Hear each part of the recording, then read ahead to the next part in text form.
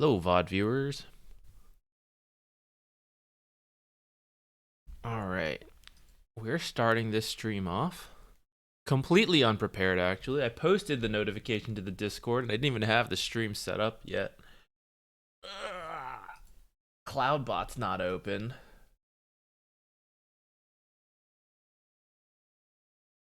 All right, Cloudbot's now ready. We're going to start with some drawing today because Seth Daddy put in that request, and I finished Silverbirds. I just have not had a chance to get to it, so... There we go. Okay. I need to put my little notification thing up. We're getting there. Almost ready to be a streamer. And then. What do I need? This. Friendly reminder, by the way, which I'll see if I remember to do at the end of the stream. Next week is Valentine's. If you have a relationship and you gotta do anything, don't forget. What am I here for? Oh, yeah. Okay. Can't do two things at once.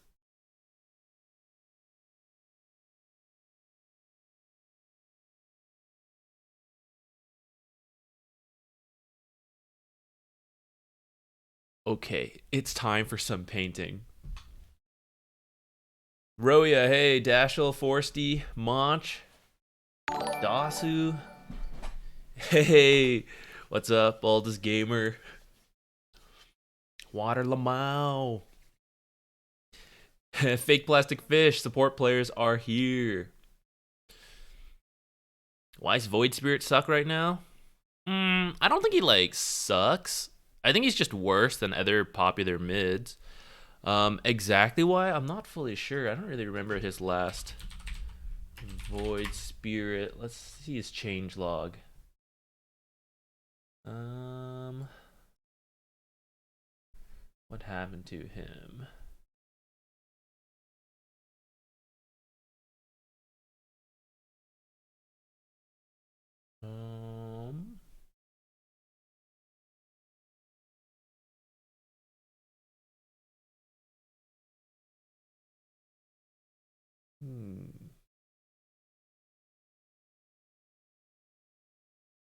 I don't quite fully know. Looks like he got some changes, which may have been nerfs to him. I don't really play the hero, so I'm not fully sure. It could just be a change in the meta as well. Hey, you don't say. How you doing?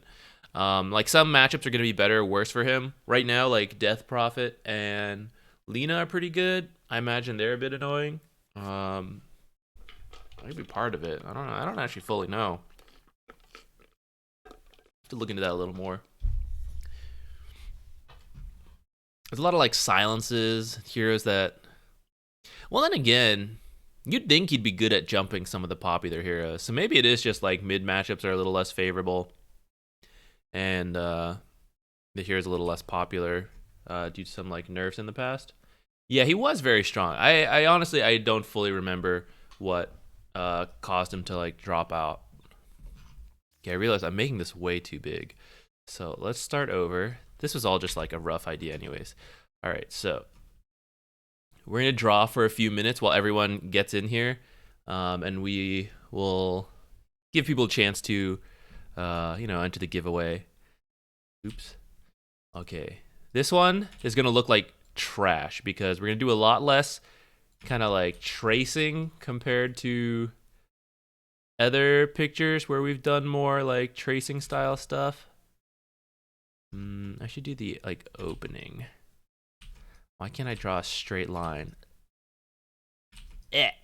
Close enough. Okay.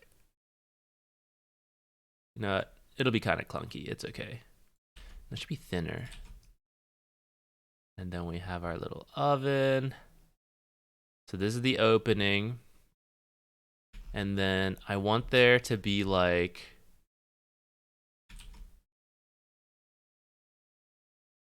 see, little legs. What would this look like? And then like... oh, but it needs to be like 3D a bit. Or maybe we're looking at it from the front. Maybe the leg should be straight. Does that feel more aesthetically popular? What kind of like oven do you think Snapfire would own? Yeah. The straight legs, maybe. Uneven.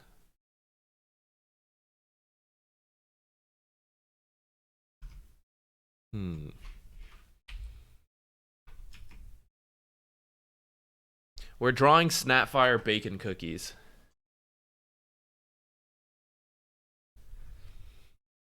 Any tips for selecting a particularly useful replay? I think the best for you as a viewer getting the replay, it should be a game that you don't understand something.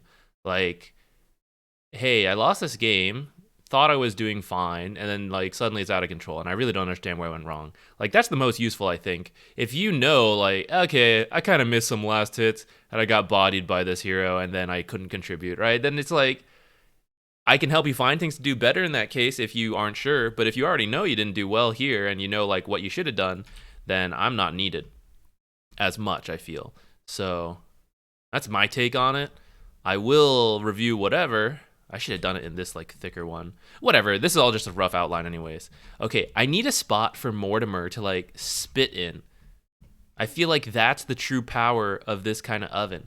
You know what? That means the oven should go in the middle. Okay, I could just move it, but I want to redraw it anyways with this thicker outline. Okay, so the oven, like in the middle, right? Mortimer on the right side,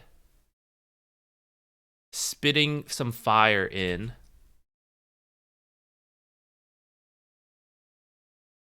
Oh, this is a little thin for an oven. It should probably be given more room, but whatever. It's a poor paint drawing. We'll get over it. Okay, and then like a little funnel or something for Mortimer, and then a little chimney on the top. Should it be in the middle? Does that make more sense? Whoop, whoop. Oh. Wow, I feel like my drawing's really bad today. I don't know. Sorry, Seth Daddy, you're getting scammed. You're not getting a good drawing. All right, we'll get started in a little bit, I swear.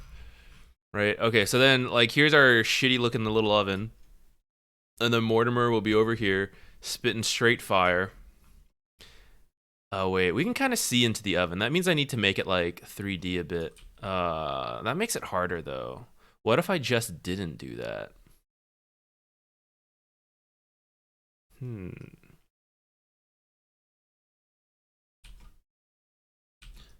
This is our perspective.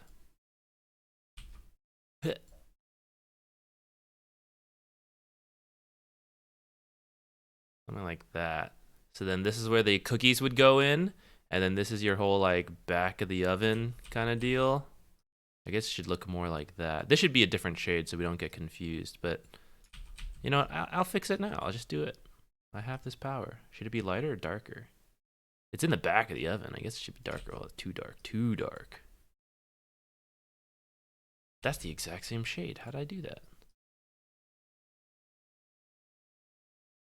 That's like the back of the oven. Can you tell? Well, you'll tell when we shade in some stuff. All right, all right. Kind of getting somewhere. Looks like garbage. Okay, that means this leg is like back here. But actually, I think since that's our perspective, our leg would like stop short there. So I think it's okay that we don't have our leg in. I think this sucks, actually. I kind of want to redo all this. I don't know what I want out of this. That's like me making a video. I like start it and I'm like, this sucks. All right, let's do the replay. It's Roia. Congratulations.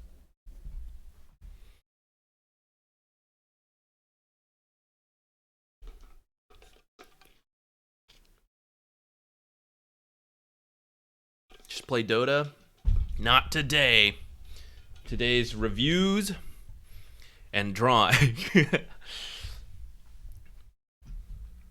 Monday and Friday will be the games. See, why'd I put the paint away? Now we gotta wait for Roya to join in. We could draw like a kitchen table. Like somewhere like here. We could put some like baking supplies, kind of like in the front, for example.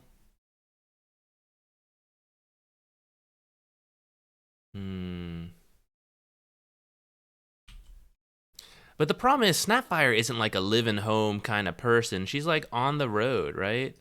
So what kind of setup would she have, like something like this? Like countertop for like baking supplies. And then Mortimer like playing over here.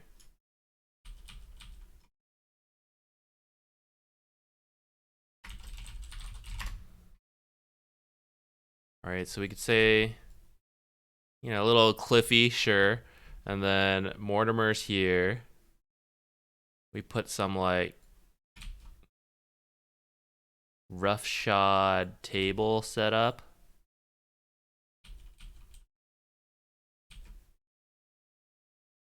Up front, foreground?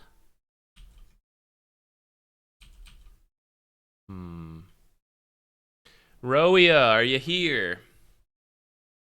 Are you here for your replay? I'll give it away if I have to.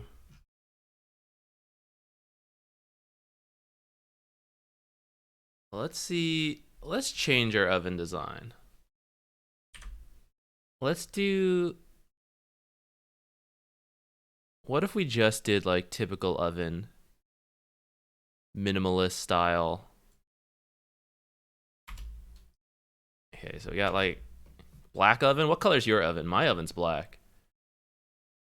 Then we need... Actually, I shouldn't fill it in yet. No,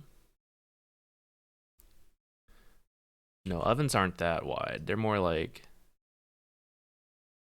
Oh yeah, because you need your little compartment in the bottom. Oh, that means I could have made this wider though, actually. Okay, something like this maybe.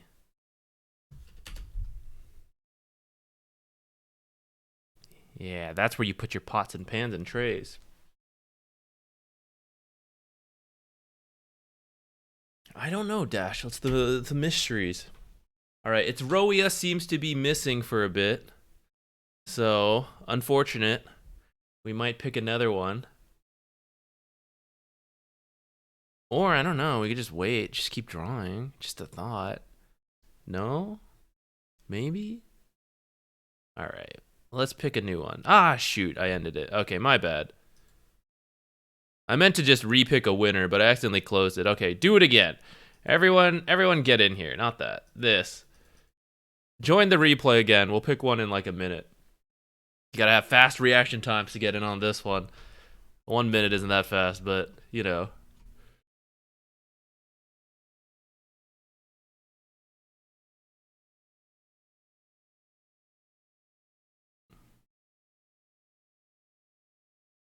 No,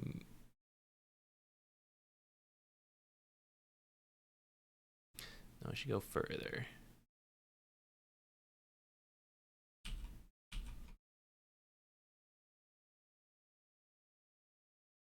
Something like this.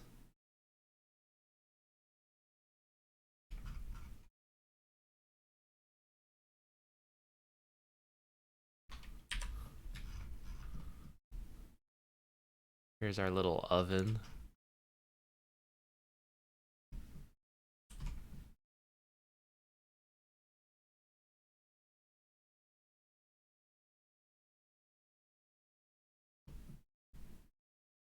I don't know if that perfectly lined up, but whatever. It's a paint drawing.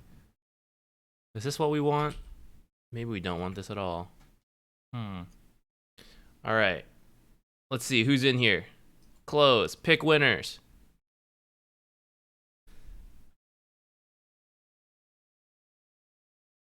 Sika Pikachu. I'm sorry, I'm butchering this.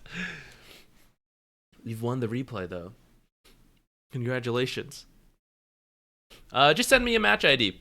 You can put it in chat. Just a recent game from the last week. Let me know who you're playing. unless it's obvious. In that case, you're good. Any questions you got? Is this how my thumbnails are designed? Only to an extent. I have drawn some stuff for thumbnails, but usually those are more like in screenshots and stuff like that, and then PowerPoint things.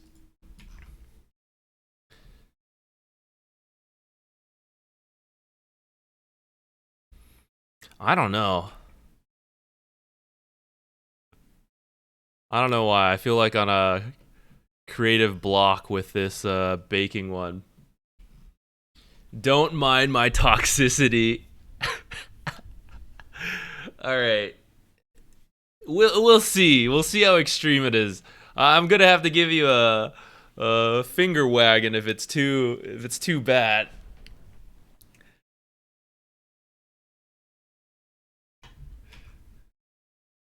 Some frustration is understandable.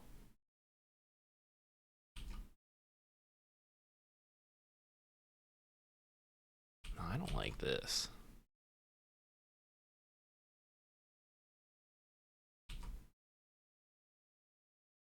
Yeah, there we go.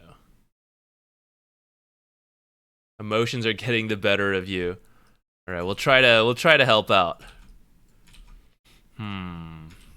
See, I don't have to draw 3D ovens though. I want to keep it 2-ish D-ish. It's like too much work. Okay, what if instead we make the whole picture a look like you're peering into an oven and you can see the reflection of Snapfire and Mortimer? Well, that seems even harder, actually.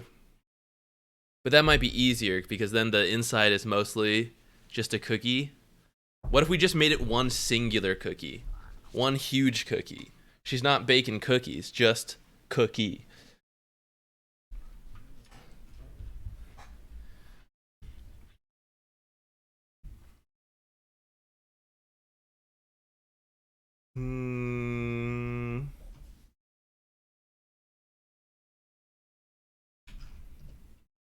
But do you love singular cookie?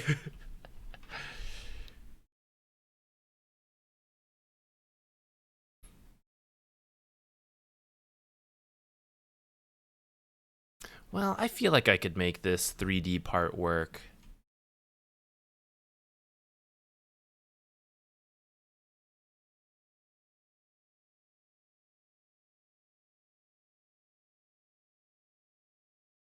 Right, so then you show something like there. Got our oven. Okay, it's weird though to have such a straight-edged box and then my shitty like hand-drawn rest of it. So we're gonna have to, I don't know. But then we could like have the tray in here, right? Okay, let's just plan it out, okay? Tray in here. It's got your like crisscross stuff. The like trays in the middle. Some cookies. Some piece of shit cookies. They look awful. All right, let's do Dodo. Let's get out of here. Okay.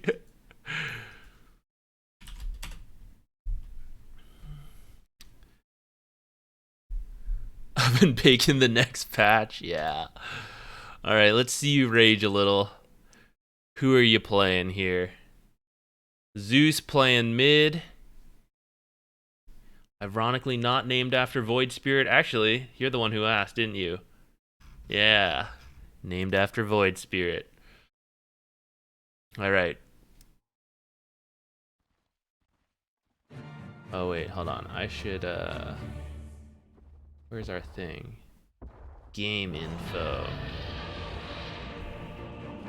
Ancient something. I forget what. Mid. Time to ban.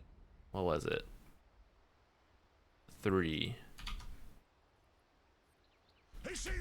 Alright, usual disclaimer. Not a mid player, not Zeus too much. Although I did win a mid Zeus game the other day, yesterday I think. So maybe a bit more of a mid Zeus player than I thought. Couldn't save yourself from their jumping heroes. Got it. Items look pretty standard for mid Zeus. We got what? Storm's gonna jump you, and then if they buy Blinks on Slardar or Shadow Shaman, and then Pudge Hook, you have Tusk Slark, you got Vengeance Shadow Demon. Alright, so I mean, you have some teams to possibly help you get saved. 30 seconds. Zeus also just a really long ranged hero though. So let's how long is this game? It looks kinda long. 40 minutes? Okay. I might just jump past the laning stage then. If you think the issue is dealing with getting jumped, then I'm not too worried about this laning stage. Let's take a look at your items, maybe. Okay, so Aether Lens to help stay further back. You built your thing into a E-Blade, the Kaya. But no, like, actual defensive item besides Aeon Disc.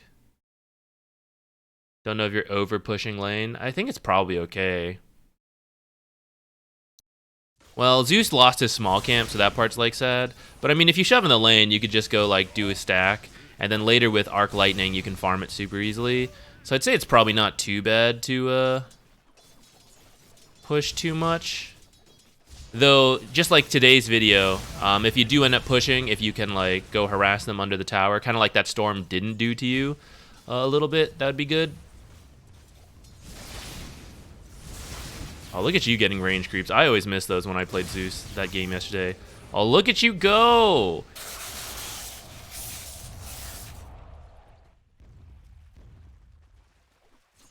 I wonder if you could have killed him there. It was pretty close, but it was scary too. I get it.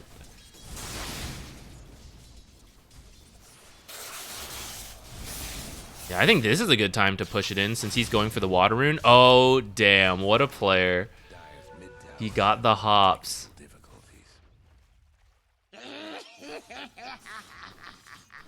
That was nice. Good steal. Good steal. Okay, this is now a time where maybe you don't have to push then because he should be pretty low. Oh, you could just kill him. Okay, never mind. I was about to say. I guess that was leading to it. I was going to say, like, if you actually just hold the lane still, then you're more likely to be able to bully him out. But looks like you skipped that step. You just killed him. So that works for me.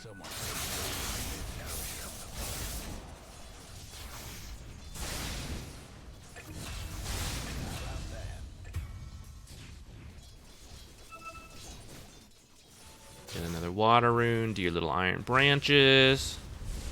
All right.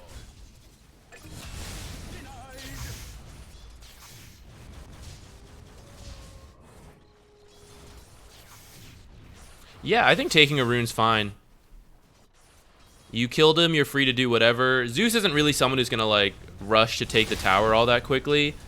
Plus it's only like Zeus isn't like good at taking the tower besides like shoving in creep. So I think going for the rune after you kill him is fine. Again, not a mid player, but seems reasonable to me.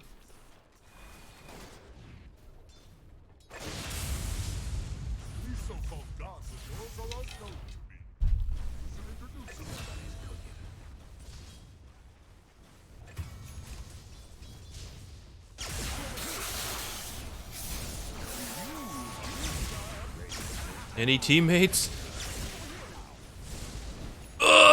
Whoa, dude. You are a mid player. Look at you go. Let me TP back out. Uh-oh. Alright, it happens. We had to get God eventually. Okay, unfortunate, but probably bound to happen at some point. Could you have read it? Maybe, honestly. I was kind of going fast, so I didn't really see in the mini-map. Let's see. Oh, he just like popped out. Okay, not much time.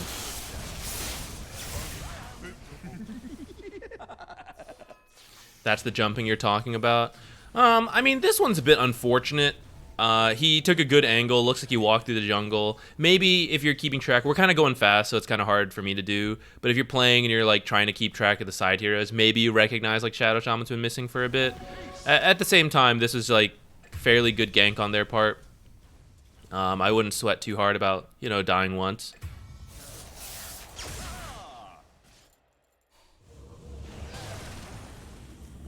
in the future, as you pick up your Aether Lens and stuff, I think it should become easier to keep your distance and avoid some of that stuff. So let's see. That one I don't think is like the end of the world. What's going on down here? Oh, you're TPing.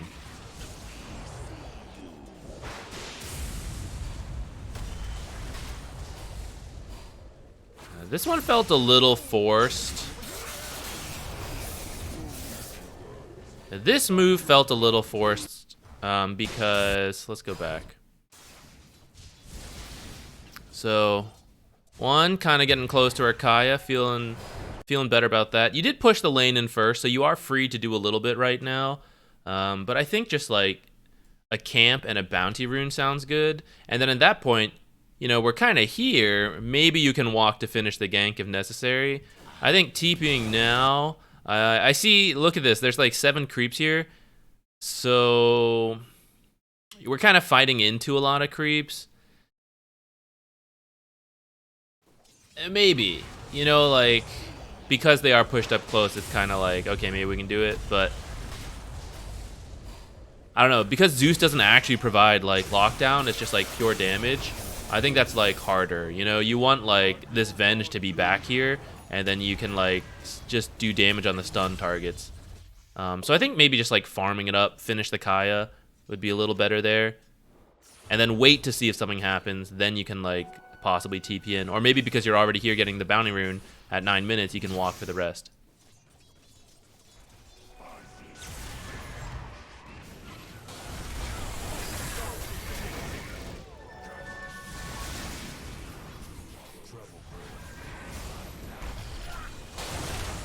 Okay.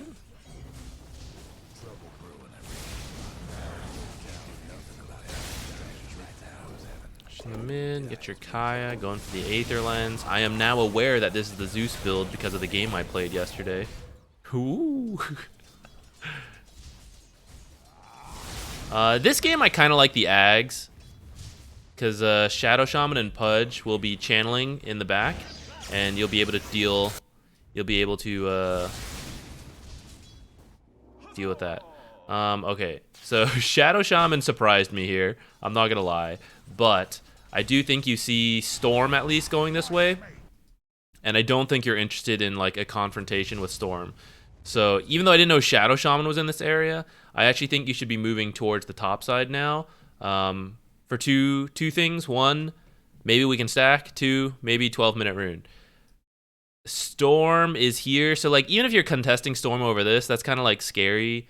I think your like damage output is good, but Storm is like just gonna zip around you and stuff, and make it a little hard. Plus you might set up for other people, whereas your setup is kind of like non-existent as Zeus. So I think you should be like avoiding him right now, which might have then prevented this. I didn't know Shadow Shaman was here though. I would have just been like avoiding the Storm.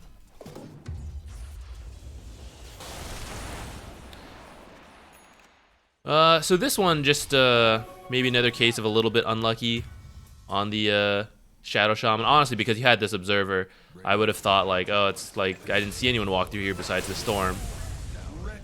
Ooh, missed what happened here. Let's see.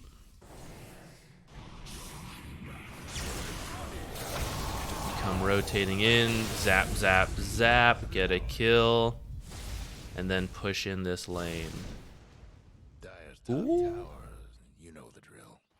Clean up your Aether Lens. Alright, but then just back to your side. Oh, maybe because you were stacking.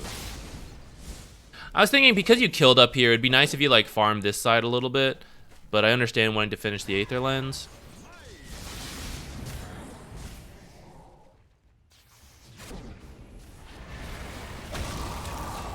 Okay. Honestly, up to here, doing okay. I feel. Oh, who's that? Thank you. Who is that? Hypocrisy. Thank you. 6 months in advance. Whoa.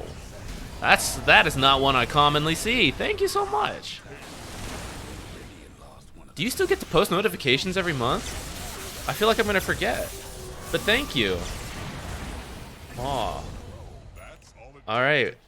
We got to keep stream quality good for 6 months to make sure you get a good product for that whole time you've paid for in advance now.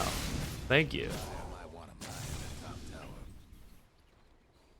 Are you about the shard? What's the neutrals? Okay.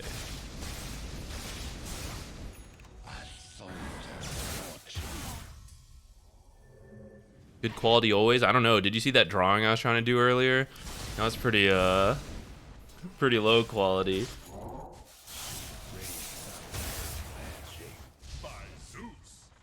All right, so here's where I'm thinking like maybe we can go for an Ags. Now I'm a little biased because I just think the Ags is really cool on Zeus. I really like it. Sick.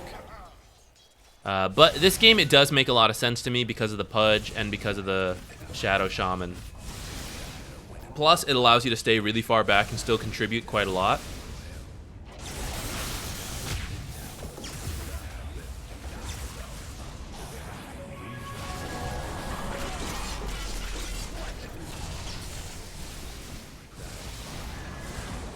What a value regen rune. That whole time you had it going.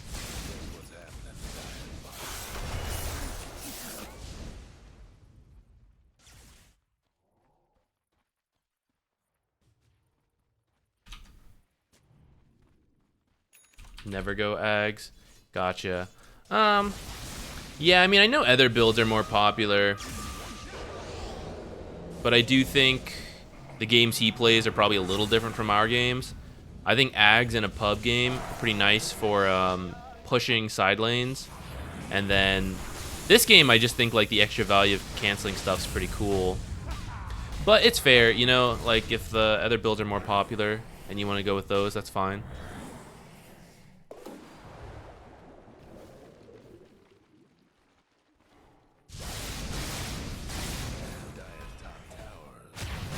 I think you're strong enough, by the way. I think you're like, especially now that you have this E-Blade, I think you're strong enough for your team to just like get going together as a group and just provide a lot of damage. I think this is a good amount. Like, this is allowing you to stay far back, and when people jump you, you can like defensively E-Blade, or you can aggressively use it. Trying not to like mess up your team if they're right-clicking, but I do feel like this is a good spot to like start playing with the team.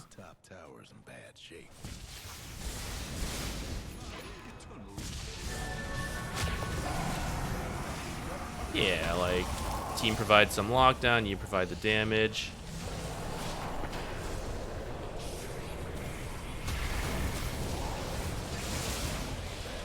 Trying to run away. You may have needed to run the other direction. Like this happening. And then I think you want to, like, leap this way because your tower's over here.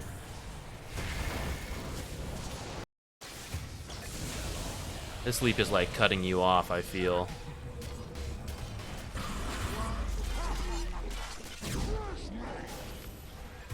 Oops. Alright, maybe went a little hard on that.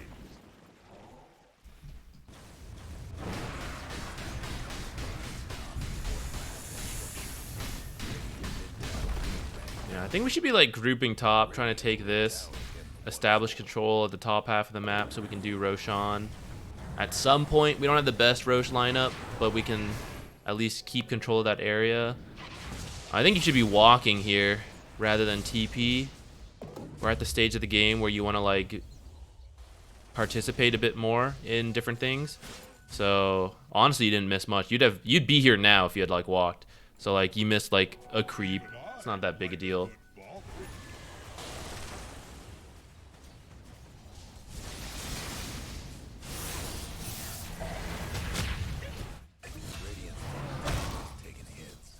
Yeah, like this is the kind of fight we kind of want to be in already.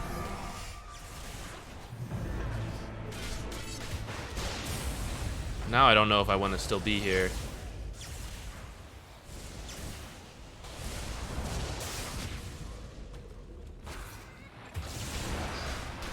Okay, so this one I feel like you just entered the fight late, revealed where you were, but your team was like on the retreat. So this is a death where I think if you just don't engage, it's better.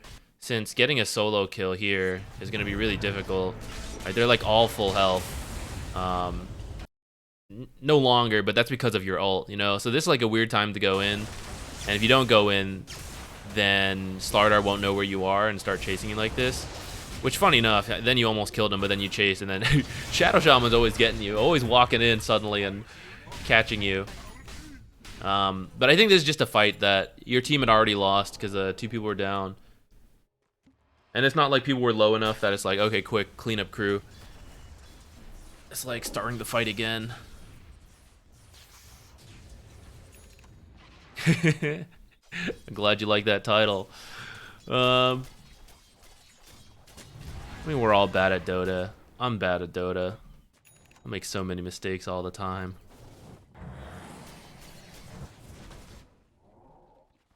This time walking down here, I like that a lot more. Any tier 2 neutrals? Soonish. Yeah, so far your team's just like scattered a bit, right? Like these are the kind of stuff, you don't have to strictly join this one, but this is why I want you to walk, so that you can teleport to this kind of stuff. This one, I don't know if we're going to, but we only get that option if we are TPing, or walking, and then TPing.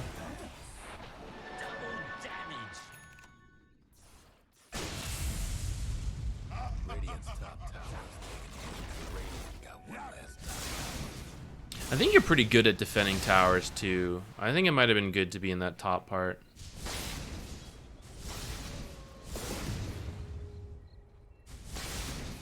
Hood seems kind of decent. Amp your magic damage. I know you're going to reduce your armor, but I kind of think once they're on you, you're dead anyways. Octarine.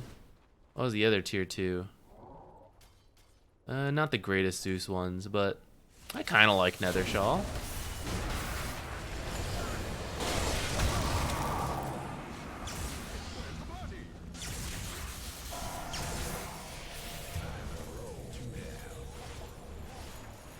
Okay, see this angle of approach?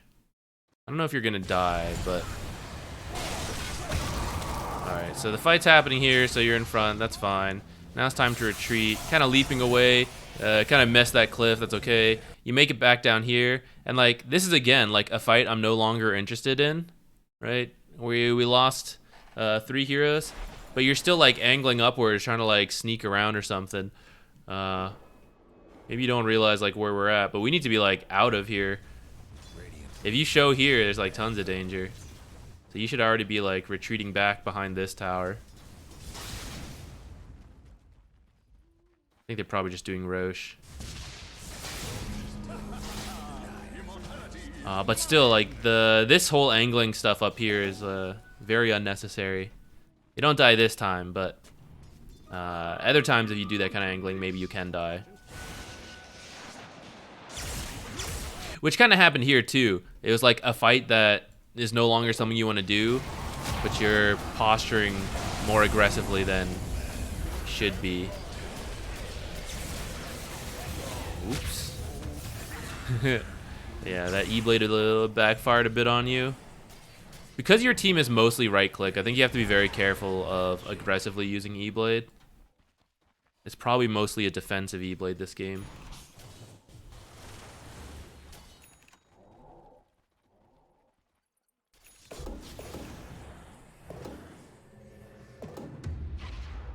Respawning, TPing down here. Again, another case where you should walk.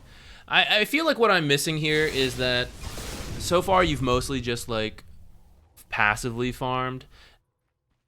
There's been like some fights, but since we've entered the mid game, I feel like I haven't really seen your team as a whole organize a fight, you know? This, I see what you mean, you're getting jumped a lot. But this one's a bit unfortunate, right? Where, let's go back to here since we respawn. Let's watch the minimap. So AA, Pudge, someone else mid, and then no one shows for a bit here. You know, the heroes that were mid stopped being mid, so this should be a sign that something's weird. Because AA was here farming this for a while, or not AA, Pudge. And now there's like another wave, and now he's too scared to do it. Probably not. So now he's probably doing something instead. So until you see them, you should be careful. And that's why, yeah, walking out here, this is a bit unfortunate because they could have gone multiple places, but when that many heroes go missing, AA doesn't count because he's got a global ability. Guess what's happening to Dire's bottom tower? Radiant's mid tower.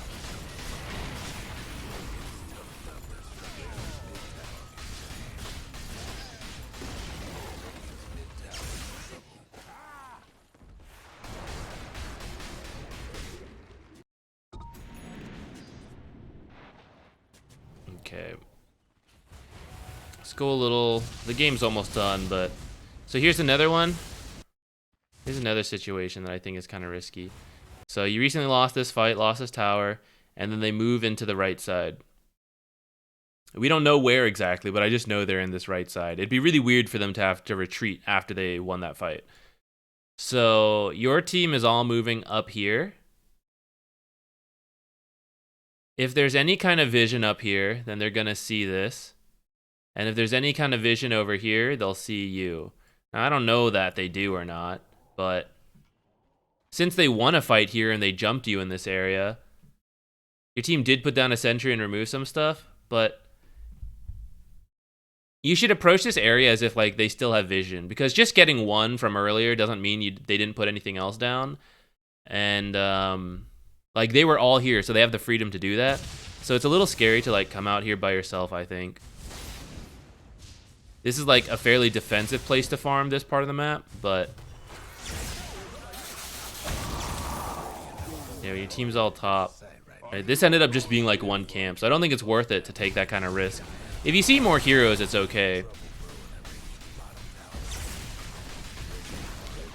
But this game, it doesn't seem like... I think the cases you're dying, some of the early Shadow Shaman ganks I'm not worried about. Those were a bit unfortunate, but some of these other ones are just like, you need to be aware of like where the team could be, slash this is not a fight we want to do anymore, so I don't need to like position this way. I need to be like very defensive with my positioning, and I think that would help you avoid some of these deaths we saw.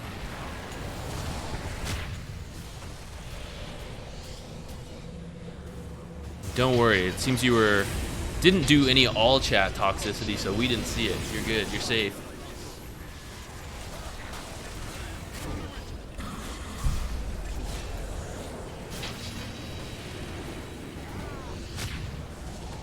Let's open another giveaway! Exclamation point if you want to join in. I'm gonna turn on my fan.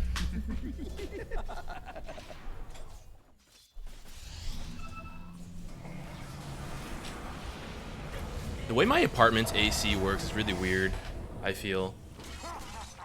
It's got like two separate AC things, temperature controls, and then like some rooms will always be way warmer than others. Part of it is because my streaming room is like closed and I got a computer in here, but it's always like 10 degrees warmer in this room than the rest of the apartment. I don't know, it doesn't like evenly distribute the airflow or something, I don't know. Can you join again? I think you can if you want. I'm trying to think if we ever had like a repeat winner in the same stream. What should we do about that? I mean, I guess I'd allow it. I'd probably cap it at 2. If you won like a second one, I'd go for it. If you won a third one, I'd be like, okay, hold on. And I'm down for it. I mean, sorry, there's only so much I can do for mid lane. So I can't really help with like too much, I feel. You're getting close to the level where like I'm probably about an ancient mid laner. And I can only help with like map movement stuff. Which I guess is the last thing I didn't recap, besides your positioning on getting jumped. I think once you had like Aether Lens and Kaya, you're pretty much ready to start going. And especially once you hit the E-Blade, you're ready to like make movements with your team a little bit more.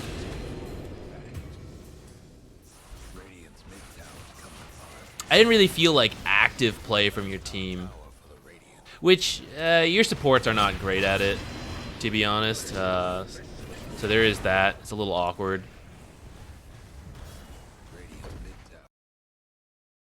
Hey, Mr. Matt.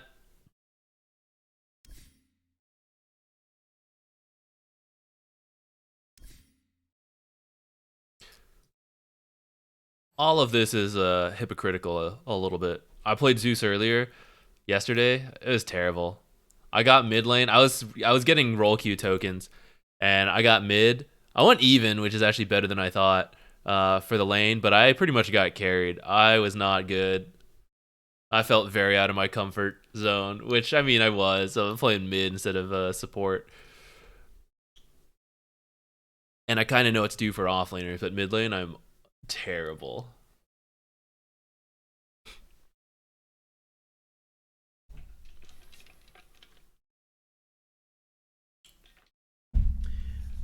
So yeah, recap for that game. The last thing I'd like have you work on is just like the reading of the mini map.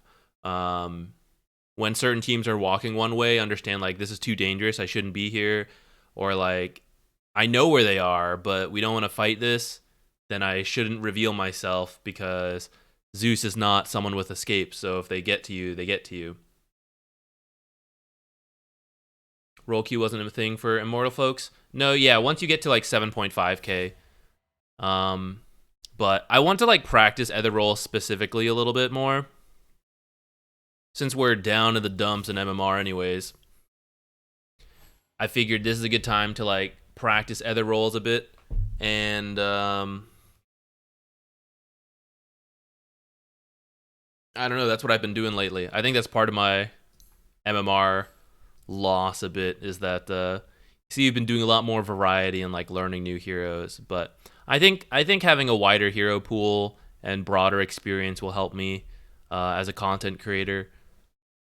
For example, this game, right, I feel less confident helping out with mid lane, but I've been trying to watch more like core replays and play a bit more myself so I can help with more things. That's true. I should change the name before doing it. All right, let's pick our next winner. Okay, it's Mr. Matt. Congratulations.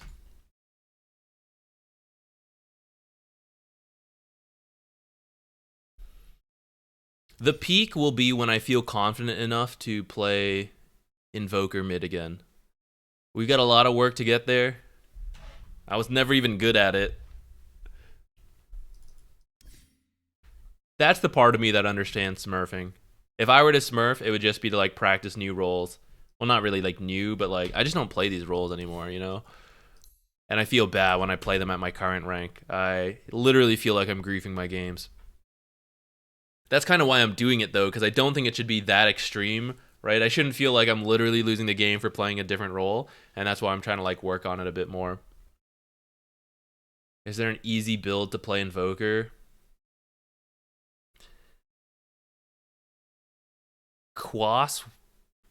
I'm trying to actually, I don't know. You'd need to ask an Invoker player what's easier. I feel back in the day, Quas Wex was a little easier. No, that's not true. I think Quas Exort's a little easier because you like there's more focus on farming and then just like Exort strikes, and it's less like active play maybe. But I'm not sure if that still stands now.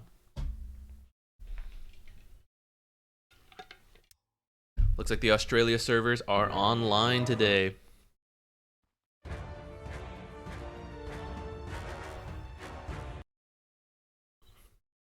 Let's see.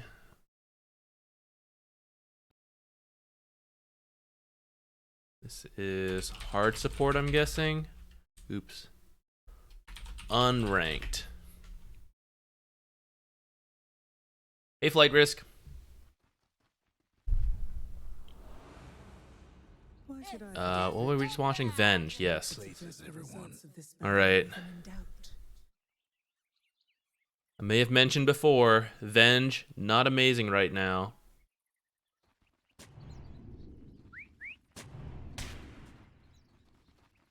But kind of workable. It's in the You want a bag?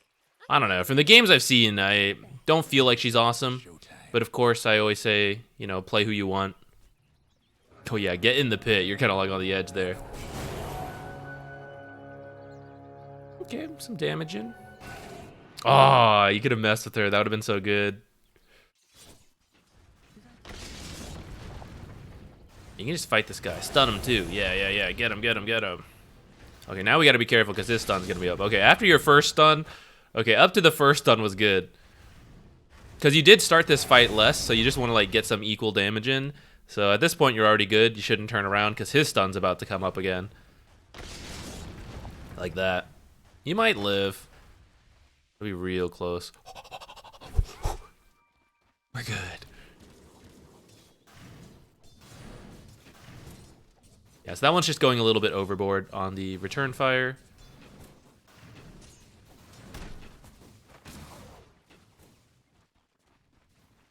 Trying to grow your hero pool. Got it.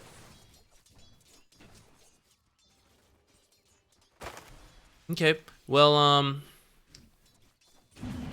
my feeling of Venge is that her spells, not that they aren't strong, but they're not strong on their own. You're supposed to like right click a lot with her.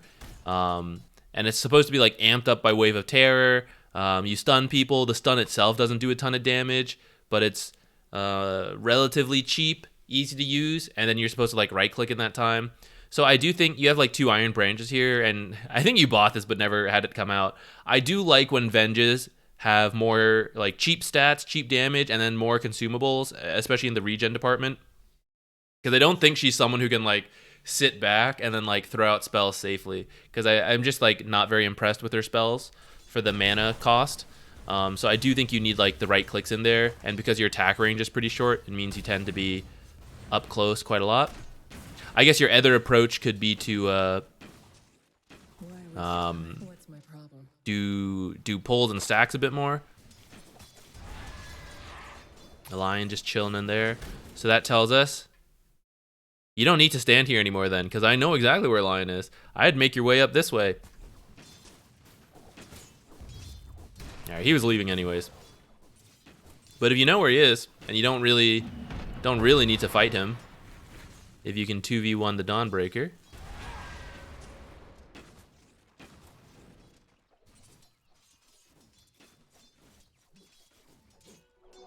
Yeah, might be some unfamiliarity with the hero. I know I do this a lot when playing new heroes.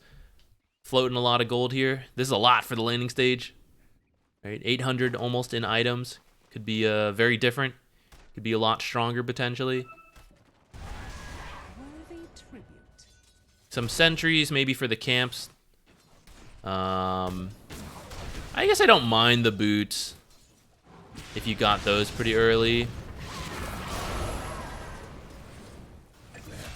Ooh, switching targets there a little bit. You were like hitting line and then you hit Quamp a couple times. Try to like focus one if you're going for a kill. You're thinking about it. It's too hard. Don't do it. Not worth it.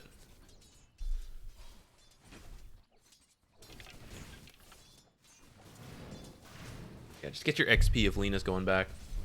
Ask her to bottle you. You're partied up. She has one, right? Oh, no, never mind. Nice. You can place your observer mid if you want. If you want to wait for the sentry, I guess that's fine too. Spend it. At this point, you could just get arcane boots. I'd be okay with it.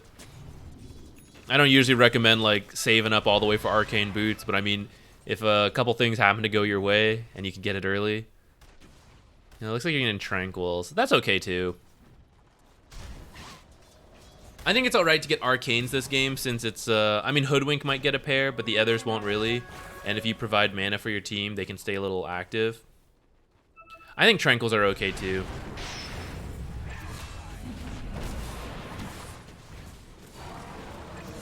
Cool.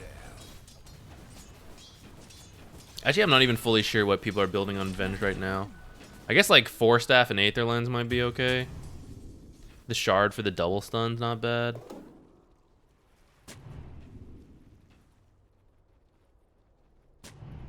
Radiant's top tower's in bad shape. Lately, I like arcane boots a bit more on other heroes.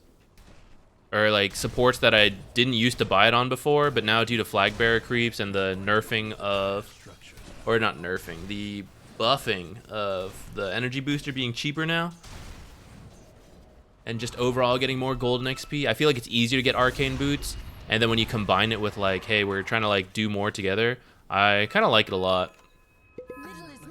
So unless the enemy has a lot of like random damage, which they kind of do, so I'm fine with it. But you do struggle a little bit on mana as Venge. And because I think Aether Lens is kind of a legit item, you can get like the Arcane Boots into the Aether Lens. I think this kind of move is a little hopeful. He's been gone for a while, so like hoping he's still there. It's kind of like not the best use of your time, I feel. You can start thinking about double stacks a lot. That's something Venge is really good at with Wave of Terror. I'd say planing the lane at this point is kind of like awkward. Just like be ready to TP down here. I think you should probably move top and like play with them.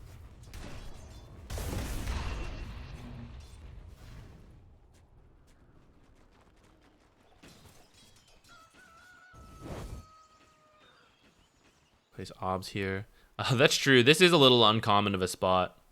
It's actually, it's kind of a pro level move because it's uncommon to check that area. Wow, that was. Well, are we gonna get out? That's pretty incredible. Woohoo! This is a very like high level ward because so many pros check these areas that I have seen them use this kind of ward every now and then as a way of like they'll never find this. I don't know if you need to do that though, since I'm not sure if the mind game is like that hard at this bracket.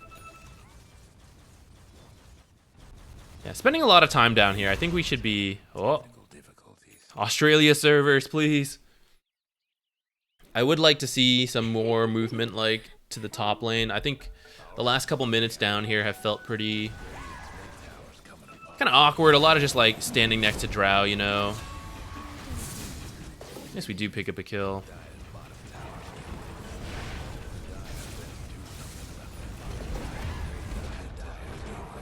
Alright, we stayed till we get the tower. Definitely no reason to be there longer. And you walk away, that's good. Let's try to stay mid to top now for quite a while, I hope. You can maybe leave one defensive ward down here before you go.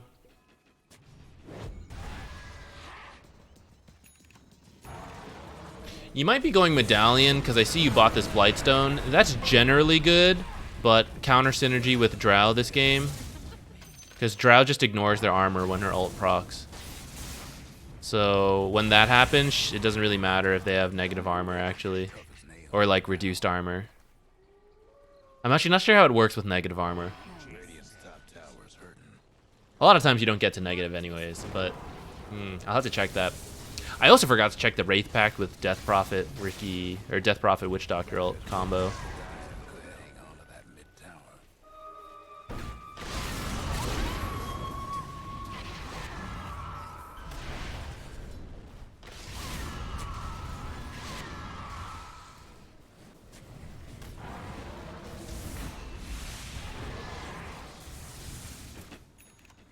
Okay, all this stuff you shouldn't do. You're trying to do too much right now. You tried to come save Drow. That's fine. And then Lina came too. And then now, like, okay, this isn't quite something we're going to do anymore, you know? Because they have a lot of heroes here, and that's just the two of us. Tried to help Drow, didn't make it in time. Can't quite leave because we both teleported here. So we're kind of just trying to survive and stay alive. So I think you looking for more is asking for some trouble. You want to help Lina, like, stay alive and do this? Like, let's say you did find an observer here. If they see you here, they're just going to try to kill you because they have so many heroes here. So this isn't a good time to do this, to try to, like, mess with them and all this. You should probably just be, like, behind the tower and then be ready to swap Lina out of safety, out of danger. I mean, you might still die, but, like, buy some time with it, right? While she's doing this, like, you should be back here just waiting to swap her in until you see them, like, start to leave and spread out, or maybe your teammates start coming in. Which turns out they did start walking away, but you didn't know that. You were kind of like blindly checking. So you should be really careful about that.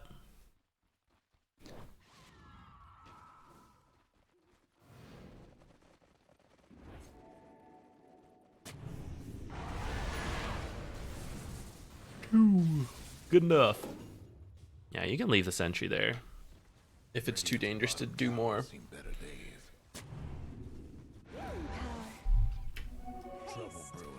Radiant's bottom tower. I'm kind of down for it. Both teams have spent a lot of time there. But I don't think you want to spend time here. Yeah, I'll come top. I do think we should have been trying to like rotate here sooner with the Venge and the Hoodwink.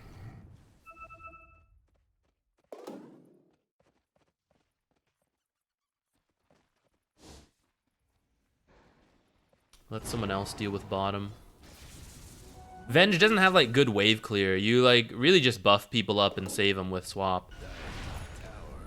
You know the drill. She's not a hero that wants to be like, hey guys, just leave me alone in this lane.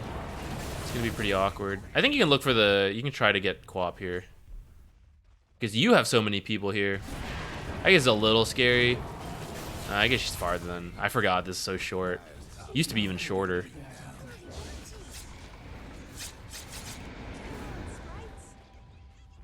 Okay, this is kind of scary. Part of the like Venge 5 is the defensive swap. So if you're also in a dangerous spot,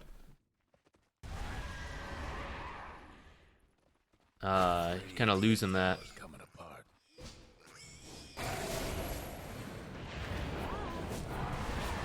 Whoa. Close one.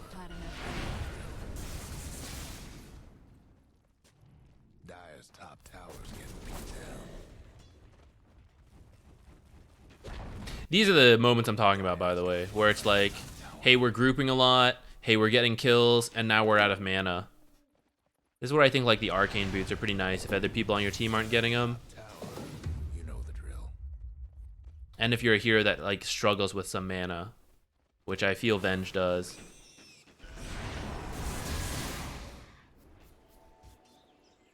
Double damage.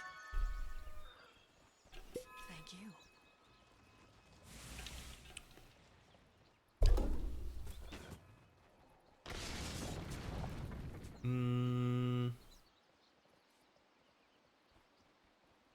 Yeah, instead of Medallion, it's okay. It's just not very popular right now. I think there's better items. And if we think about how the fights are going to break out, it's going to be like Spectre Haunt and Dawnbreaker ults and Queen of Pain blinks. And you're the team that they're going to like jump on rather than your team like initiates. So I would try to like pick items that help you stay... you get to like stay behind your carry, probably this Drow or the Lina. And then when they get jumped by these different spells, you're going to help them out. I don't know if Medallion is going to make the difference when like a Spectre and then like a Dawnbreaker's ulting on top of them. And the Quap screams and stuff. I kind of feel like Force Staff could be good to move them around. Aether Lens for like the longer range swaps. 2 further back. Glimmer Cape for when they like come jumping in. And then they need detection as well. I like those items. I think Medallion... I mean, Dawnbreaker, Spectre, Quap aren't straight physical, you know, compared to like some other carries and mids out there. I mean, Dawnbreaker's got a lot of physical, but since Medallion's like not terribly popular right now, plus of what I just said, that's kind of why I'm like leaning away from it.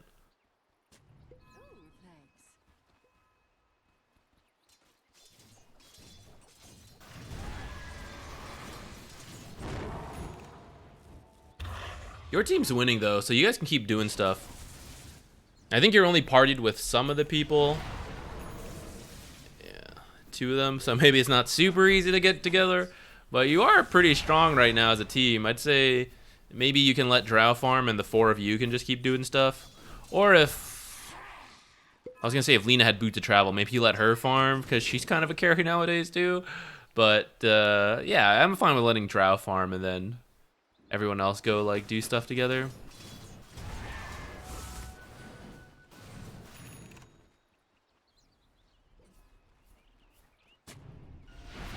Help Roche not murder us. You're good on Roche. If you ever decide to do it, just have Enchantress tank it, and your natural negative armor is already enough. I mean, this will make it easier, don't get me wrong, but it's enough. You're good enough, actually. With Enchantress tanking, Roche will barely do anything. Cool. Wasted Haunt as well. So there's no reason to really stop. I would just keep going. Your team's a pretty low cooldown team. No one used BKBs or anything. Actually, I don't know if anyone has BKBs. No one has BKBs to use. So we're fine. Just keep going. Radiant's top tower's hurt. And then, yeah, buy up a lot of observer sentries. Buy up all of these. Next time you guys make a play, start taking some control somewhere and just stay in that area. Let's see. This one's pretty good for you if no one else on your team wants it, to provide that aura. I'd also kind of be okay. I don't know. I was debating if like Wraith Pack's okay. I kind of like the idea, but since it got nerfed, Bottom tower ain't maybe not enough this game because of Spectre and Radiant's bottom tower. it's like not straight physical. Okay, I don't love this TB down here. I think it's pretty unnecessary. Your Drow's already here, Radiant's bottom tower. so she'll do this on her own. Now you're kind of like stuck down here. You have to like walk all the way back up.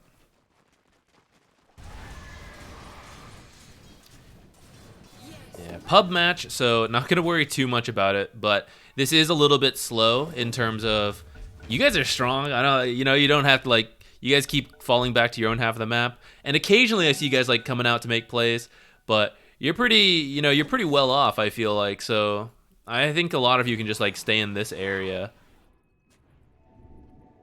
But I know this is gonna happen a lot in pubs, but just so you know. And if you can ever start to like encourage the team one way or the other. Ooh, Psychic Headband's good if no one on your team wants it. Extra cast range is great. I wasn't expecting you to Dyer's be mid tower could use a little help. Smoke out. I notice, can't help but notice it's only got your party members in it and not the rest of the squad. Oh, alive? Yeah, so let's review this real quick. So this smoke out. This is pretty scary because we aren't checking their half of the map as we do this. So as soon as the smoke pops, they could have full view of you. Not to mention once Spectre haunts, right? It's also scary. And they're gonna see like, hey, these two aren't actually there. Then fighting in front of the tier 2 on a very tanky target. Very, very tanky. This is a very tough, very dangerous play.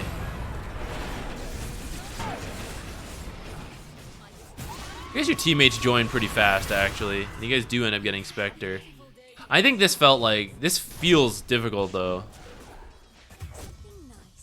Actually, yeah, I mean, in the end, they do get, like, 3 for 3.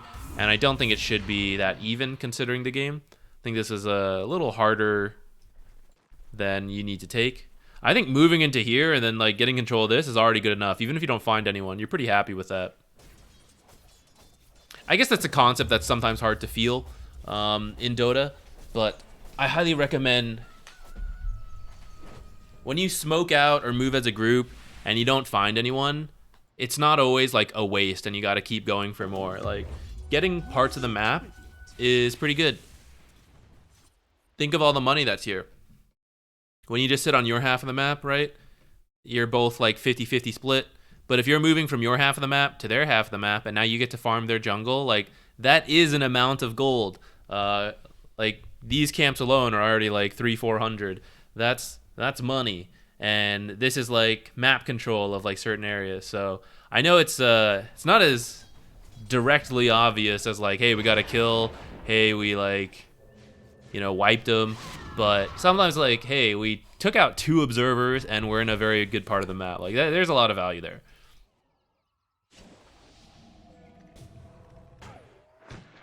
Oh, look at that hoodwink snipe. Oh, look at you. Wave of terror snipe. Smoking. Let's just go for more. Okay, you know what? Yours is better. D-ward first and then smoking. Because Lion was here for a reason. You're right. Better play than mine. Okay, now let's smoke in. Now let's go. All right, you got this one alive. Kill Lion again. LMAO. Just get him again. All right, this kind of timing, right? Dangerous. So we did get the kill, and that's why I say I want to go. But then what are they doing? they're all running to the same lane of creeps, and you're coming out here on your own. And then this is where we have to ask ourselves, hey, I'm checking this cliff because I think they might have vision. I think they have vision here, right? What does that mean if they see me as a support walk up on my own? Will they jump me, and will I be okay? If I know they won't jump me because I see them, that's fine. But if I don't, then like, do I have my team close enough to help me out? So this is a pretty dangerous D-ward attempt, especially for Venge, who has like such short range. So there you go. I'm glad you didn't actually go for it, because I do think it would have been pretty dangerous. But that means we just go ahead and lose our sentry, which, no, not the end of the world, but that is 50 gold.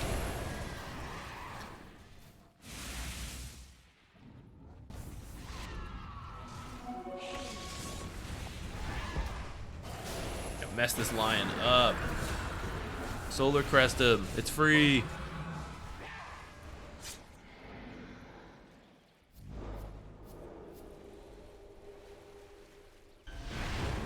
Enchantress, get in here. Enchantress. Enchantress. Enchantress.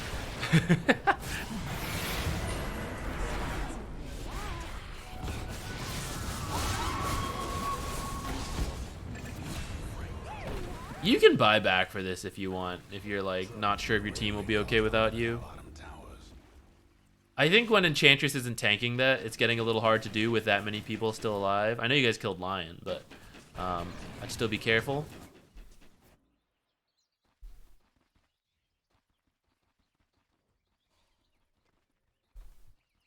Let us... I'm going to begin the next one. Enter in the raffle if you're interested. I'll watch the rest of this game. As a recap so far, I do think laning stage not too bad. I think you stayed bot a little too long. I know it's a little hard to play with like another party though. Sometimes they're not communicating. That might have been happening this game. But heading top, trying to get things done there while Drow farms would have been good. A couple times you did go bottom to like try to save. That's okay. But then you're like looking for too much when it's like a little dangerous. Gotta know when it's like, okay, we're just sitting and chilling and we're being like very defensive. The Dire might want to mine their top tower.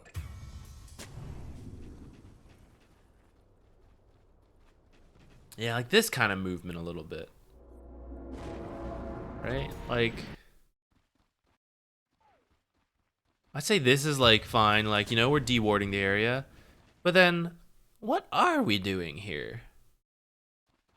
Right? Are we gonna like try to kill someone back there? Certainly not without any teammates. So we're just kind of like going to like more danger than we need to. That's a moment of like, you just gotta chill, you know? I just swap people back. Like this, I just swap people back. I just stand back here and I Solar Crest Drow and I swap her when they go on her. Right? You don't need to be up here. In fact, if you're up here, this is actually bad, right? Then you can't be swapping anyone. I mean, you'll swap them, but they'll just be like in the exact same spot. So this is when Ven just like a defensive support. There are times where she's like more aggressive. You like swap people in. But I'd say this is a game where you're more defensive. Just by the nature of things. Yeah, like this feels like a little forced as well. Your team like looking for kills. And you're like trying to hunt people out to swap in.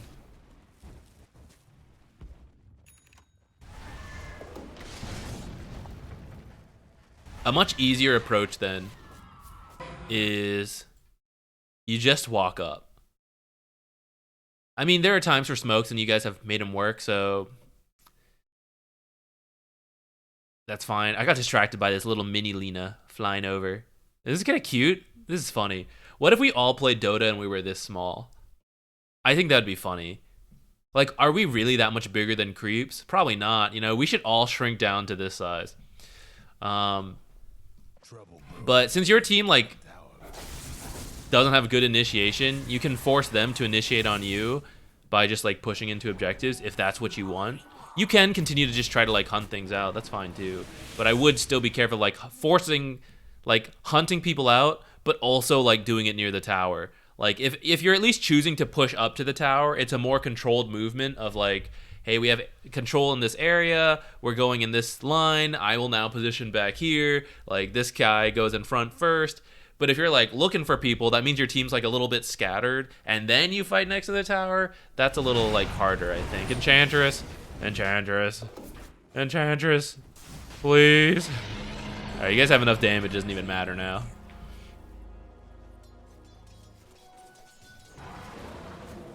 Okay, these kind of movements as well, right? I need you to start being more negative. You got to think like worst case scenario a bit more, right? Like they're coming and there's about to be like a lion blink stun into a Dawnbreaker Q into like double lift kind of thing, or lifting one of us into the other. We have to like be very negative as like a save support and be like, okay, so a fight's gonna break out right now. Am I in the right spot? No. You should be like over here. Because where are they going to approach from? It's going to be from like this angle if they do. And if we're swapping them out, you want to swap them like farther back. So somewhere over here, and then moving up to the cliff, things like that. Like this is right next to Drow.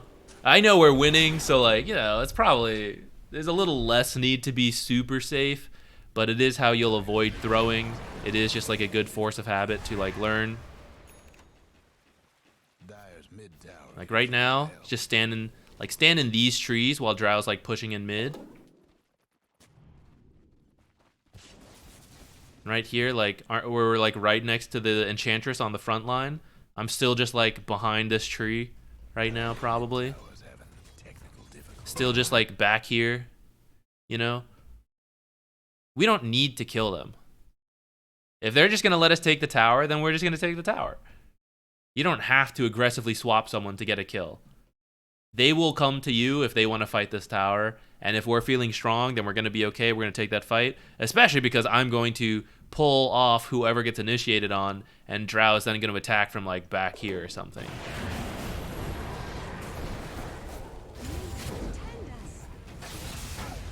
You know, like I feel like this kind of works because you guys are pretty ahead. But if it was a closer game, or if they're more organized as a team as well, I think they can still fight a bit. You know, it's a 12k lead, but it's 40 minutes in. Spectre's like pretty farmed, you know? I mean, it doesn't look like it when you catch her on her own like this, but in a, you know, in a more coordinated fight, you could get something that shows a bit more of her net worth there. And that's where you want to like position carefully. Radiant's top towers. Flight risk. Wow, we're getting a lot of, not rigged, I swear, subs. Probably. Actually, I can't even confirm that. I think. Yeah. Benefit of subbing.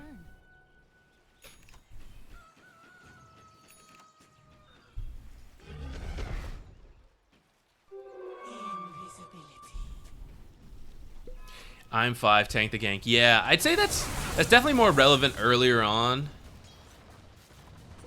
Or actually, it's relevant late game too, but it just really depends on like, do you need to? Right? Sometimes we tank the gank because it's like, whoever they find, they will kill. And we don't have the tools to change anything about that. But you're Avenge, so you do have the tools.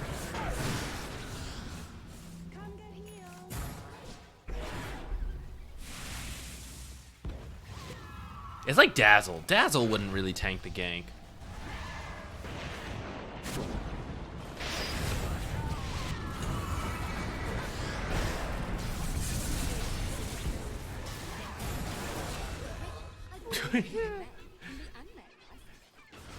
Crit acorn shot. Dyer's mid tower won't have. Whew, nice.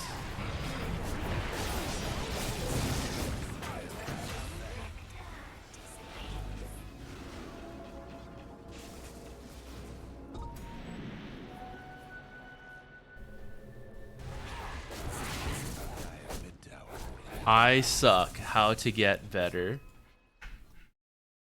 15 minutes post shard. Done.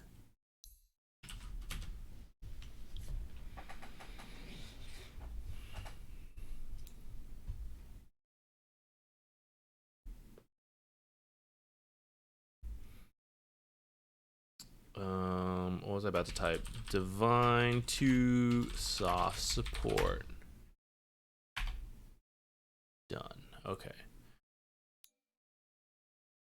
What should a position 5 do if carry picks a very weak laner like Spec and you can't protect them versus 2 strong enemy laners? I would probably try to block the hard camp and then try to preemptively check your small camp. So like as you walk to the lane after the runes, put the sentry down and check the camp because you want it to spawn at 1 minute. And then try to stack that camp and then pull. It depends on your rank, but frequently people aren't good enough about dealing with that stuff. And because you can't really play the lane, and I'm taking this as kind of a bit of an extreme case, but like let's say you can't play the lane really at all, then it doesn't really matter if you're there. You know, after a certain point, like the first levels it does, but after that it's like, hey, they just kill us, right? I don't want to be in that lane. I just want the lane to like kind of like constantly either be on our side, like right in here, which a stacked camp and pulling will help with, or you need the lane to like bounce back and forth. And if you're spending a lot of time on this stuff, then at least you might be drawing the attention of them. They're like, hey, he's pulling too much. We got to go stop him. And then at that point, like one hero is leaving, then you have like one-on-one. Sometimes it's not great. Sometimes it's okay. Kind of depends on the matchup. Kind of hard to answer like generically. But I guess the base of the answer is like, if the lane is no good, you don't want to play a normal lane. And to avoid a normal lane, you have to do like a lot of pulling, or you need to do a lot of like bouncing back and forth in the lane and like build up a big creep wave so when they fight into you, you have a lot of creeps and they don't. And then when they have a lot of creeps, you're just like backing off a ton and waiting for that huge amount of creeps to push into your lane. And then your job is like, just don't let them pull and their creeps will like come in. And you're just trying to like get out of the lane with what you need as quickly as you can. Which for certain carries, it might be like jungling potential. Some weak carries, you know, there's not a lot. Like Spectre doesn't really love the jungle, but it is what it is. 3.7, people deal with the camps, not fully. Like you'll still be able to get away with it. They'll stop you every now and then, and some players are a lot better on it, but like that's what you just have to do. If you're just better about it every single minute, you will get more pulls off than others. I mean, even I'm messing it up now, right? Okay, so you have your shard on the way. Is this Exort Invoker? No. But you do have a Clockwork who is the core. Yeah, core Clockwork. Lina bot. Alright, so with your shard, you can find kills in the side lanes, or mid lane, I guess. Anywhere Lina can TP to. That's one thing. If you had Exort, it'd be a little easier to find setups, but Quaswex could work too, hunting together. And then anywhere Clockwork is, you might be able to set things up as well. So let's see. Currently trying to defend mid, and I'd say that's okay because you have the Boots of Travel Lina, who's currently just farming your own jungle, but ideally might be farming, you know, a side lane so that she can boots in. Okay, and you guys are going in here.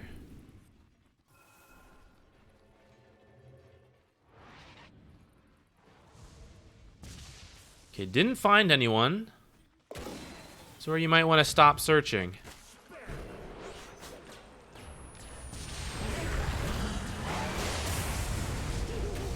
Alright. Not a bad smoke. They were recently mid. So if anyone was like in the jungle or scattering off, you'd catch them. But we didn't find anyone. And the last place we saw them was a lot of people mid. So it means they're either still in this area or like down here. Or maybe they caught this observer and they're being very careful.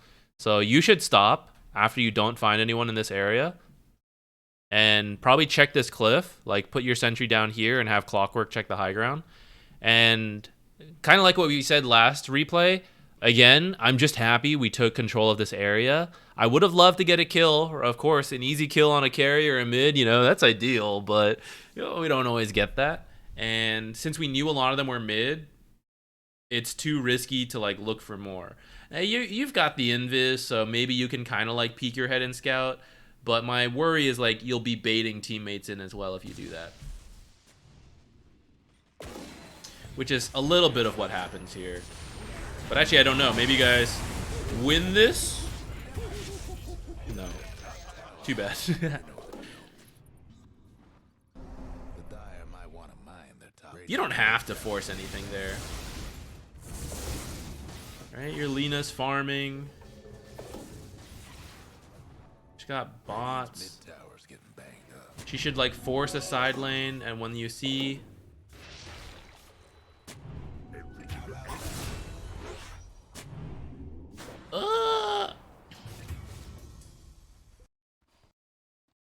Alright, so here's the danger of this.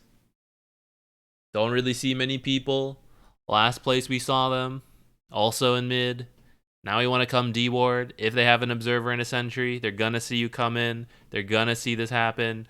And this is a hard one because, especially for melee heroes, you can't get it from the low ground. Ranged heroes can sort of get away with this sometimes, but it's also dangerous for them. But it's extra dangerous for melee heroes because you're going through this, right, where he's like, I kind of have to go up. And then, like, I think the fact that you ignore it's also, like, really dangerous. Maybe you felt like it was too late, but I don't think you should move in further without extra info. And you're, like, placing more sentries, but, like, what are you going to do? You saw this one, and you couldn't get that one. So it's, like, even less likely if you do find something here that you're going to get that one. So I feel like this whole movement feels very strange to me. I don't think you should come in here yet. I think you should be... either going with a teammate or just waiting for like more heroes to show, and then you can go up there. Just going for a walk, just, you know, just seeing.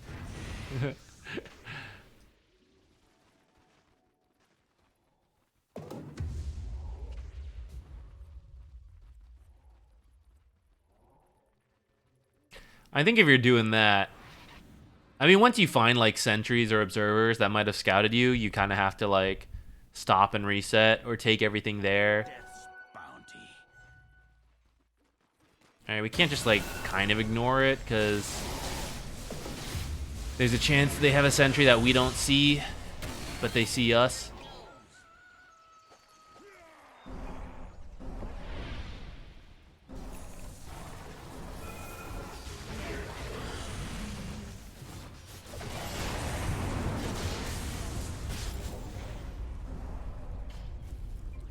All right, so far this game, everyone's just sitting mid. You just need like, you need your Lina and like one other teammate to just push out the side lanes and then TP in mid if things are happening.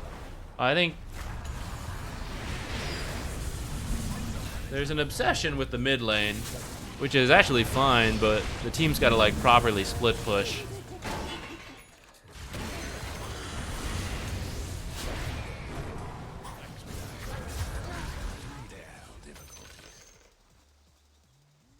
I guess that's not really fully on you. That's your team that needs to like sidestep more or split the side lanes more.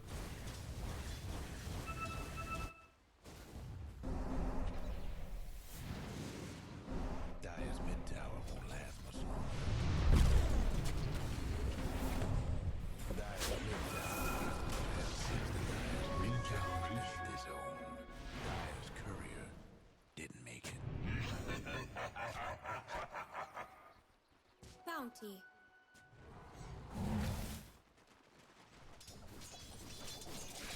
Yeah, you just split push these now. I think you can keep going. Or like walk with it and then see.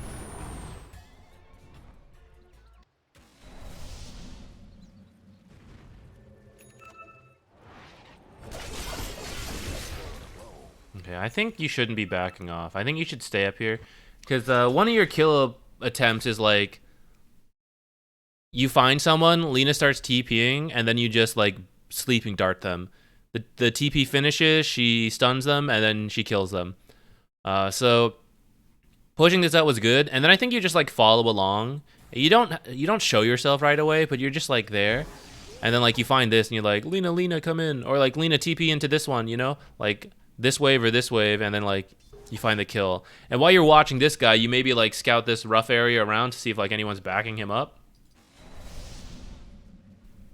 But that way you can like play the side lanes a little more. I mean, they've been grouped a lot, right? They love that area. I haven't really seen them move out of it. Radiant structures must.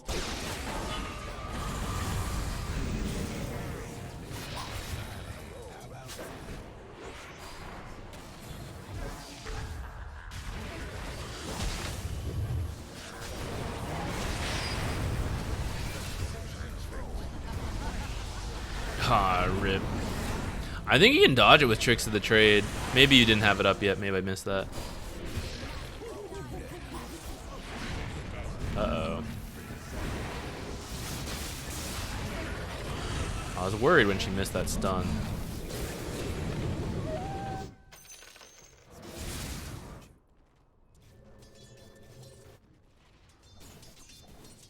Okay, you're up. Walking out. Good. Yes. Sentries. I'm okay with buying more sentries, even though you're the position 4. Well, maybe this is a bad habit of mine. Maybe I shouldn't pass this on. I think it's worth buying it. Alright, I think the Vision War is important to win, and I frequently don't trust my position 5s. So I tend to buy more sentries on a position 4 than other people do.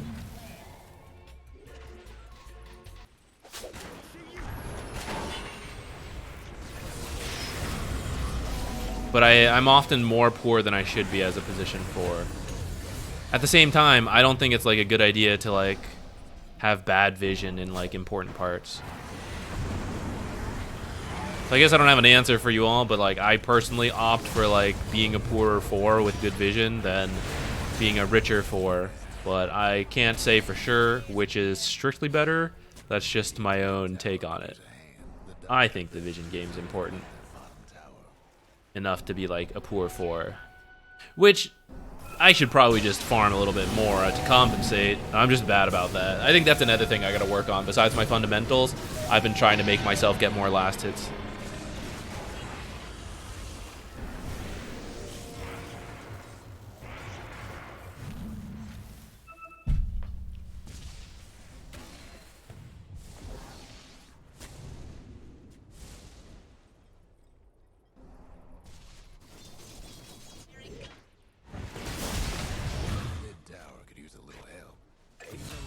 I don't think you should be here.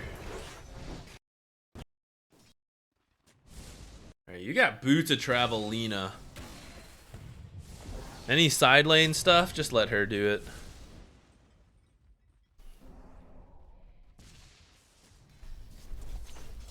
Well, I guess it's also fair to say, hey, I want to do this, team don't go. But this is one of those like pub game things where you have to pick and choose what's more likely to happen. These 4 people play patiently while you all deal with the top lane, which doesn't have to be dealt with because it's just a tier 1 tower.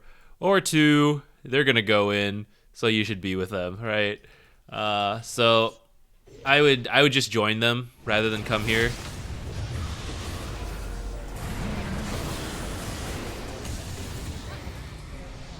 Because we're at the stage of the game where, like, if you do end up winning a big fight here, then yeah, like, who even cares about that tower? If you're, like, breaking high ground off a winning fight here. Or we, like, lose the fight, lose Aegis. There's a lot of, like, potential consequence that I don't think is worth risking.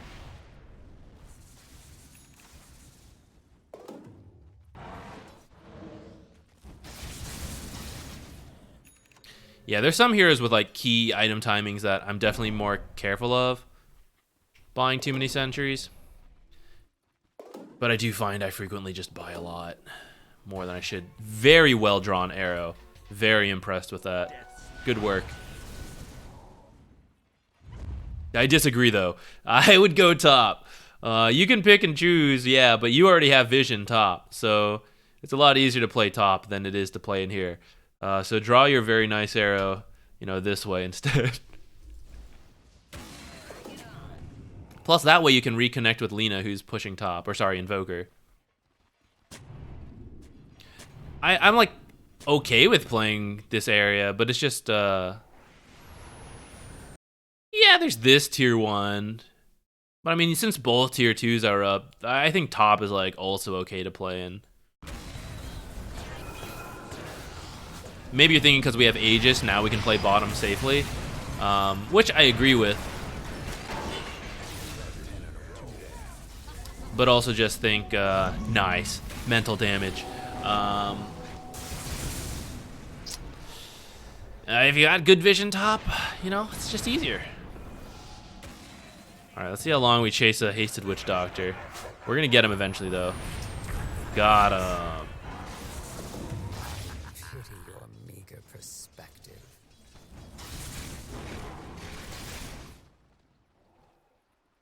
Dire's middle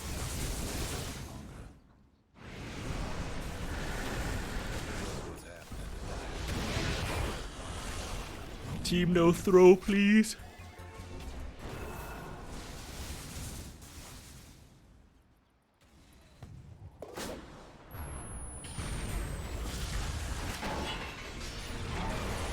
That was a little risky. Maybe we have paid the price for it. Right, we're not actually a good diving team. Because clock can initiate from afar, but like all your damage, well, not all, like 60% of your damage is this Lina, who does not have like a blink. She is long ranged, she is fast, but going too far, right? That's the losing formula, is that Lina dies. If Lina's alive and doing damage, you're in a very good spot at this stage. So forcing fights like behind their towers is asking to put Lina in a weird position, right? Where is she now? She just wants to like hit from this angle or like this angle or something, and you like, yeah, you can scout people in here, but finding someone back here is like asking her to be like tempted to like, okay, maybe I'll come in. And now suddenly it's like PA could come from here, PA could come from here. There's so many ways to jump Alina over here with this tier 2 up, rather than like just like back here, right? Then the only place you have to be worried about is kind of like the front. It depends on what heroes you have, though. Like some heroes really do like to dive a lot more. I just don't think like Lina, Drow, Sniper, they aren't those heroes. They just want to go in a straight line.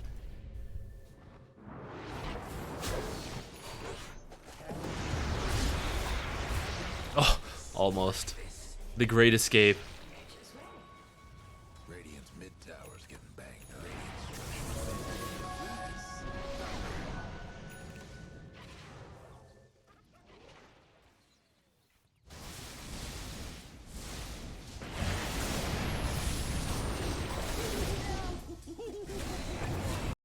So this should tell you, like, Lina still very killable. You know, it's all, we've been winning some fights, but it's all about how the fights are happening. So that's part of why you can't like do this kind of stuff. There, you can reach a point where you do get to do that stuff, you know, like it doesn't matter how many people jump Lina, she doesn't die because you're like 30k ahead. Like that's fine, but this is not that game. Oh, Pudge, please. I was looking at another part of the map. It is rude to engage me. Radiant's top tower's hurt. Nice. Radiant lost the top tower. Jumped a little too soon there. Let the Sunstrike come in a bit sooner. Double damage.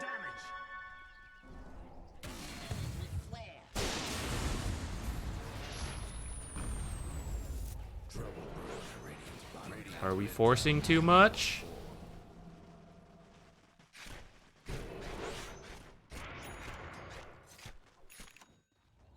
Yeah, I've seen this before. Let's go rejoin the team.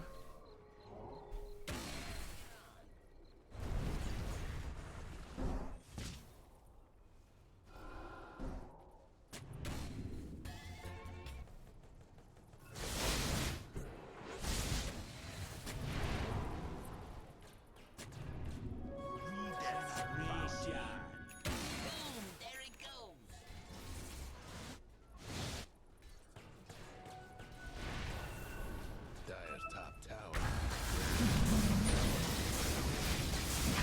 Might want to mine their no break.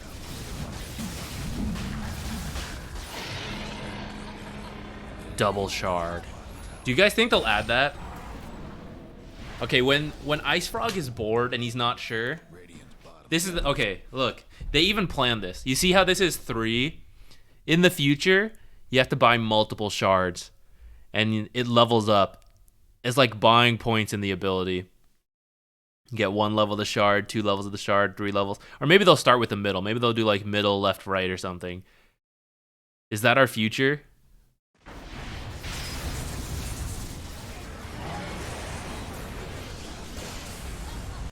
There's Lena dead, right? Easily killed PA, but then easily killed as well. That's why it's like it's all coming down to these executions, how things are going. Fortunately, she has Aegis, so you do get to play a little more aggressively like this. But I hope that shows why, some of these fights we got to be careful what we're baiting our team into. Like, yes, I can come back here very easily, but the risk of me dying is lower because I'm Invis Ricky, but also like I'm less valuable. I think this happens a lot, like, and I do it too, where it's like I can do this, but should I be doing this? Because does it like bait my team into like a worse position? This is redundant. And that's where communication helps a little bit. Like, hey, I'm just scouting. Like, don't come here. And that's something I need to work on too sometimes. Like in the laning stage, sometimes I go in and I'm like, oh, I think the off laner is going in, so I'll go in. But actually, it really should just be like, hey, I'm just gonna mess with them. Just get your item. I don't actually want you to like help me.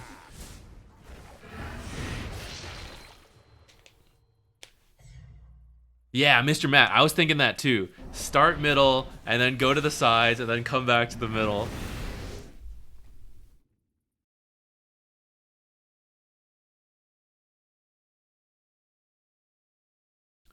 Oh, I forgot to put it down. Whatever. We're starting the next one.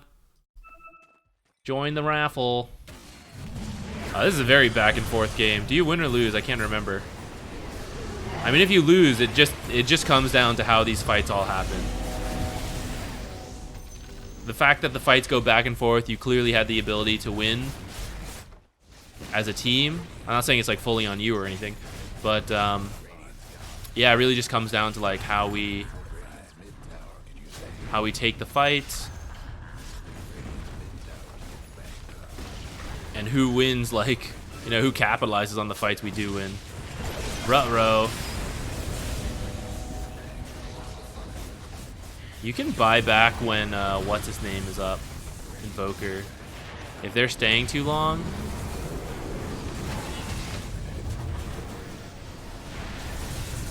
Okay, guess we don't need to buy back. They did it on their own.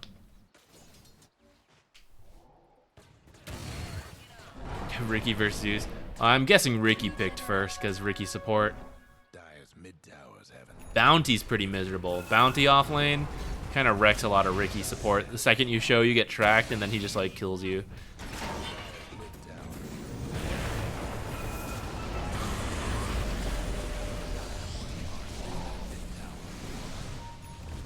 Throw versus throw. That is Dota. Money to burn. Based on game time, it looks like one team's about to throw one more time.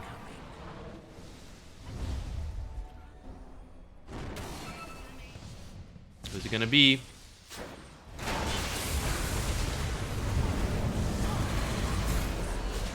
Lena killed first. PA killed though.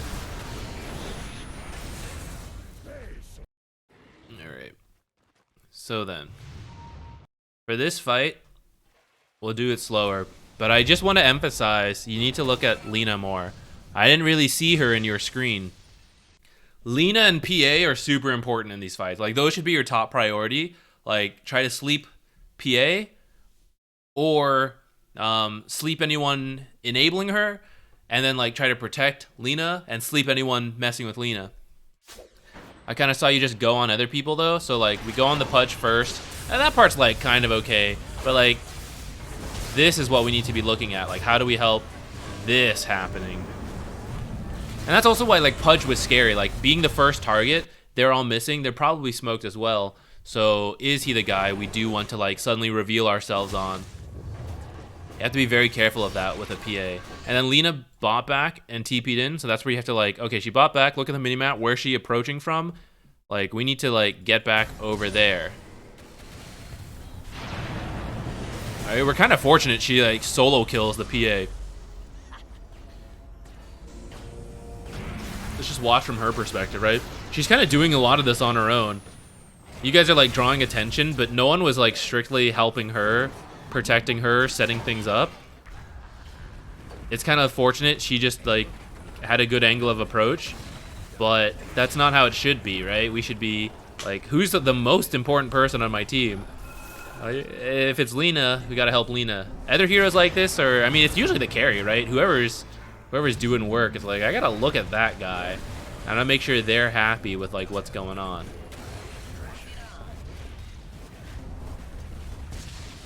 Hey, Flying Rooster. Hey, first time Rubik, that's pretty fun. How did it go? Did you win? It can be a little tough the first time.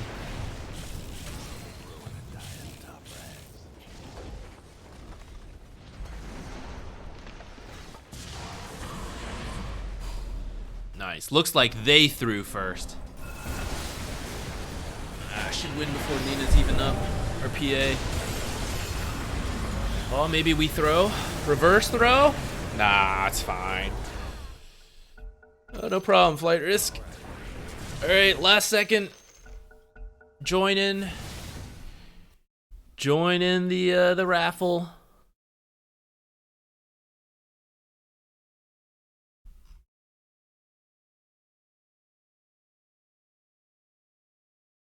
Maybe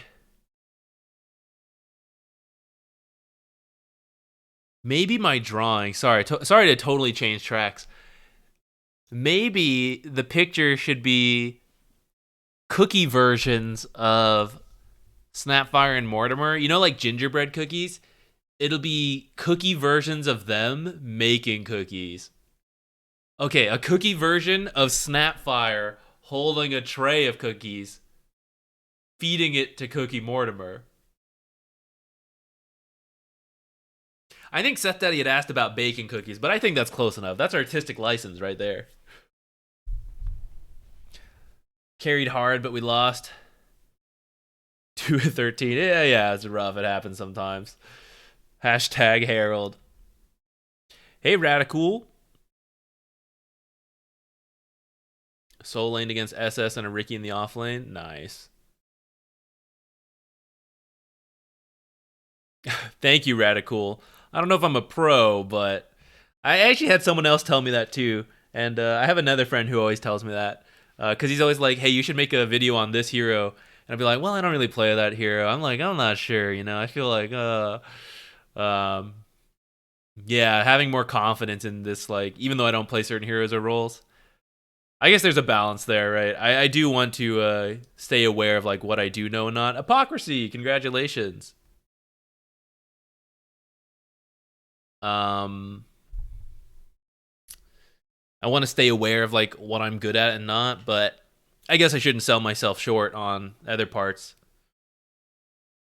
Dunning-Kruger effect. But once I give up, once I start having more confidence, then I become the effect.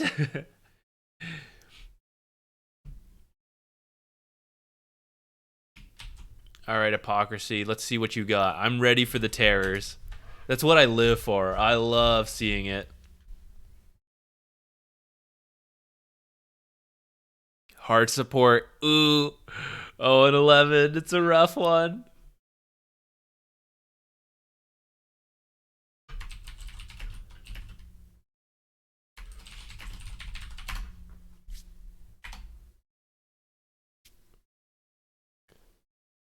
Only the laning stage. Enemy had a Smurf puck. Okay. Looks like it's a rough one for everyone. So yeah, let's just see what you can do in the laning stage. You got a Spectre versus maybe a Medusa Pudge. Okay, a weird one. Pudge is pretty low armor, so your right-click harass should do a lot. Spectre won't help a ton.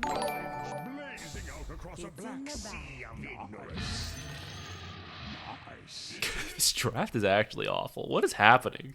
Legend to Ancient. What's up with your... This draft is something. I mean, your pick's normal, but... I don't know about the rest of this.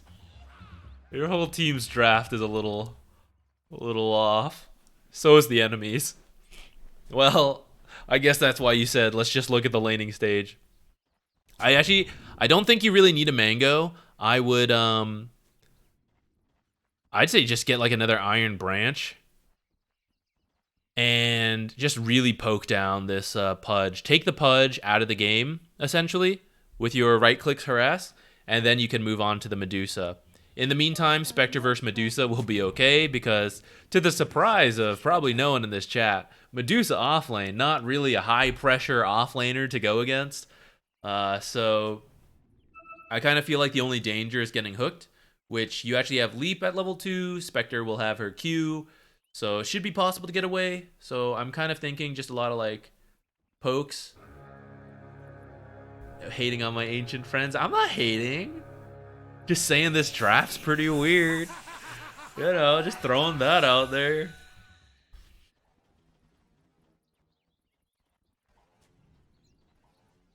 You can body block one creep forward if you want to like set things up. Alright. Gotta see where Pudge is. Oh, he showed himself there.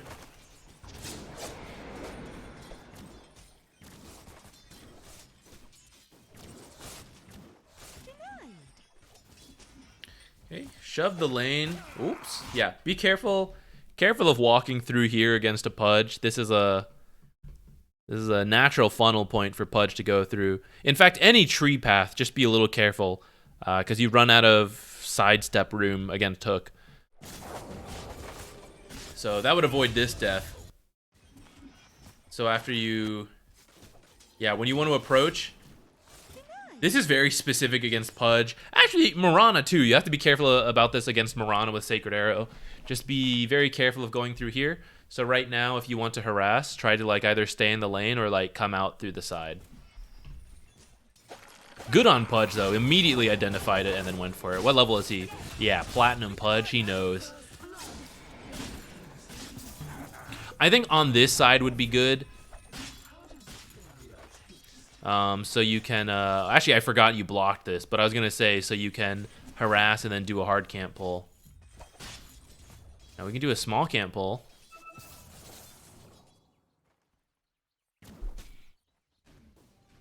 I think you were going for a half pull. I actually don't mind you pulling the whole camp because this is there. You might have to kill it a little bit. Yeah, that was good. Spectre, hold it out. Hold it out. Gosh, Spectre.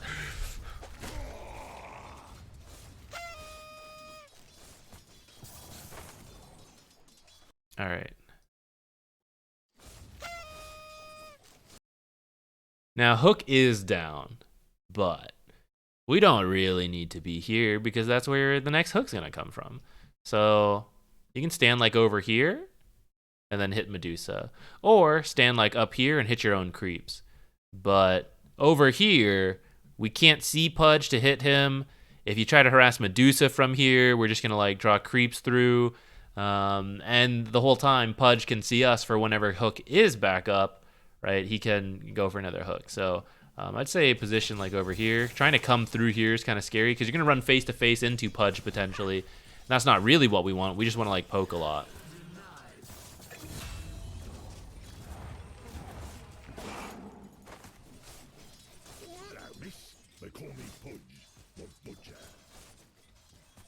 Yeah, like all of this too.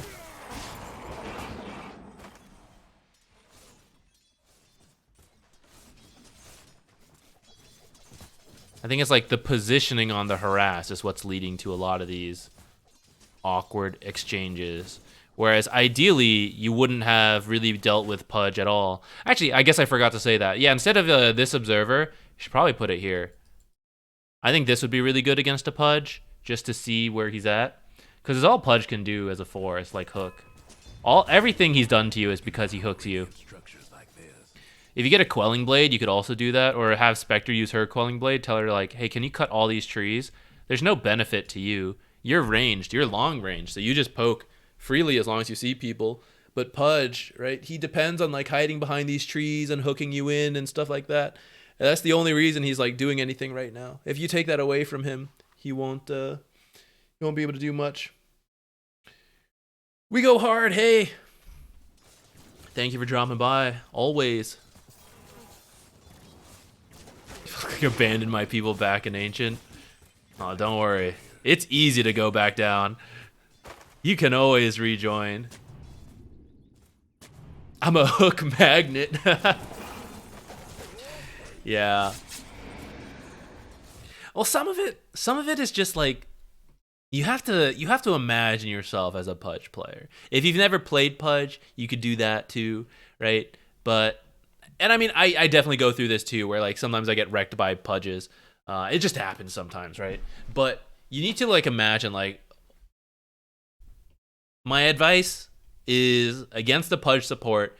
You just have to remember that at this stage right now, this current meta, Pudge does not do a lot without hooking people. And so you just need to dedicate a lot of thought into like, how do I avoid the hook? If he does not hook me, he's not a hero. Where is he, right? Okay, I last saw him here. Then like, I just need to think about where the creeps are. I can't like give him any of those hooks.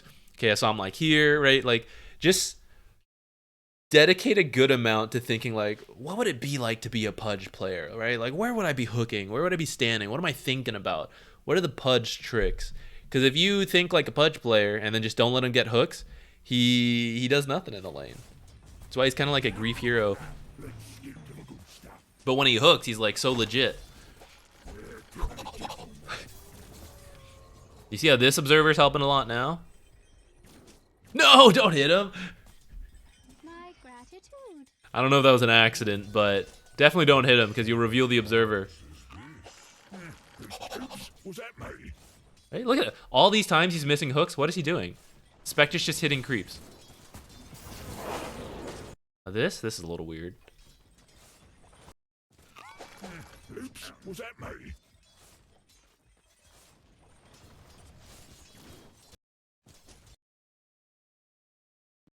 I mentioned this in the video today, actually, right? And actually, I've mentioned it in lane positioning video as well. This is like super dangerous because all their creeps will immediately hit you. I know you did the aggro trick once, but now you're coming up for a follow-up hit, which means we're getting close to the end of the cooldown. So this is like really dangerous. All the creeps will hit you. All your creeps are gonna have to like walk around. It's generally not gonna go well. And then like when you try to Starstorm, it's gonna be really awkward.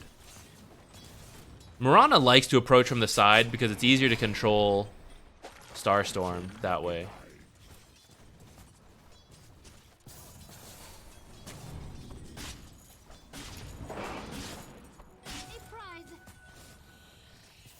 I also think you can leave that hard camp up. I didn't really process it when you did it the first time. He doesn't have the right. He only kills you because of the hook. I mean, he eventually lands some. It's inevitable, but just kind of like ramming the point home. Hit him out of spite. Don't worry, making him do nothing is the most spiteful thing we can do. I'd be a little careful of this. I don't know where he put his sentry, but yeah, this sentry is like really close. I might get that one. Yeah, I think you can actually leave the hard camp up because if you do shove the lane in, it's fine. And Mirana like plays in this area a lot. Because when you're like in the lane, it's really hard not to shove it, which can be okay sometimes, especially if you can pull the hard camp. But by approaching from the side, you can much easier have a much easier time using Starstorm without accidentally shoving in the wave.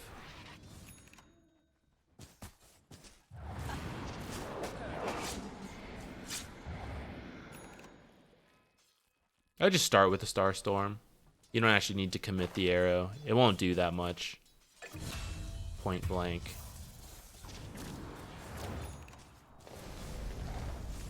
Dyer's mid tower could use a little help. Alex, hello. Isn't that the sentry ward? This one, yeah, for the...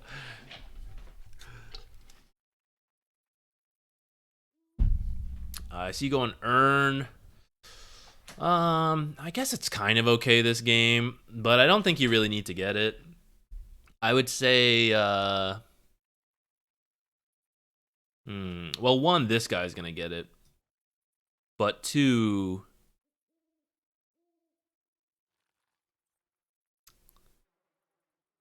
I feel like no one's gonna build auras on your team. So you're probably just getting Greaves this game. Four staff could also be like, okay, but you'll have to play around the puck.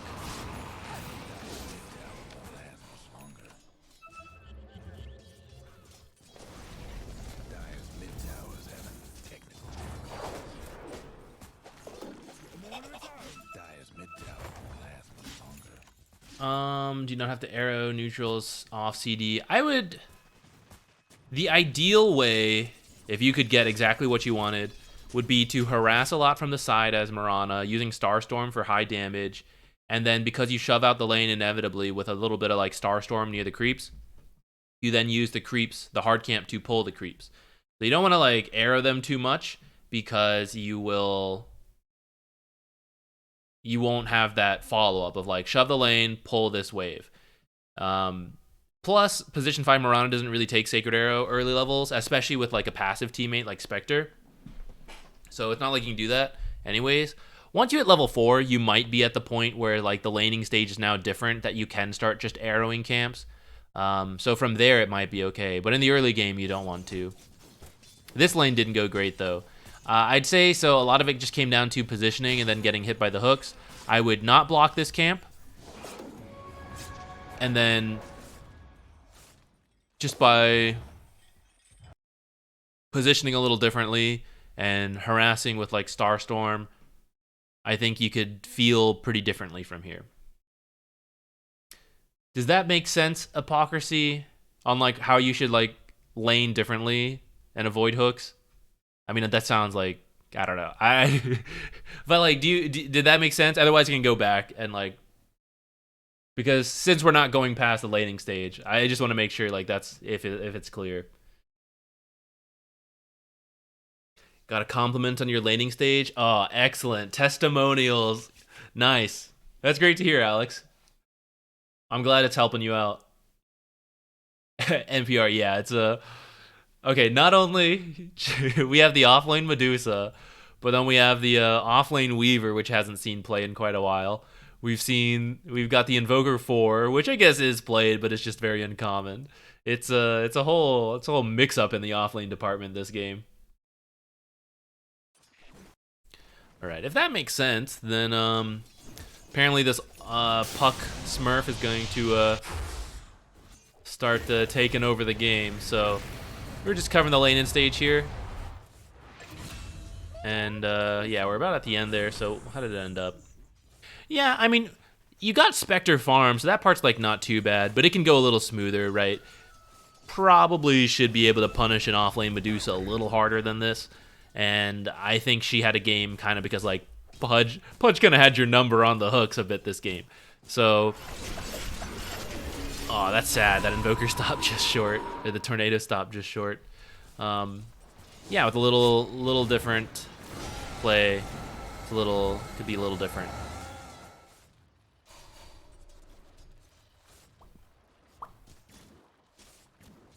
Oh, my posture's so bad. All right. New replay. Hop in here if you're interested. While we wait. Oh, not that. It's painting time. All right, we either do the oven idea or we make the cookie people making cookies. If we do the cookie people making cookies, it might be easier to like trace. Well, I say, this is what we have available for tracing. So we're going to have to like freehand the cookie people, I think. It's not going to be great, but surely you guys don't expect that much from me on these pictures. I can like redraw this oven.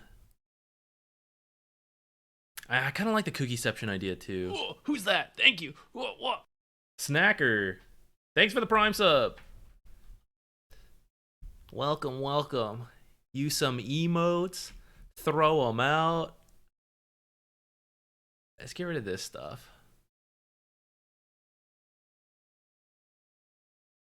Okay, what would Cookie Snapfire look like? But she also has to be holding. She has to hold like a tray. Okay, Cookieception. So we have Snapfire, right? So Snapfire will be like back here, this blob, holding this tray of cookies. And then we'll draw like Mortimer over here, waiting for cookies.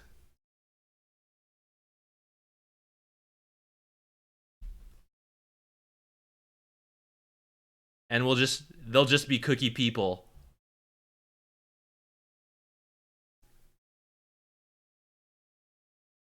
Something like that.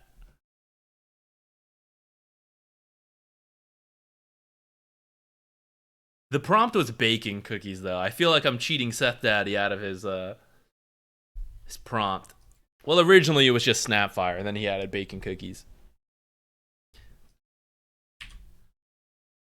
All right. So let's do the tray of cookies first. No, actually, we just need like a rough outline of them, because we'll make it like gingerbread cookie, where you just have like the outline design, and it doesn't have to be that detailed. Thank goodness, because I could not. Would it be funny if I just did like a like a gingerbread man kind of shape anyways, and then like colored it in as Snapfire? Wow, that was pretty bad. This part was not great. All right, anyone else want to join in to the replays? Just type in exclamation point replay if you'd like to enter in. Be doing our raffle soon.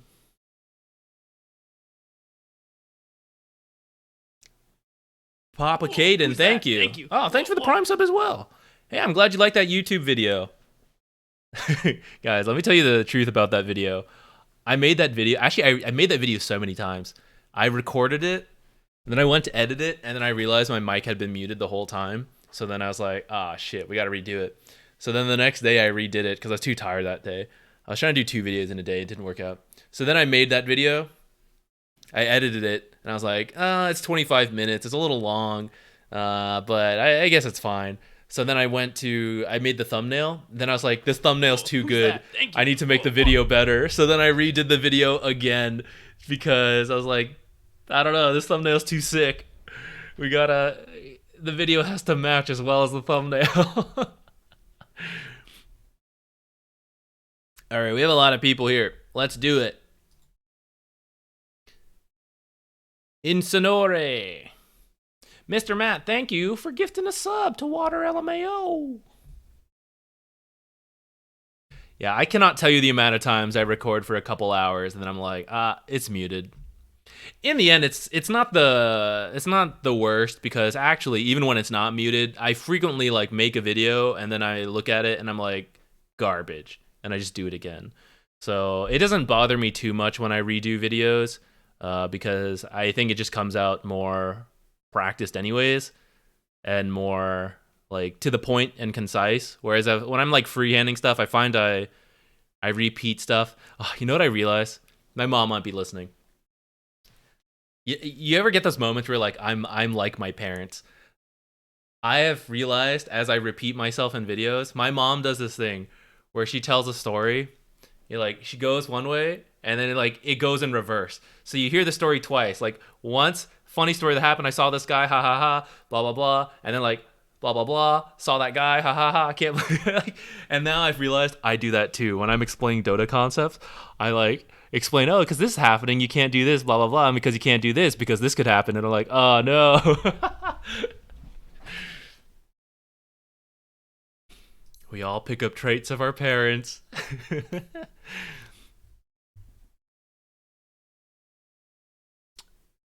I love you, Mom. If you're watching. All right.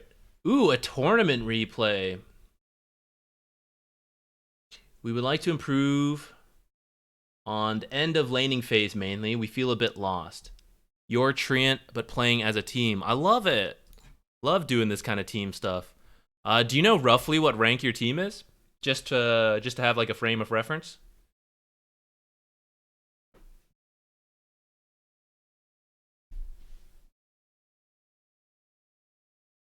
Legend, got it.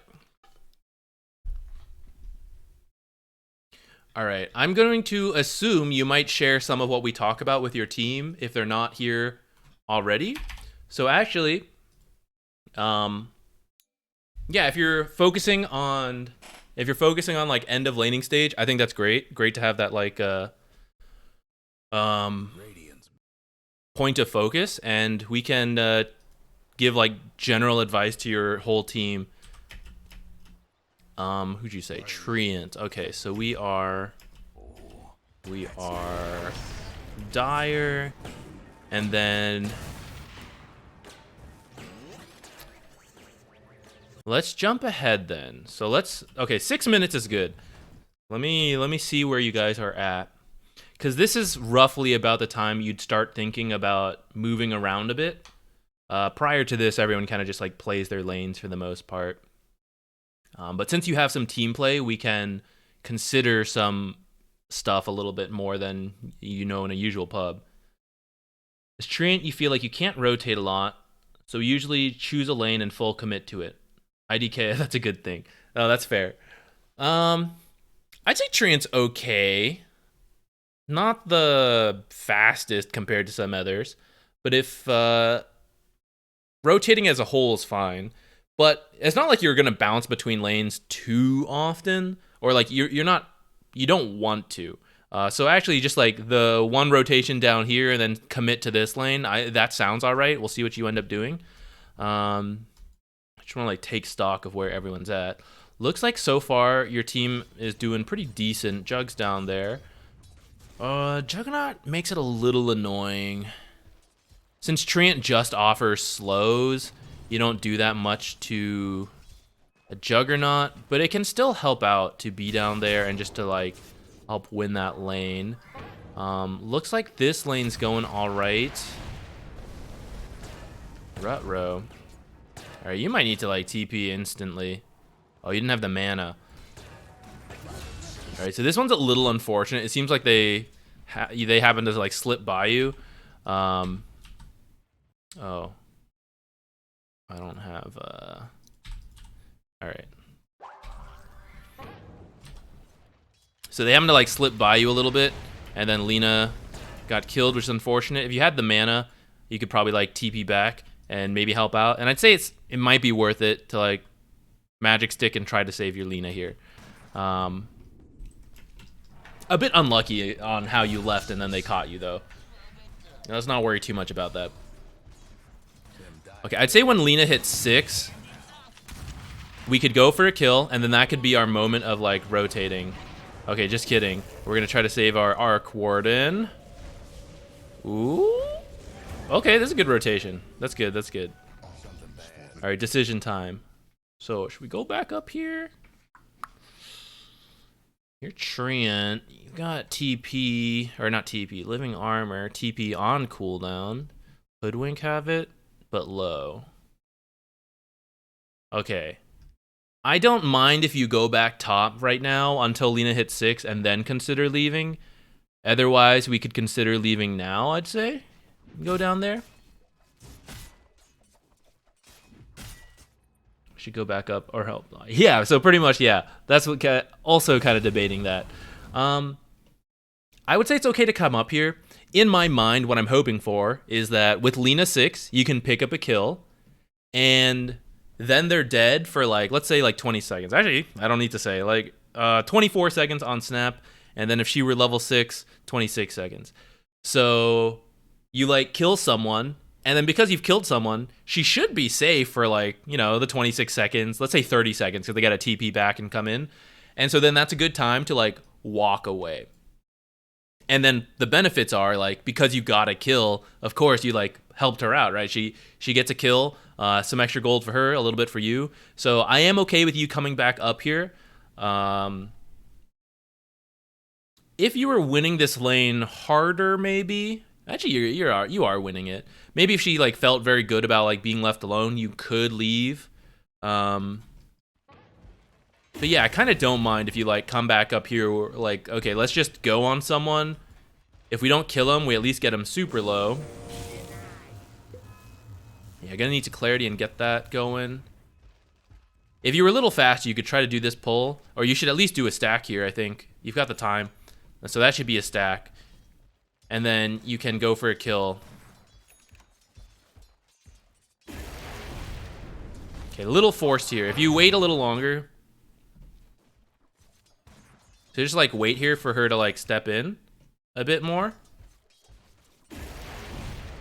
And then maybe Lina has to wait for your slow as well.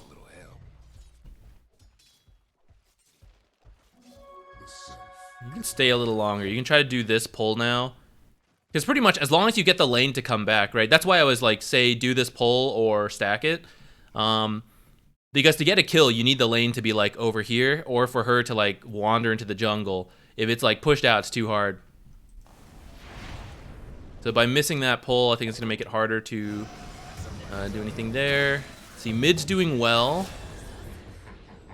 So Arc Warden's not a hero who's going to roam with us, so we're not going to go to his lane, but available to help him is good.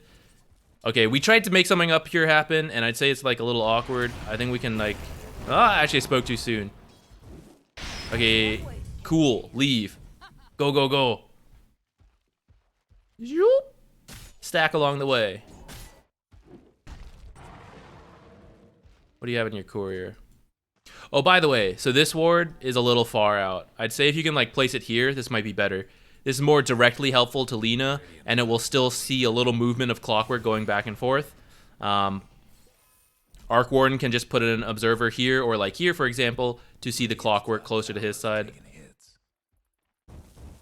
This like lets her know, and like, okay, 2 people are up here, like, oh, we see these people, but like, once they walk into here, she still can't like, well, I still don't know where they are, you know? So I think something a little further out to give her more awareness of this like area is a little better.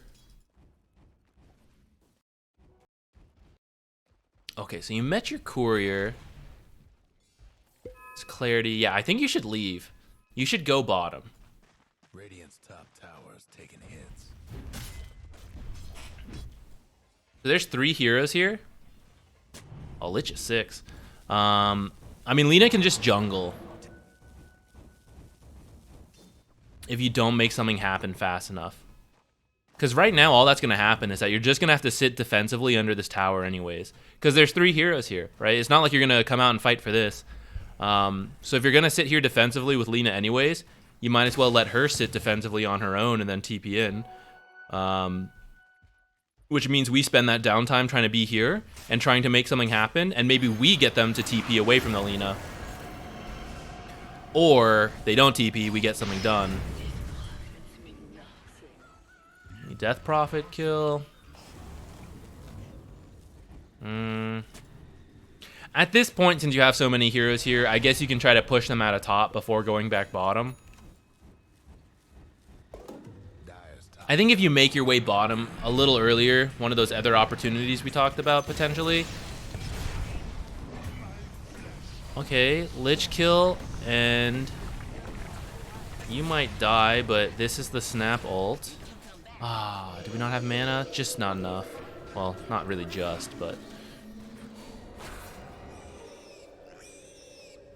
This is what I'm a little worried about. We're like getting this chain reaction, right? This is why we just have to call it at some point. Like, just leave this area.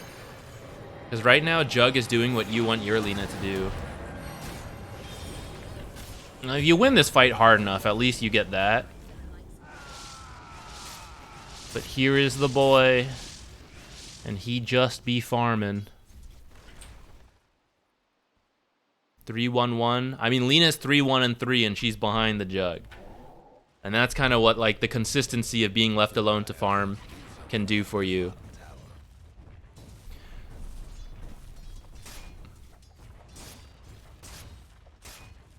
Yeah, both of them want to farm. It's a little tough.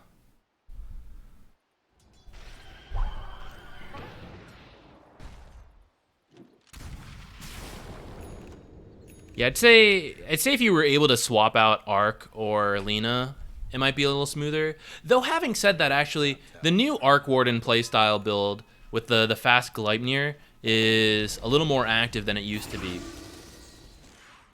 Radiant's top And it can come online a little faster. And you can play active around that. So like he's a really good Arc Warden, then like you can do that. But other ways, I agree that it is a little bit of like, hey, we both just like passively farm. Yeah, and then you guys have ended up with this like weird lane swap. Yeah, so I do think, I feel like you had won your laning stage, right? Maybe it wasn't a complete stomp, but Lena should be okay.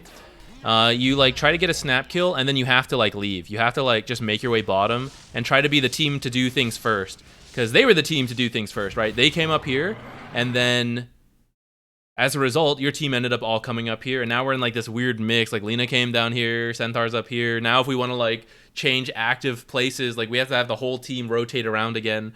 And to an extent, it's like whoever makes the play first has an advantage. Not always, but a little bit. A jug kill would be really nice. Cool. Okay. can't do nothing about Dire's structures right now. Dire's top tower Just go bottom. down. Go bottom. Go bottom. What will we do here? Not much. Help her take this tower.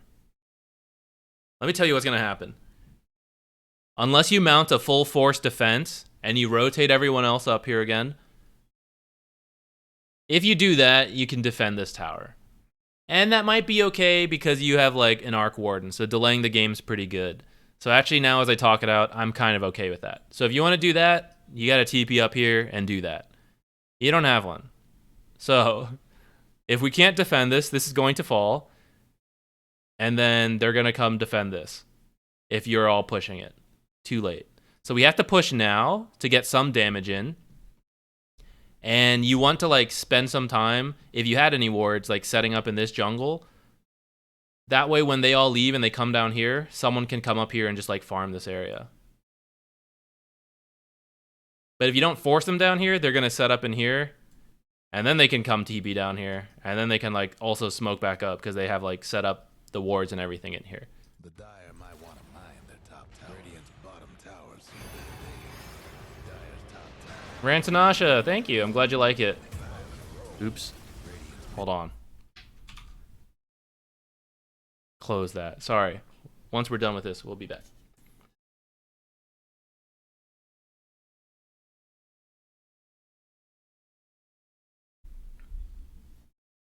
Can we do the same pressure but in mid lane while they are top? Yes. So let's go back. Okay. So as Treant, this new build that you're doing allows you to be pretty active because wherever you are, you can living armor, like either towers or heroes.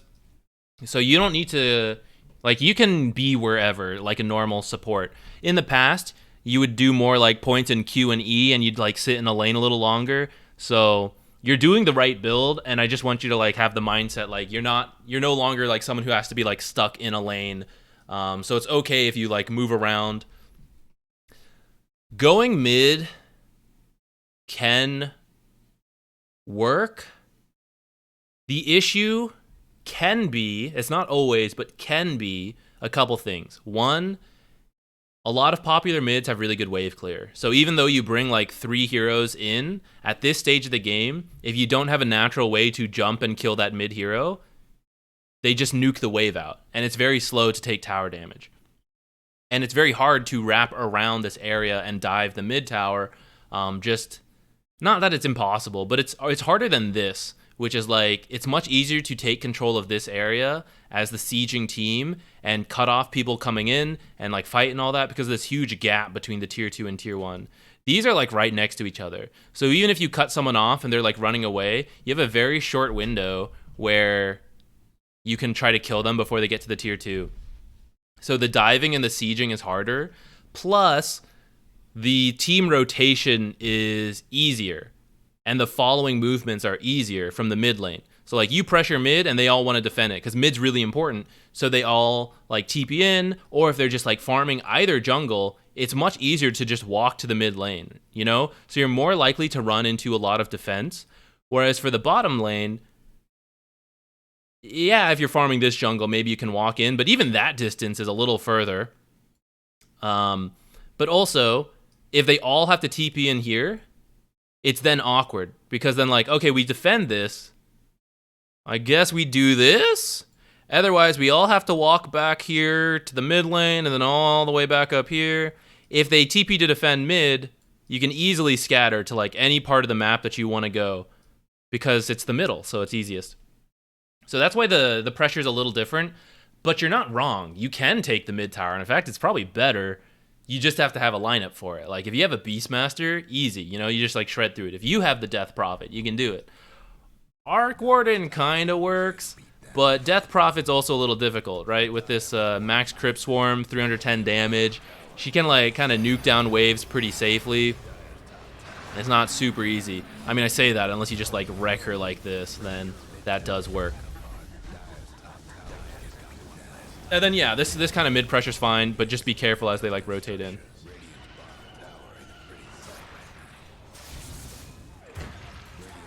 Okay, cool.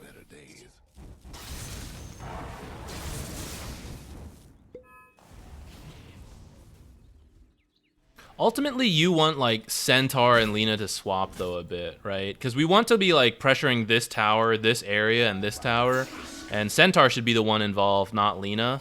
And so that's why like that earlier swap where like she got killed and you had people rotate up here, now it's a little strange. But since Centaur's getting close to Blink, let's have that be the natural point. Like maintain this for a little bit, let him pick up Blink, and then he can come join in.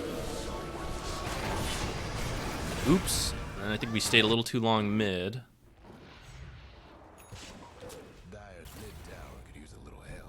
Oh, the other reason, for you specifically, this varies on your heroes, but for Treant in particular, the mid lane is his least favorite place. It's much easier to play the side lanes because of the amount of trees that make it easier to move up and down and like set things up in the towers. Like you can dive the tower without ever being in a ton of danger, but the mid lane is like so hard because there's natural break in all the trees. You as Treant just don't like to do this as much. Not that you can't, but if you have to pick, you prefer side lanes.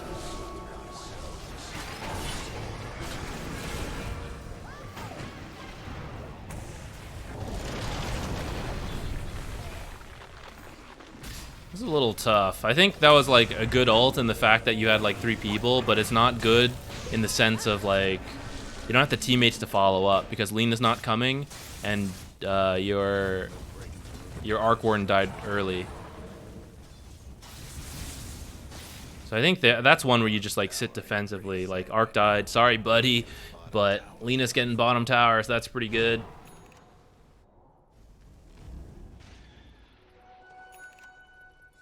Okay, we got the Blink on the way. So here's where you should buy a smoke. Lots of sentries and observers. Perfect. Any more in stock? We could. I don't like Holy Locket right now, by the way. Or like, as a first item, I think there's better ones. If your teammate, and since he got phase, he's not doing this, but if he's not going Guardian Greaves, that's a really popular item. Right now, it's pretty good. You should get it. It's fine for the Treant. The build-up's not bad at all. And you already have the Arcane Boots. And the extra armor helps to benefit from all the heals, whereas Holy Locket just adds more heal, which can be good. But I think for Treant, providing other auras is a little better right now. So with this Blink, I would say like do a smoke together.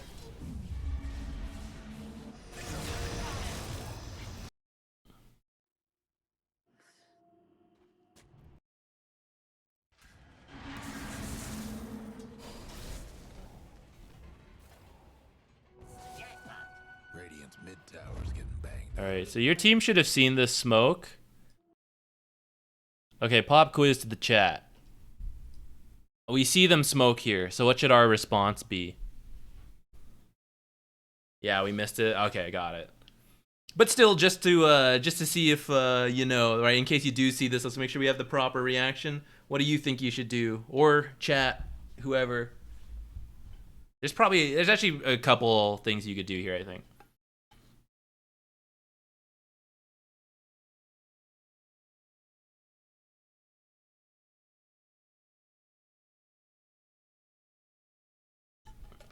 And I mean, you don't have the benefit of seeing net worths and stuff, so just get your best feeling on it.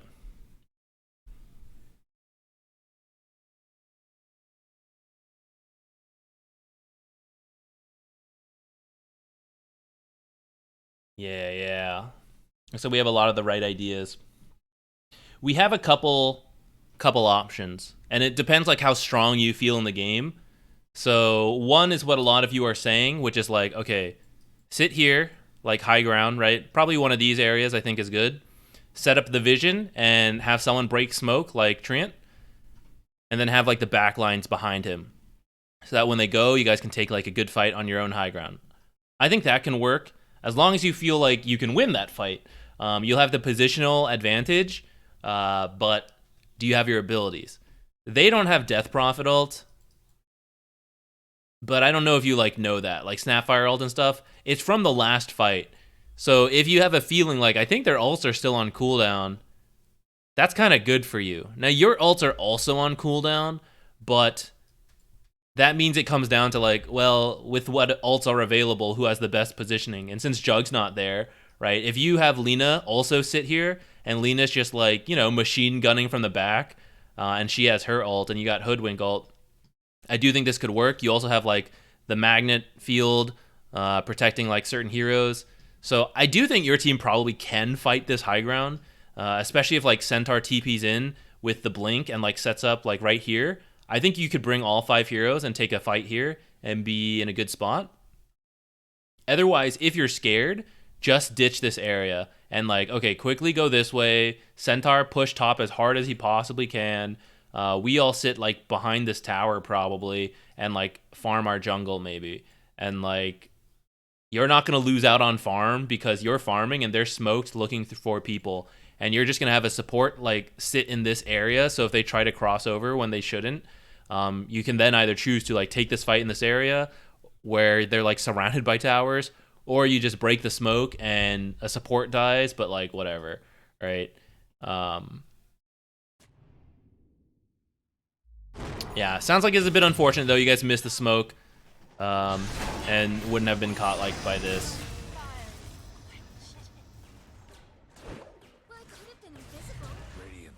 Yeah, no worries. I'm pretty bad about timing enemy stuff. It's only like a feeling, like, oh, I know they just used this, so it's still down.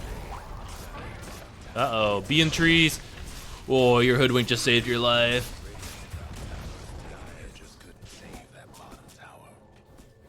Yeah, bee in trees as much as you can as Treant. That way, even if you get hit by stuff, you still got your passive.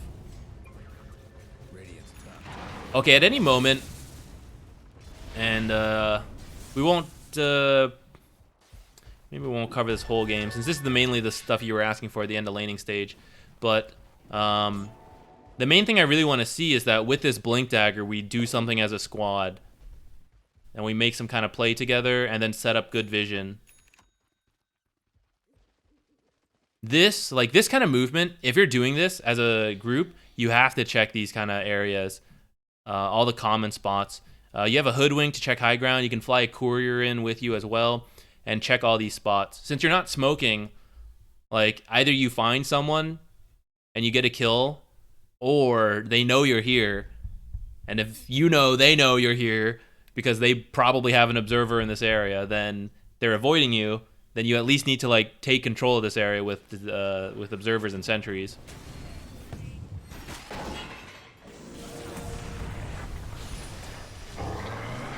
Okay, and even though I said I wanted us to do something, this is a little deep. All right, our strong heroes are Arc Warden and Lina, and you didn't really bring either of them. And that can be okay, they don't have to come, but that just means you have to be careful about what fight you take. And the deeper you push without finding anyone, the more likely you're getting into like a full fight.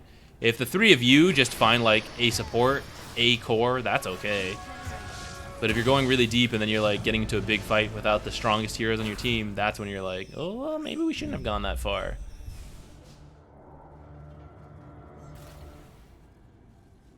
I'll take that as tribute. Panic buyback. I don't hate it. Probably didn't need it in hindsight, but I get it. Step out of queue for the ultimate, for the Q lineup. I would be careful about it.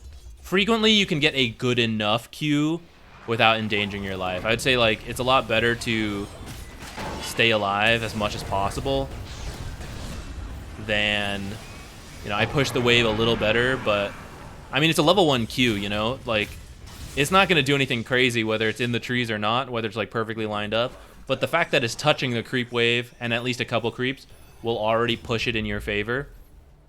So then it's like, just don't risk your life too much.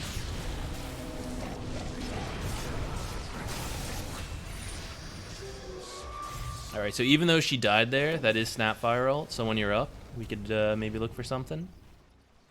Or when Centaur's up.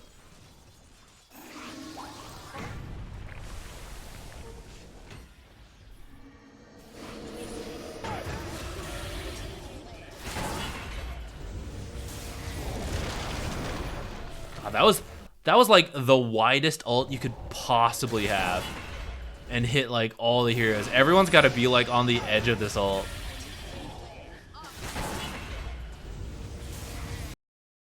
Look at this. That's pretty incredible.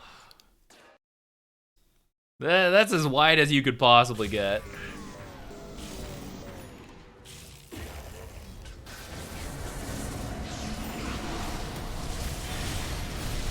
Go Roche, go Roche. Roche, Roche, Roche. Roche, Roche, Roche.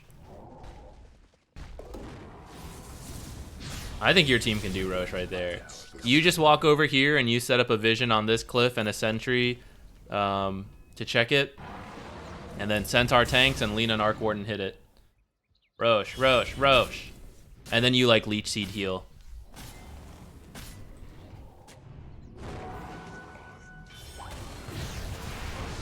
This game, by the way, besides a mech and Greaves, I think Force Staff's also really good. You can get Force Staff first, or you can get Greaves into Force Staff. If Hoodwink is going like Force Staff. She's not, so. It's to deal with the Clockwork and the Lich bounces, the Snap ult, and the Death Prophet Siphon. Because this is a game you don't have to initiate. Right, like Arc Warden and Lina are so long range and their carries melee, they're going to have to come to you. So you just buy items to like sit near the carries, and when they go in, you like ult protect them or force staff them away, stuff like that. You don't need to be doing anything crazy. Holy Locket is in that vein, and if Holy Locket were better, I'd be okay with it. I just think right now it's not the best item for him. But I mean, there are times where it is. Probably after this next patch, it'll probably all shift around again. We'll see what's the best. But the idea of this game, I feel, is like they are going to come to us, and we just keep the Arc Warden and Lina alive.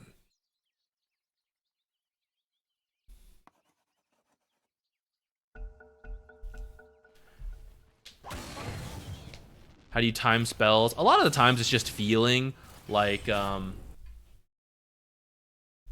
if you know the ult times, right? Like Death Prophet's 150, so she uses it, and some people are really good about like pinging times and knowing it. I am just like, oh, about 2 minutes she doesn't have it, and just by feeling like she just used it, she doesn't have it yet, you know. This is definitely something some people are better at, and depending how critical an ult is more important to like keep track of it. Like Faceless Void Chrono, like he used it, whether you ping the time and all that and know it. I mean, I guess it's good to do. How critical versus like just playing by feeling. I imagine many people just do it by feeling. It's like one of those things you ask pros, you know, it's like, do you think about it, or is it just like feeling? It's like, oh, it's just feeling. Just like playing a lot. But sometimes some people do keep track of it, and it's really good.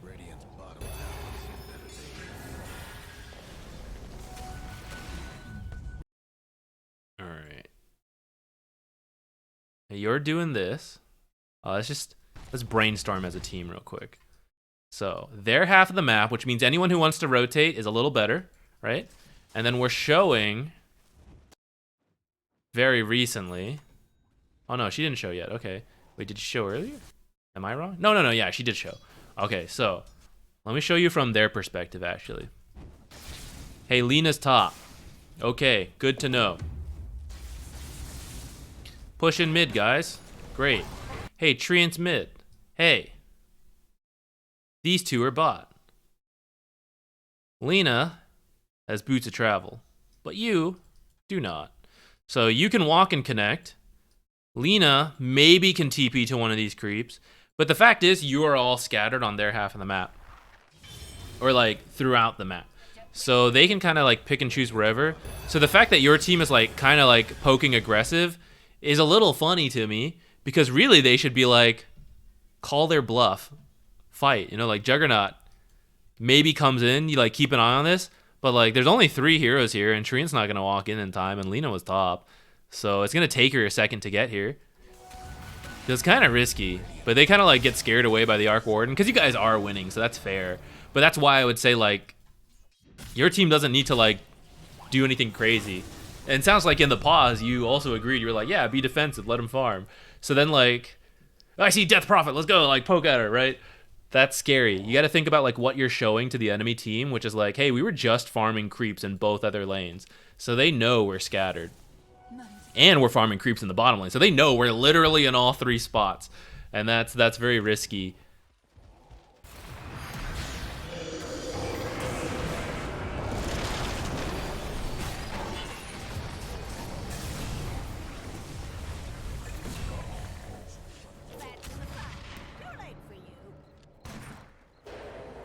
My dude, thank you, thank you. I'm glad it's helpful in any way. Thank you for watching and the support. All right, how come you guys told me you were gonna be defensive? Okay, let's go back to your perspective. Money to burn. So, I would say you're stronger, but Lena is up here. She does not have mana for all her stuff. She's getting an item. What is this? Crystallis? Shadowblade. Your Lena is about to hit. That? Thank you. What? Liquid Oxygen gifting a sub to my dude. Thank you, Liquid Oxygen. My dude popping in and getting a gifted sub. Nice. We got impatient. I'm glad you know, because look how close you guys are to such big stuff, right? Well, it sounds like you know. I mean, it sounds like you know what went wrong here. But yeah, I mean, like, Lena's hitting a pretty big item. Well, maybe not huge, but like Ghost Blade, Shadow Blade is gonna help. And then Arc Warden, Atos, not that far off, right? We knew we wanted to like chill out and farm. If you see a good fight, I'm down for it. But I feel like at the least, you need to grab the Lena in too. Or if we're gonna go on anyone, we know there's a lot of people down here because they smoked on us earlier. Or not smoked, but we saw them here. And now Juggernaut's here. So like, instead of going into the big group that only one hero needs to TP and rotate to, why not go to the guy who has less teleport rotations near him, and more people are gonna have to like all run in. You know, so even if you're gonna make this play, it should be to the Juggernaut, in my opinion. Or, I think safer play, just don't do this yet, and wait for all the right items and all the right timings.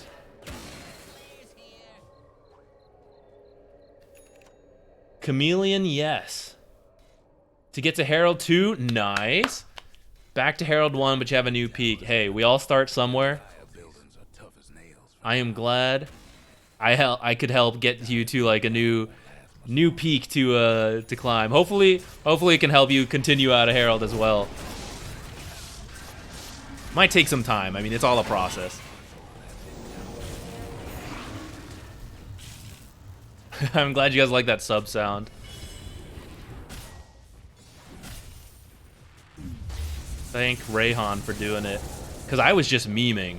I was like, I need something for this, and he took the actual clip of it. It's like, here you go if you want to use it. And I figured, well, someone made it, might as well use it. I definitely won't ignore that.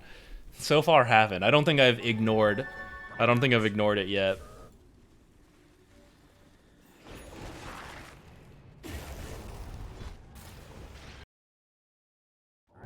little bit of the same thing, right?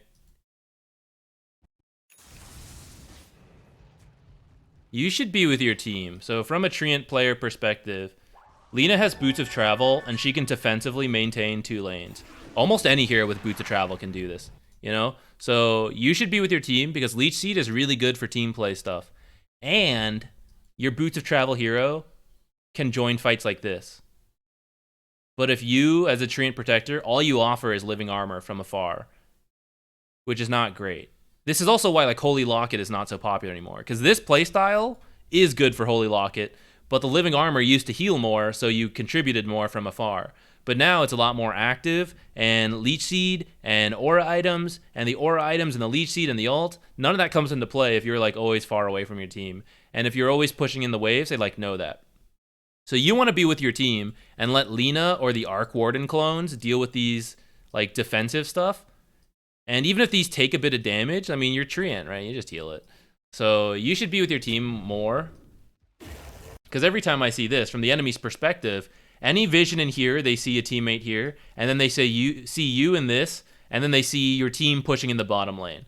So I feel like they're being given so much information to choose the fights they want to take. And just like, the Treant will never be able to join in time. Lina is like, you know, she's top. She can boot to travel in. But they can't all maybe go to her? Maybe we get her? I feel like they're executing a little weird here, but...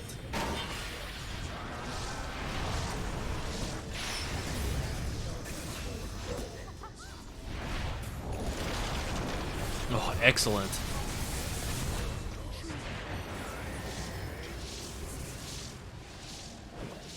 Roshan, towers.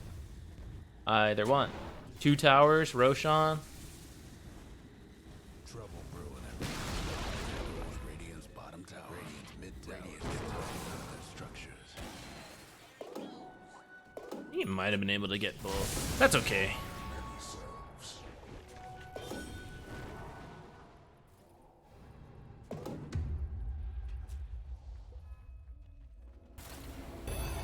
Mid tower's coming apart.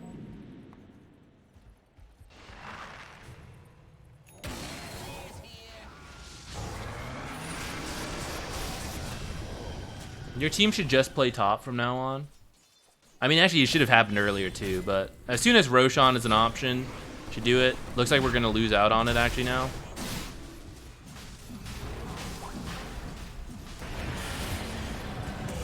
Oh, they're just slow at it actually. What the heck? Should have been using Death Prophet ult for it. They would have it already. Oh, that hurts. Yeah, so as the winning team, you definitely don't want this to happen. I think if you guys had just like... Your like defensive idea is fine with me, and then just like, it should be like on the top half instead of the bottom half, and that way you guys can do Roche whenever. When you see like 4 of them bottom, you can do Roche, or if you win, you can do it. What sort of prize is this? Yeah, but if they're dead, you guys do it fast. Arc Warden and Lina are nuts. They're like Gatling guns. Pow, pow, pow, pow, pow, pow. You guys will get it. Mid tower's heaven. I mean, some of that's just like experience and playing a lot. I that's the feeling I have, is that you guys can do it really quickly.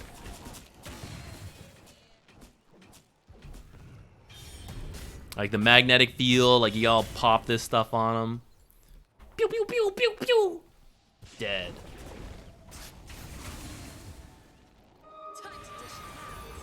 Gordy, what's up?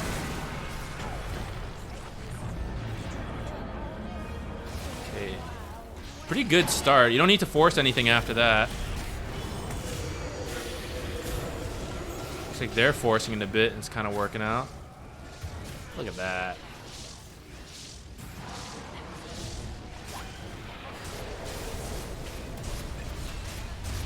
Yeah, tank it for her. Yeah, this is like, just to look at this fight, right? I like what I saw. Let me just make sure it's really the case. Yeah, right, like, you just like back up this Lina when people go on her.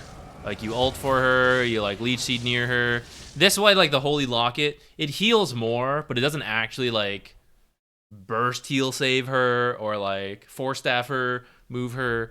So like with just the numbers on stuff and all that, that's why I kind of like favor other items. That's why this is good, right? Like, okay, I'm near her so that I was able to do this kind of stuff. I'm also near the Arc Warden. Also a time you can do Roche if it were up. It's not, so take control of top though would be good. Creeps are so far away, you'll never get this one, so Arc Clone is fine. And then you don't need to do this. You just like come here.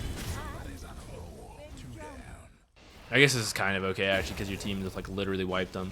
But if you had any observers and sentries, you should be spending this time controlling this area, deward everything here, and set up your stuff.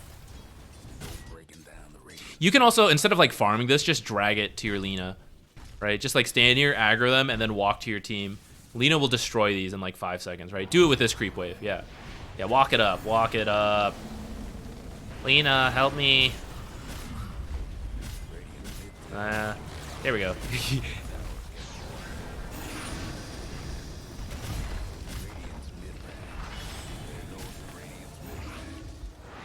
Okay, you guys should play top. Don't play bottom.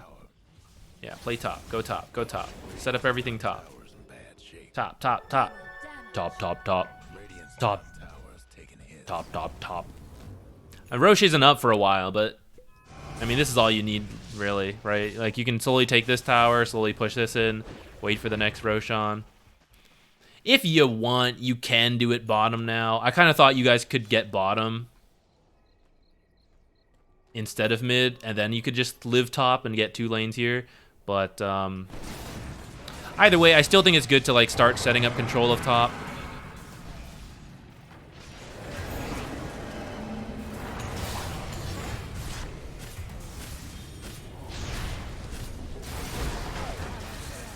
Cool.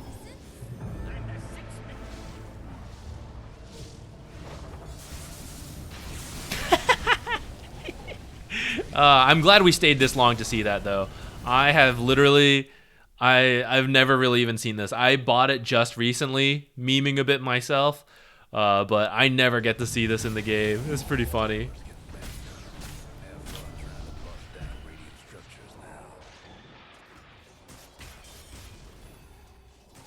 Okay, good questions that time. All right, join the next one. I need to eat though. So while you guys are entering the raffle, I am gonna go heat up some food and then I will be back. Radiant's top tower's in bad shape. The Radiant now possess top tower.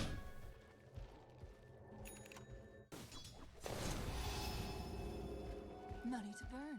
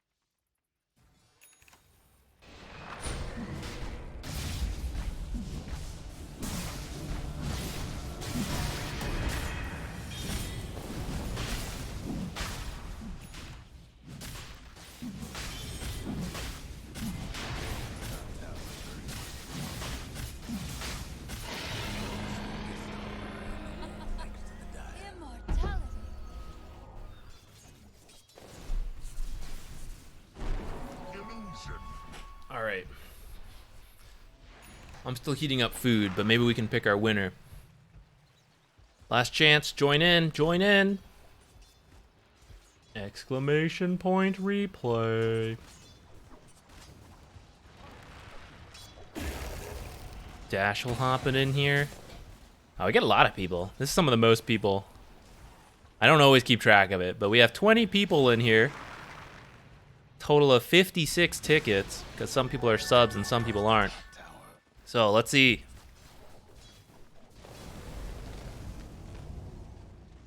G-Dace. Good days. Fan club. Congratulations. Out of all 20, you have superior RNG. Congratulations.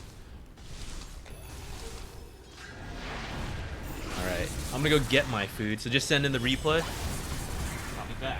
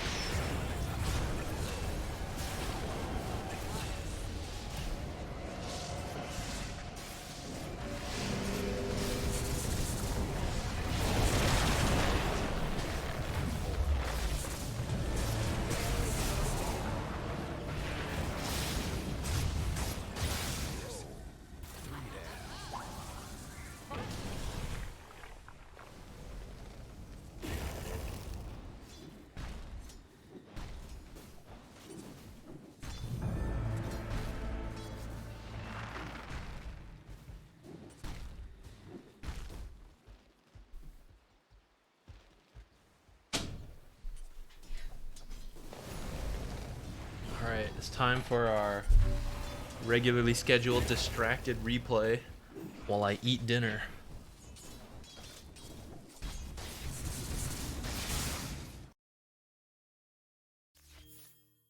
My RNG is trash. It's building up. Okay, I am the Primal Beast, been on a win streak with him, but I feel like my laning stage is pretty underwhelming. Make up for it in the early to mid game. That is me as an offlaner. The laning stage is always hot garbage.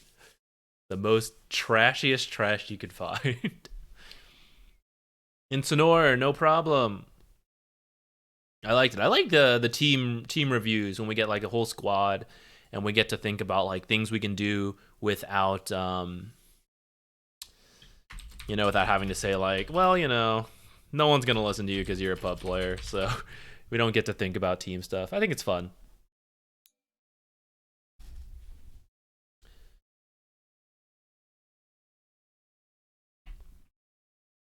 All right, so Primal Beast 4.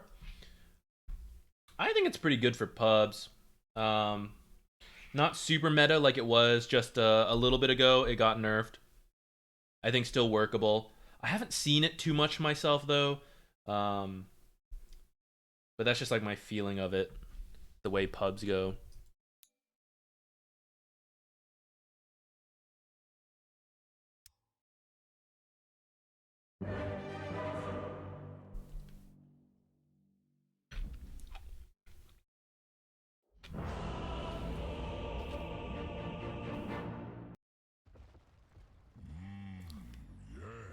Better get ready. All right, Doom Primal Beast, Stole the bag? Life Stealer, maybe Rubik, maybe Dark Willow. Got it. Okay.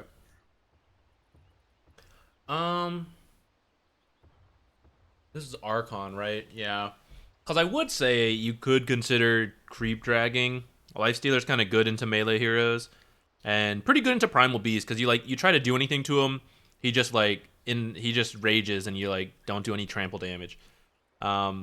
But I know creep dragging is not very common at this rank, and it might throw your offlaner completely through a loop. So, all right, it's right here. I'd be willing to bet a good amount of money, but also not 100%. But I mean, that kind of movement is it's very strange. Let's see if you get it. Still has one. I bet she bought 2 though. You can do math quick. You can probably calculate it out.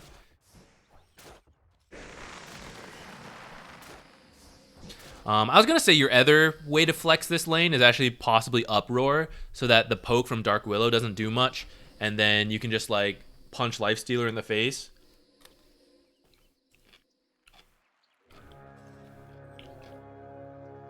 I think pulls will be good. You've got a Doom, so you're really just trying to like play for farm. You don't have to like go super aggressive, and it's really hard anyways into a Lifestealer as Primal Beast. I've been eating some porridge I made for lunch. There's some chicken in it. There's a sentry egg. I don't know if you all like those or know what those are. It's kind of an Asian thing. I love them, but only in porridge. I don't like eating them on their own. Some pickled stuff's in here. You guys want to see? What? Porridge.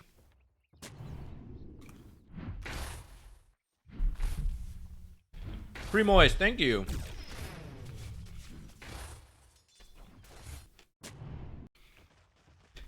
All right, I didn't even see what you were doing. So you did come over here and place in the middle. I mean, yeah, this is the safe way to put it over here. But if you put them, because of where Dark Willow walked from, right? Just to talk through it. The 2 most common spots to block this camp are like here and here, right? And if she's blocking this one, she only needs to go up to here.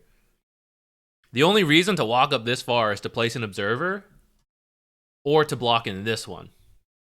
So that's why I'm willing to bet, put the sentry here, and it kind of doubles. It's like, it's risky, but you could like cover both bases. Where if she did put an observer back here, right, this one is less likely to get it, whereas a sentry over here, more likely to pick up something in this area. But then 2, I feel pretty safe about picking up her sentry because I saw the way she walked. Was very suspicious to me. This is the safest though. If you really feel you need this camp and you're like, no risk allowed, right? There's no sentries to buy, like a second one. This is fine. But for a pub game, I think you got like some leeway. I'd go for it. Mr. Matt, I wish.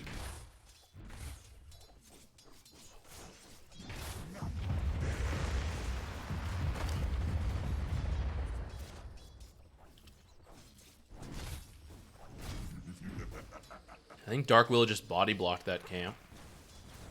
Looks like it.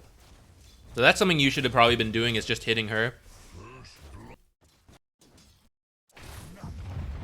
He like did this. There's not that much to do here. I guess if you just want to hit him, that's fine too. But you definitely beat her in like a one-on-one with no abilities. So I think you can just come here and just like hit her. And if she wants to body block, make her take a lot of damage for it. I don't think you'll do too much here, but in the same way, like Lifestealer's also not going to do too much to Doom. If you could do a lot more damage to Lifestealer, I'd be okay with it. Like if you were a ranged hero and had an easier time poking, I think that makes more sense.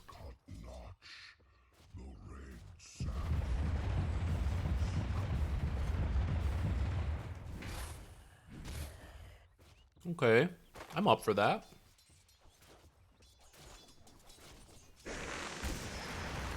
Part of the reason, like, I'm prioritizing the Dark Willow harass, maybe she does get scared, backs off, and you get the camp.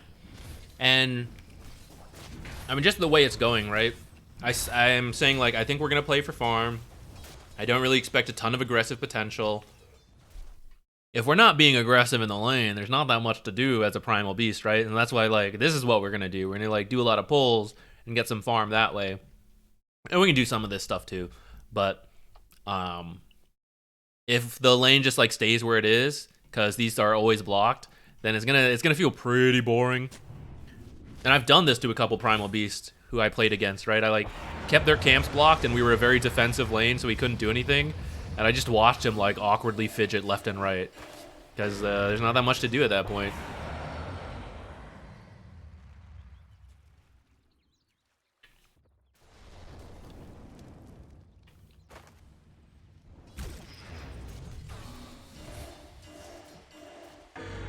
I think you taking up Dark Willow's time is also not too bad, since I don't think like the 2v2 matchup would really be that much better for you.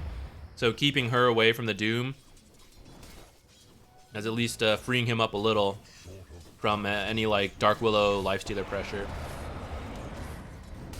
Now be careful here. The lane's already pushing into you. Don't need to do anything crazy. The danger there is like if you die, that's a big wave pushing in, and then maybe they like just kill off the Doom or something, and then all that XP's gone.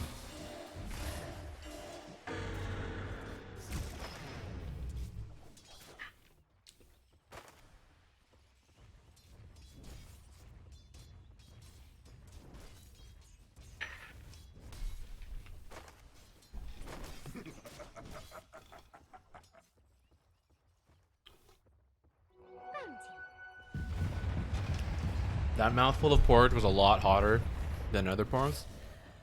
I kind of like burned my mouth, but I was not going to spit it out in front of you all. I just like swallowed that really quickly. That was really hot.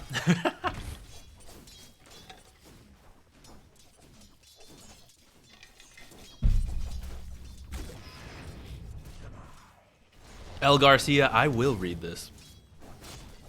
Oh, a 6-year break. Everyone comes back. It's unavoidable. Hey, glad to hear it. I hope you're liking Dota, coming back from the break. It's pretty different after 6 years. Yo, look at this Doom. Do you guys see that body block? Nice. Yeah, thank you. Happy to help out in any way. Getting you to Crusader 1 from Herald 5, maybe. Or, you know, I bet you would have done that on your own anyways. Once you get used to the game again. Oh, this is risky. Yeah, this is what I'm talking about, right? I don't expect a ton from that lane in terms of aggressive potential, kind of because what you saw there. It's hard to do anything to that lifestealer with the comp you have. So putting extra priority on the camps to pull so that you can, and that includes protecting it preemptively, right? Because it's like, oh, she body blocks it. Like, what can I do about that? You stand there first. You stand there at like around 40 seconds. You see like where she's positioning, and you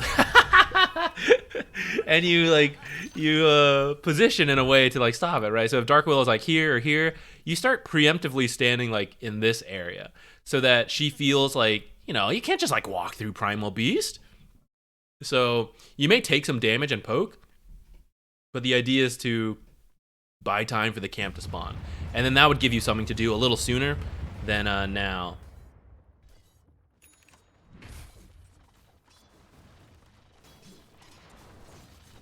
Classic Lina. There's just something funny about seeing a hero come in and kill someone with just one hit, you know?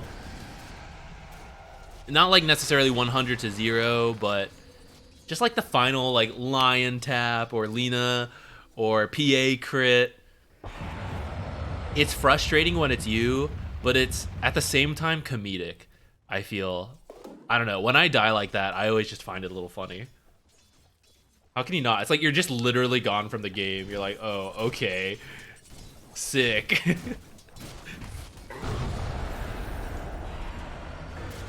Even if someone were to like stun lock you, it's different.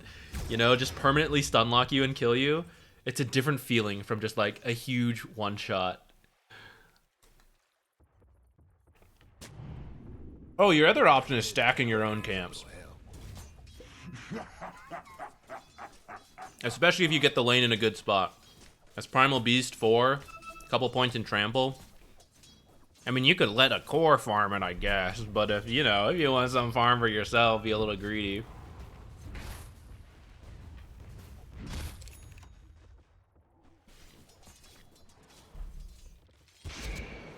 So yeah, to recap this one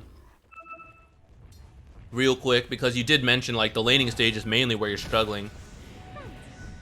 Not that you'll always deal with a lineup where you're going to struggle to do stuff, but at least in this game, you need to identify like, hey, this is really hard to do much in the lane. But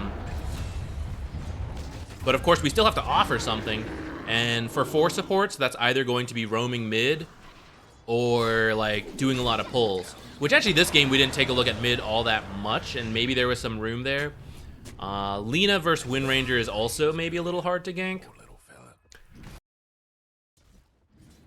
You were out of mana, so you just left here, I think. Oh, seems like it. Fair enough. The end of your days.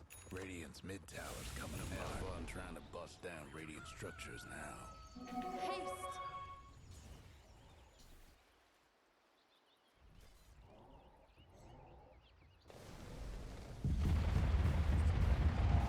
Oh, and then creep dragging, of course, which we mentioned at the start, but I know is weird. Dire's mid tower won't last much. I see a lot of people going mid. Dire's mid tower could use a little help. Radiant's top tower's in bad shape. Oh, nice. Radiant's top tower's hurting. Dire's mid tower won't last much longer.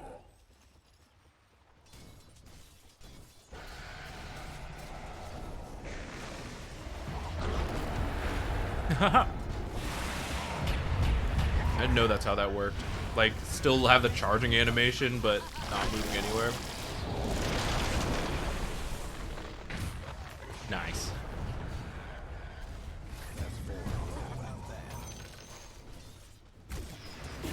Pretty good. Every coin helps. Ooh, from Italy. Nice. Happy to have you back in Dota. It must be pretty late for you, actually. Thanks for dropping by the stream, too. Probably a pretty late night for you, isn't it? Or are we approaching early morning at this point? Dire's mid tower could use a little help. Gold and sweet. Top tower. Is empty. Radiant structures.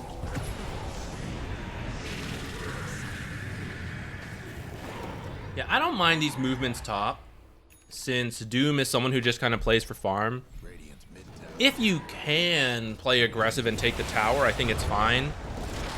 But since you have an Ursa who loves getting kills because his farming speed's not that high until he picks up some items, I actually don't mind you coming top too much. Sometimes I'd be like very careful of it, you know.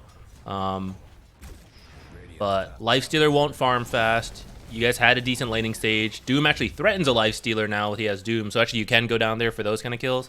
But then Doom also just like farms super fast on his own. Yeah, it's fine. We died. We got the Lifestealer kill. It's okay.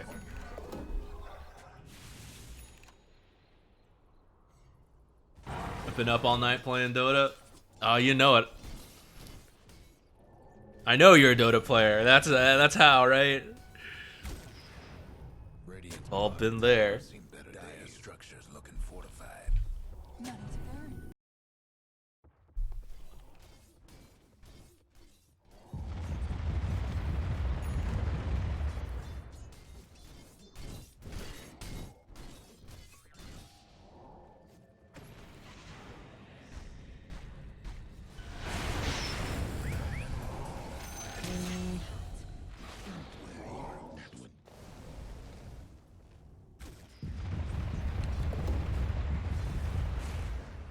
Radiant's bottom tower ain't a pretty I'd be careful of this. They're on their way.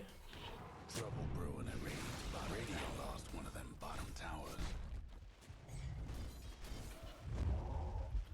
Yo, there's something on this cliff.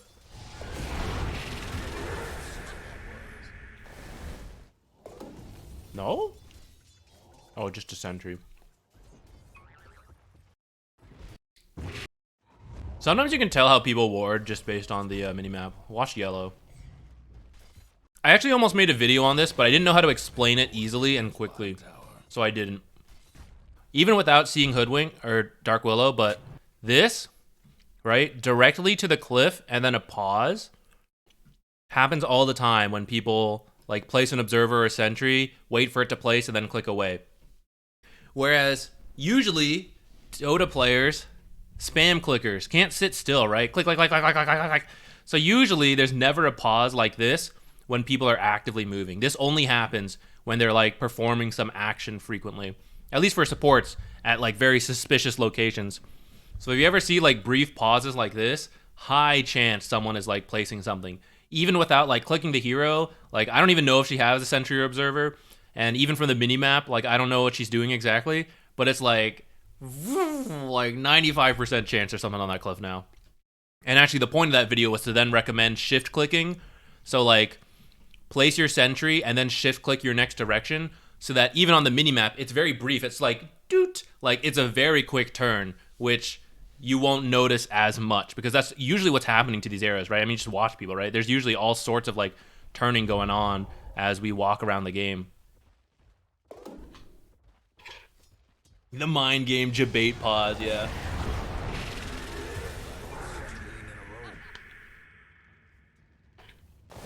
Now that's the next step you can move into.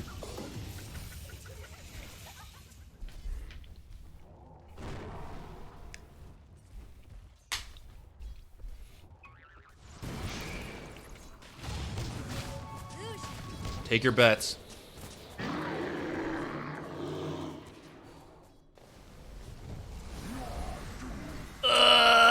Ah, damn.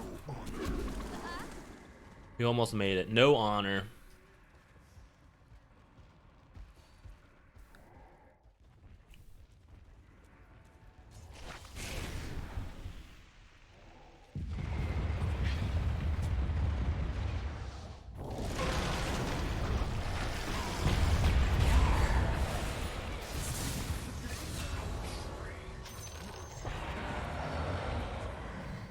Okay, as we progress, this is a game where I would prioritize helping Lena. It kind of depends who's doing better, but Ursa's like fairly functional on his own.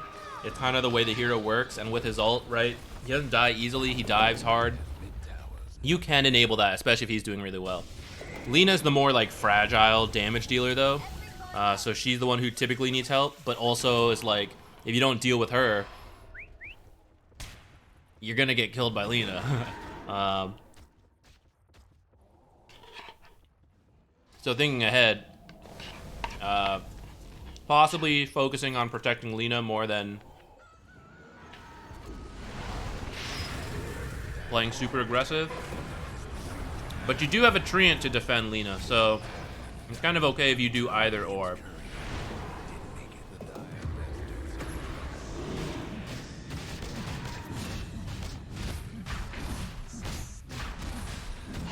Oh, thank goodness. Nice catch.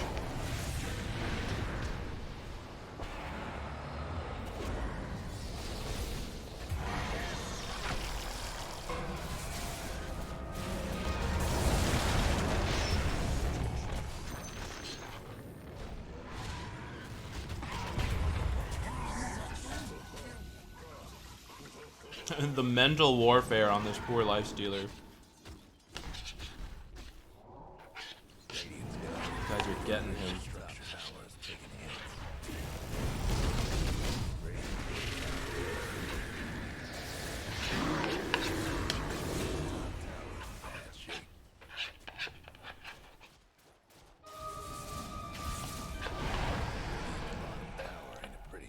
Here to live vicariously, Dax Meow.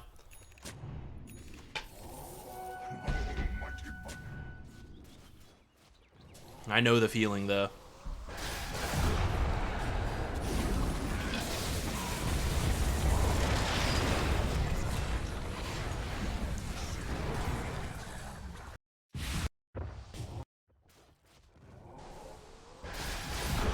Once this lifestealer gets doomed, I don't know if you really need to like ult him either. Maybe if he's doing a lot of damage, but I think like Lena's coming in, she's gonna kill him. We can maybe look for like another target. But I don't hate it.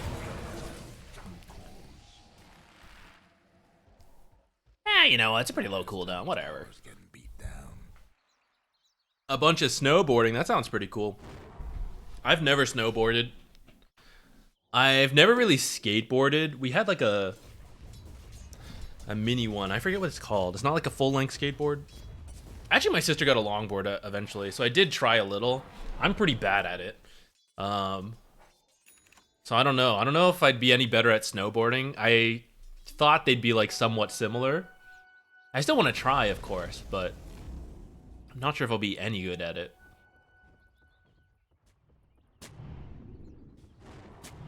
I'd love to give it a go, though. Where's like a good beginner place? It's probably a long ways out. I can't afford taking a vacation right now from all this. But one day, gotta go to like some beginner-friendly place. Snow down a little bunny hill. A little 1-inch incline.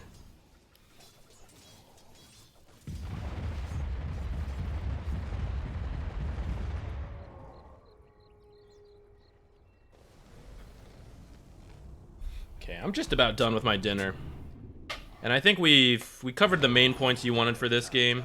Might open the next one now. Has lost the top tower.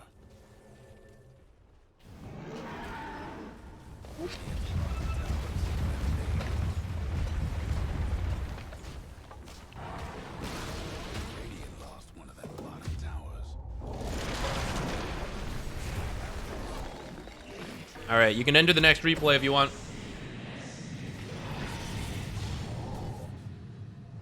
No problem, Gadace. Do I pronounce it like that, or is it G-Dace? Explain to me your fan club pronunciation. I don't know. BC Canada near Whistler Resort. Come here and I'll teach you. That would be cool. I'll let you know if I ever make my way up there. G-Dace, got it. More fuel for my fire. I don't know, it could be like when you say like, good day, you know?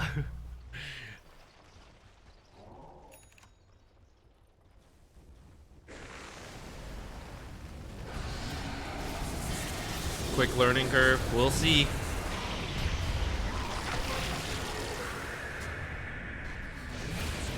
I don't know why. I don't feel like I'm very good at balance stuff. I feel like it would be something I'd be okay at. But And sweet.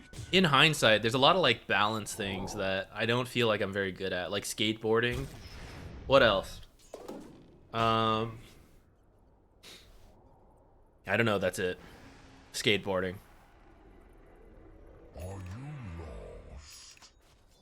You're balance expert. The only balance I'm good at is like Dota. Physical balance though, apparently not very good. I don't know, when you have to like stand on one leg, stuff like that. I guess I'm average at that, you know? But I don't know what it is. I'm not very good at balance things, I feel. It's my weakness. Gold remains.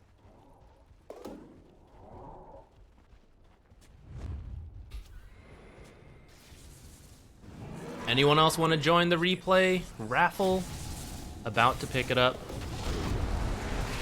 We're about to close it. Open the next one. Yeah, I think here you were deciding, you're like, should I do this? I would say, yeah, definitely go for it.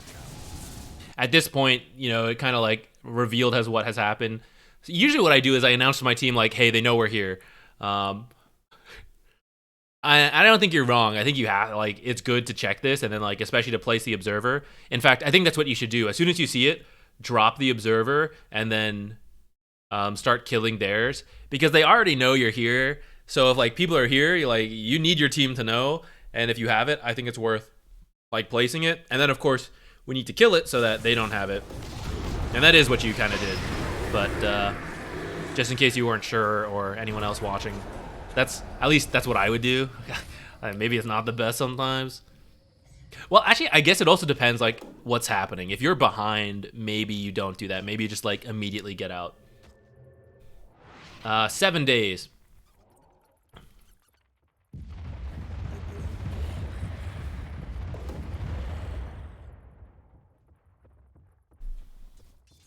All right. Teenage Mutant Ninja Taco. I'm gonna put my plate away. Send in the replay at your convenience. I'll be right back.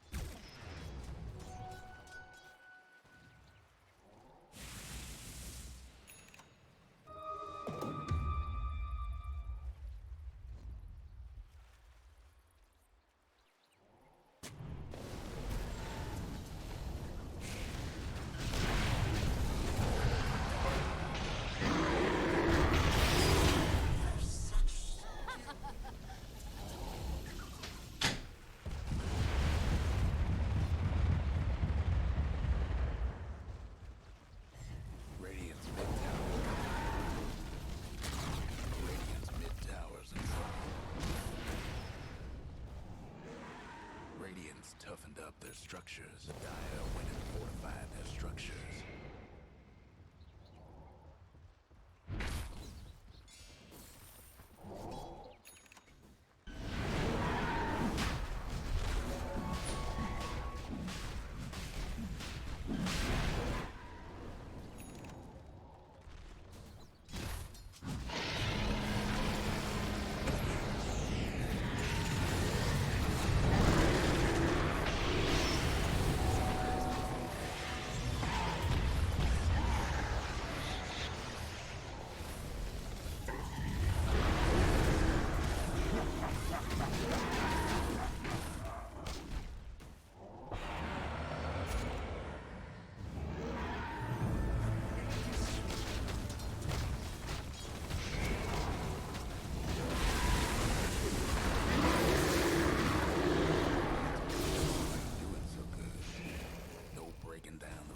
Structures like this. Guess what's happening to Dire's bottom tower? The Dire best do something about that bottom tower. Money to burn.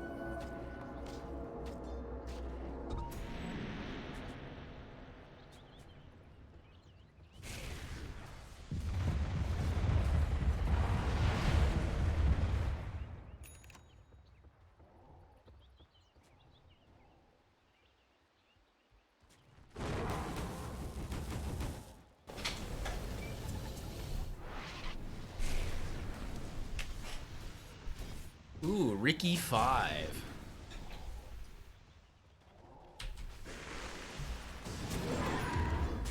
All right. Let's close this one out.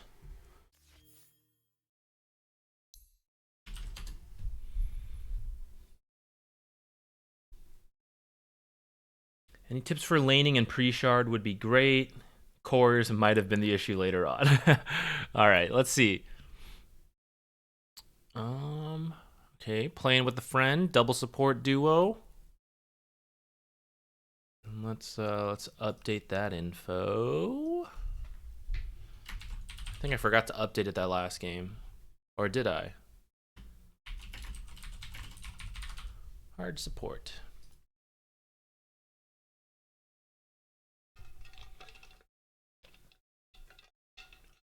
Okay, who are you with? You're with PA.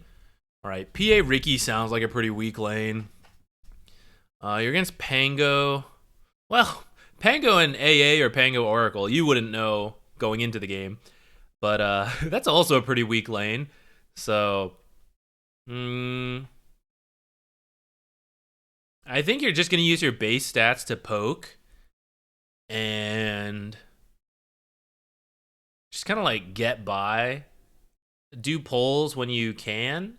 I don't think AA is amazing at fighting you. Uh-oh. What day is it? Oh, this should have worked. Here, let's try again. Maybe have to like restart.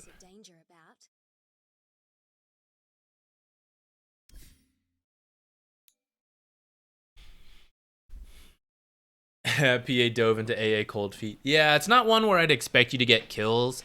It's more just like, hey, let's just farm it out. Try to get a lead, of course, but not really expecting anything crazy. And then, well, yeah, that's. And PA's not. PA can be aggressive, but I don't know if Ricky's like the best person to enable it. But as you can see, right, everyone messes up, so you might be able to like bully them a little bit, get them low.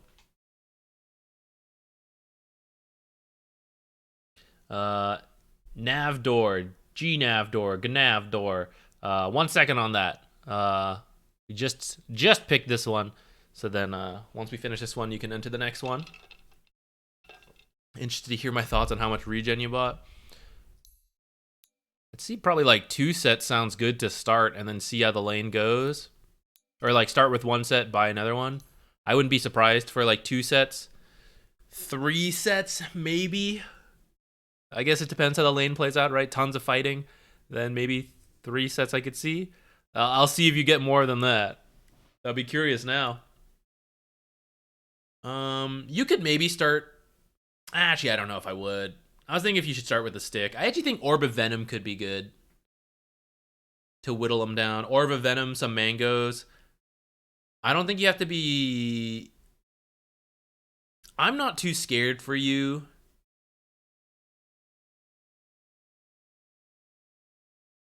I feel like if you don't have a bunch of sentries to start, it'll be okay. Oh, it keeps failing. I will close Dota. Let's try this. Sometimes that helps. But if not, maybe we'll need a different game. Gonna restart Dota.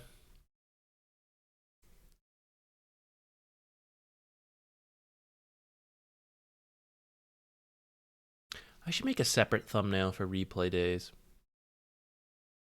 Oh yeah, by the way, chat. There's now a VODs channel. If you ever can't make it to a stream or want to see certain parts, there you go. If you prefer, I feel like the YouTube viewing experience is a little easier than going to Twitch VODs. So separate channel for it if you want. It won't be anything fancy. I won't do much editing to it, and I probably won't like detail it or anything. Thumbnails will be pretty basic. I'm probably just gonna do something real cookie cutter, just change the date on it. And for now, I'm gonna see how long it takes me to like upload some pictures of the heroes I play in the game, or maybe a review. But if it takes too long and it's too much of a hassle, I probably won't do it. In my mind, I will do a basic thumbnail for when I play games, and then a basic thumbnail for when I do replay reviews, so it's easy to tell what's happening, like which is which. And then I might change the color of some of it, or maybe change the default background based on the month. Does that even matter, actually? I don't know if it does. It'd just be the same the whole time. Because my worry was, well, I guess the date's huge, and the people who want the VODs will see it and will find it. It's not like I'm playing the YouTube algorithm on this. But it was like, well, if the thumbnail's the exact same every time, then you won't even know. Like, maybe you'll see it and you're like, did I already watch this one? So I thought, like, having some adjustment to it would be good. But I guess if you're watching the VODs, it's not, like, terribly important, huh? I don't think that's, like, a major issue. Alex, thank you. Thanks for watching the VODs, you know? I appreciate that. It's honestly kind of surreal to me, because I will go through sometimes and watch VODs. Not usually for Dota, but, like, I have done that. Like, go watch VODs for streams that I missed. And it's surreal that any of you would want to watch, like, VODs of this stream. It's, like, it's weird to be that person now. But thank you if you do. It's, like, it's an honor.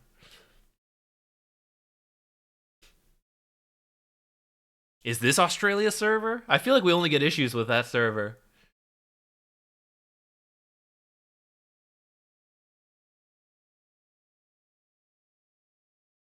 Oh no, yeah. The Ricky bug. It is a Australia. I wonder what it is. I don't think we have issues from like other servers. Or at least the major ones, because we've had some from SEA, EU, NA. I don't know about the others. I don't know if we've ever had like a game from China. Or at least I didn't notice if it was. SA servers, I think we've had. I'm actually not fully sure on that. I know we have people from SA. Alright, we'll stick it out until this finishes downloading or fails. Just because we don't exist. Do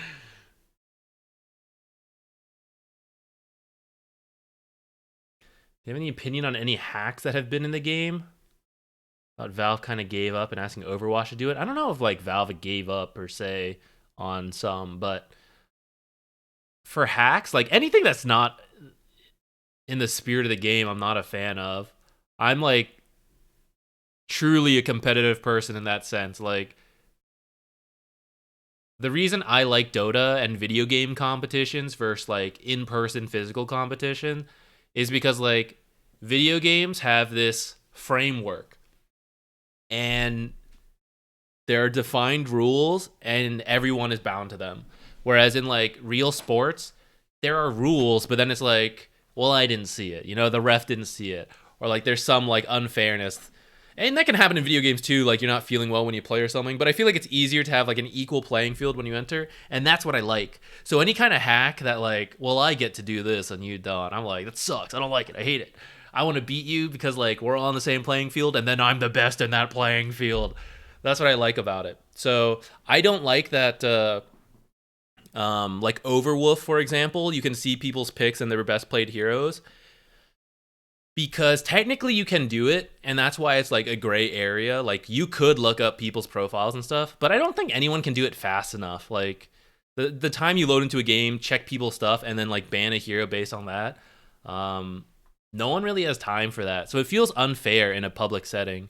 Having said that, I think in a pro setting, even though I'm not a pro, but in my mind, I don't care if people see my best played heroes, which is why I never hide my information really. Because if I was in a pro scene, like people would do their research. They'd know, like, yeah, Zach only plays 2 heroes, ban them. So in that sense, I don't care. And I'm like, well, if they ban it, then I'm just gonna like work on other heroes. But I don't like that it offers like that kind of information. Dota bod puts, and in fact, even when you all offer it, I actually don't want you to. Like sometimes I miss Roche time, and then you all tell me like, oh, you got it at like whatever. Thank you, but I need to earn that. You know, I missed it. That's my fault. Don't help me out. It's unfair. Other people don't have chats telling them their times. So I removed it from DotaBot, all that stuff. I felt like it would be an unfair advantage. Yeah, seeing through like private stuff. So even if you want to hide it, you can't. And I think it sucks. Like people say like just hide your profile. I don't want to, you know? I like that it goes up on Dota Buff and Dota 2 Pro Tracker. I want to see that stuff eventually, you know? So I don't like that you have to do that and hide your settings just to deal with something like that. Maybe. I mean, I'm not going to comment on it. I get it. Now I'm here and there's like certain moral lines I'm going to try to keep, but money. So I kind of get it. I'm not going to like critique anyone for like fully supporting or not. Wow, I can't believe that worked actually. I'm not going to critique anyone for like supporting something or not, especially if it's in like a gray area. If I'm like downright against something or like I think something's like pure wrong, then yeah, maybe I will. I don't know. I'm out on the fence on that. We were there so long, I kind of forgot what we were looking at first. All right, so you went stick.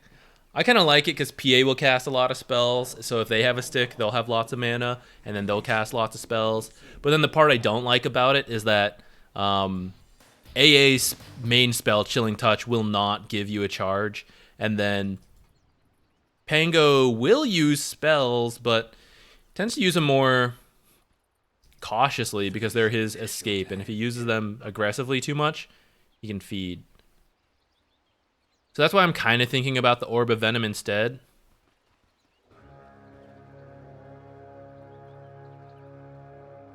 And here we go. In this time, by the way, instead of doing all this, come click these guys. Go see what you're up against. I mean, I forget to do this all the time, but here I'm just coaching from the outside perspective, so definitely spinning is fun, but doesn't actually do anything for you. PA, please, no, don't block that one. Oh, close.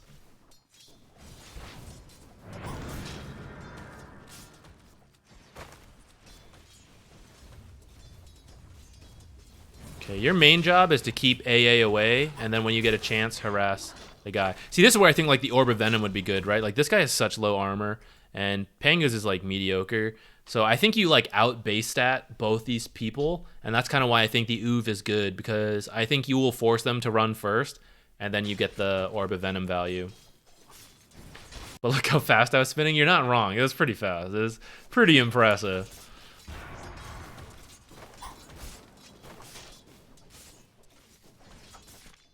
Yeah, make him hit you. You have better base regen than PA. So if he's poking you, it means less, you know, than hitting PA. Because what are you, 5.7? She's what? Oh, well, I was about to say like 10.5. We gotta wait for her Tanga to end. Yeah, she's 3.5, you know, so Over 10 seconds, you heal 20 more health than she does. No Diverino. Ugh! Diverino, just kidding. Nice. You guys scared me. Oh, be careful. This camp will wreck you right now. Radiant's mid tower could use a hand. I was a little worried about that, but you guys proved me wrong. Yeah, just run at him while AA's gone.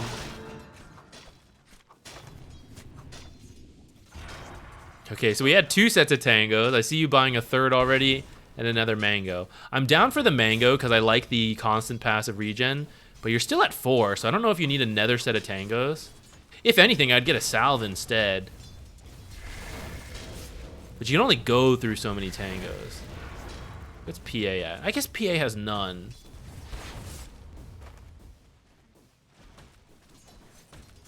Still, I think like mango and a salve is maybe more flexible. Oh, you gotta get this creep off you sooner, by the way.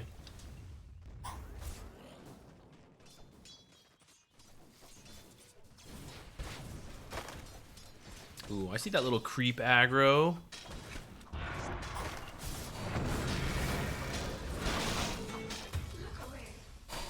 I think this could be one of those instances you were talking about.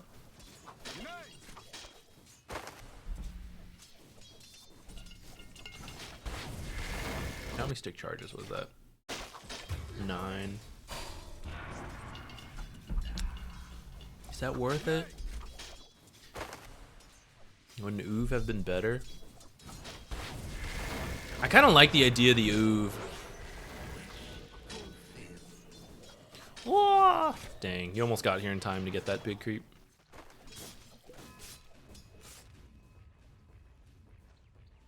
At this point, you should do a small camp pull, by the way. Try to identify that around here. Actually, you can identify it even sooner. You can see it like here. Alright, where you just have like more creeps.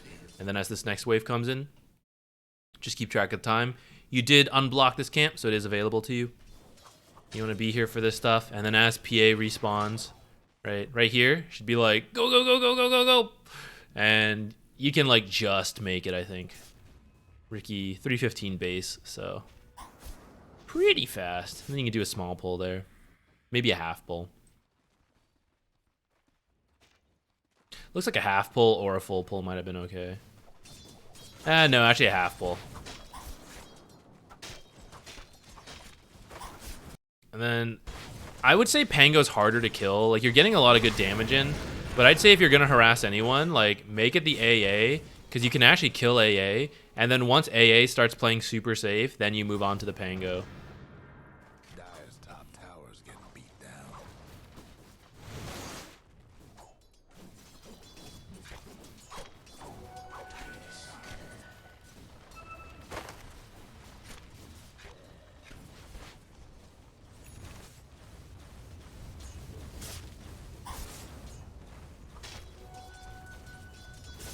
Radiant's bottom tower is Dire's big towers having technical difficulties. Even if it was Oracle in this lane, I think you beat Oracle in terms of stats, too. The Oracle has, like, a fast attack animation. Or actually, that might have been nerfed.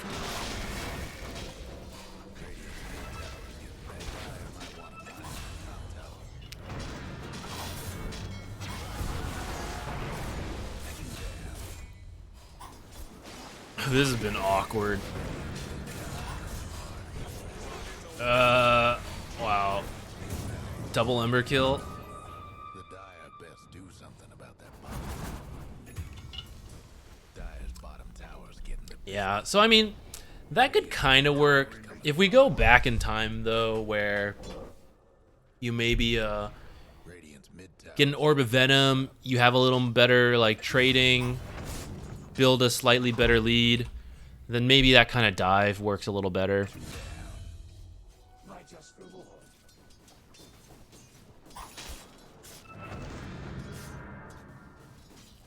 Big damage in lane.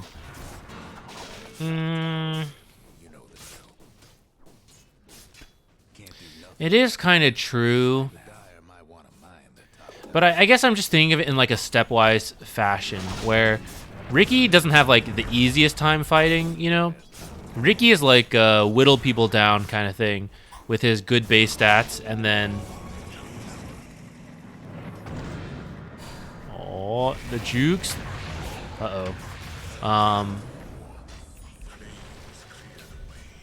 Nice.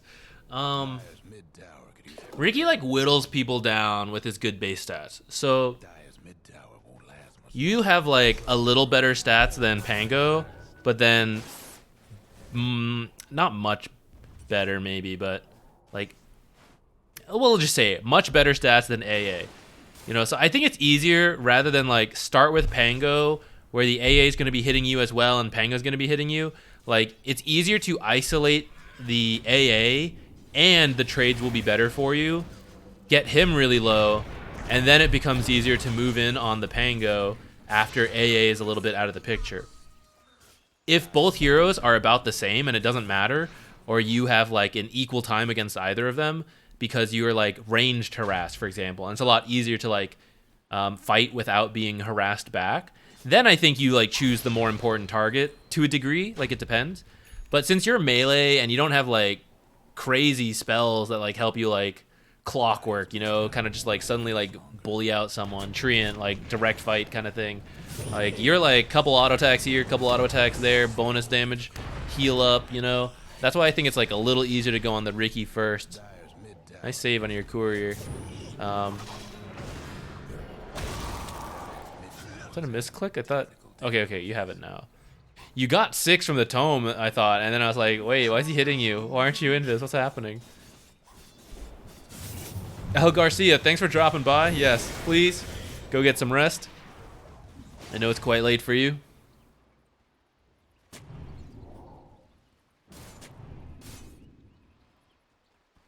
Oh, sorry, Drog, I missed your question.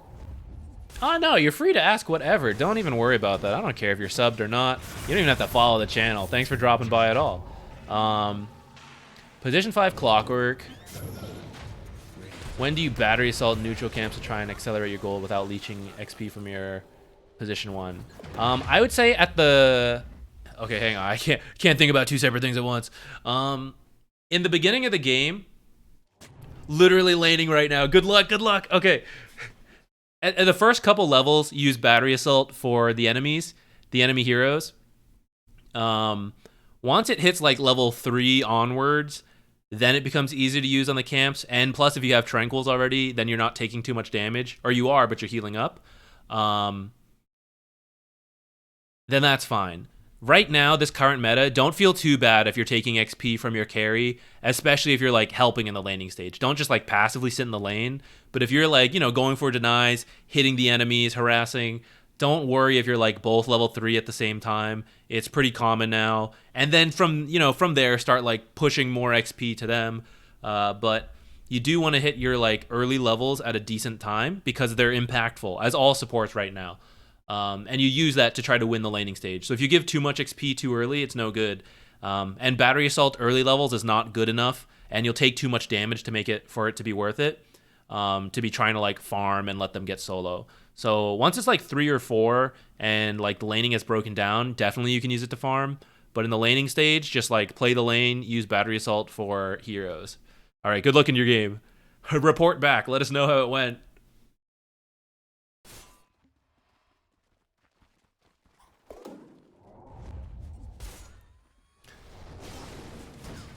Two 0-4 at 8 minutes. Nice. It's going well. Ooga Booga, yes. Since you have really good base regen, rather than take like a 100-0 fight, it's more like trade 20% of our health, and then like wait a bit, then trade another 20%, and then after a while, you're just like regenning more, doing slightly more damage. Subtle burn.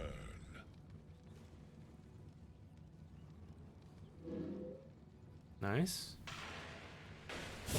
Oh, he's going for it.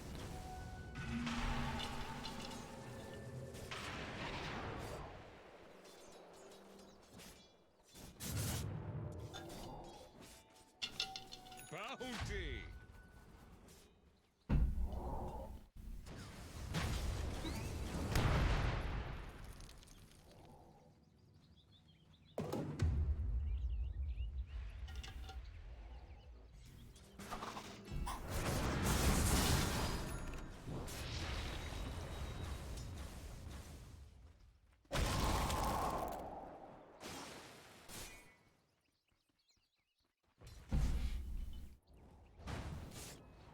We'll have enough gold for the shard.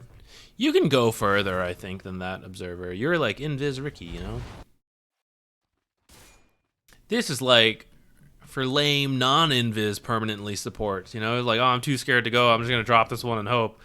You get to like walk all the way in. You don't care. This has already been checked. Maybe it's still empty. Maybe they placed a new one. But I think you can take that risk if you want.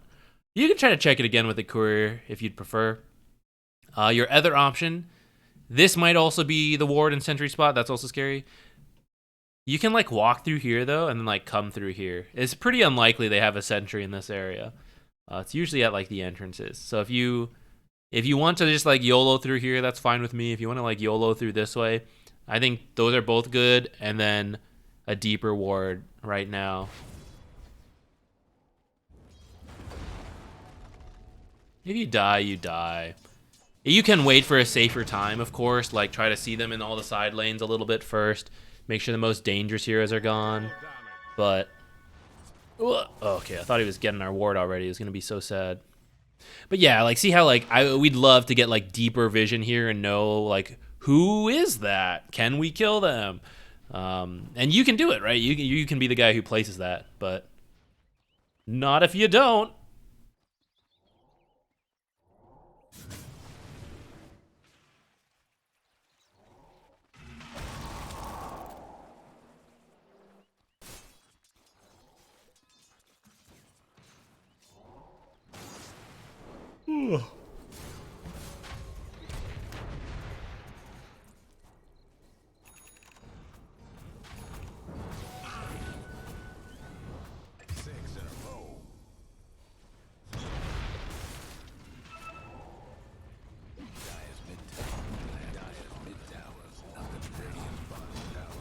You have the shard. Techies and Kunkka are good people to go with for it.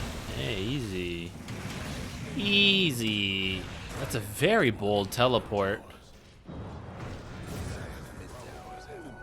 Very, very bold. Oops.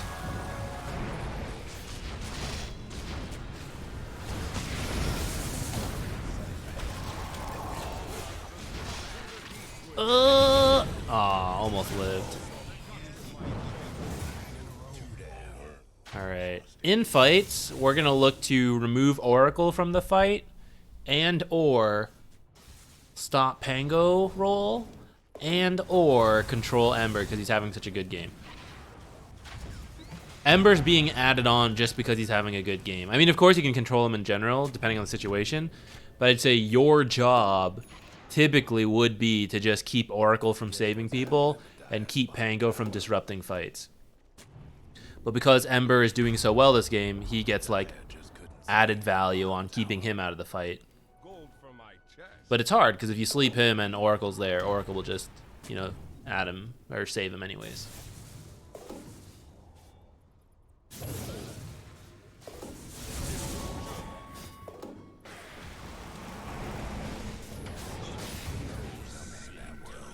You walked through this, by the way. Oh, I thought you did. Maybe you didn't. Maybe I just had a sentry there. I'm wrong.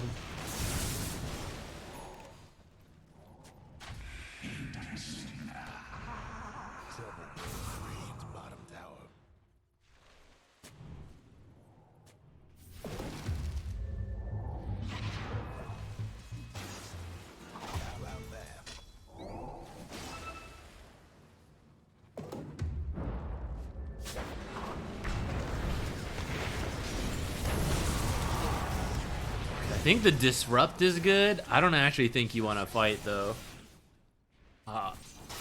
Getting teased. Yeah, disrupting his teleport's totally fine, but you guys are behind, and that is a dangerous position to fight. So I think your team just got a little too excited, like, oh, we caught him, right? But actually, they were set up there, so they actually can just fight if they want.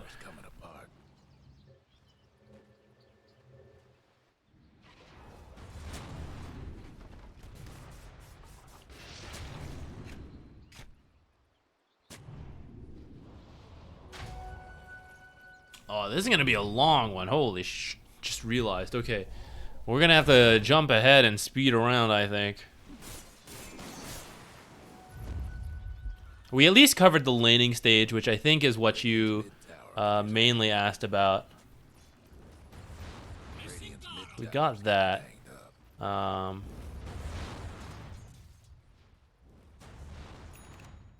see.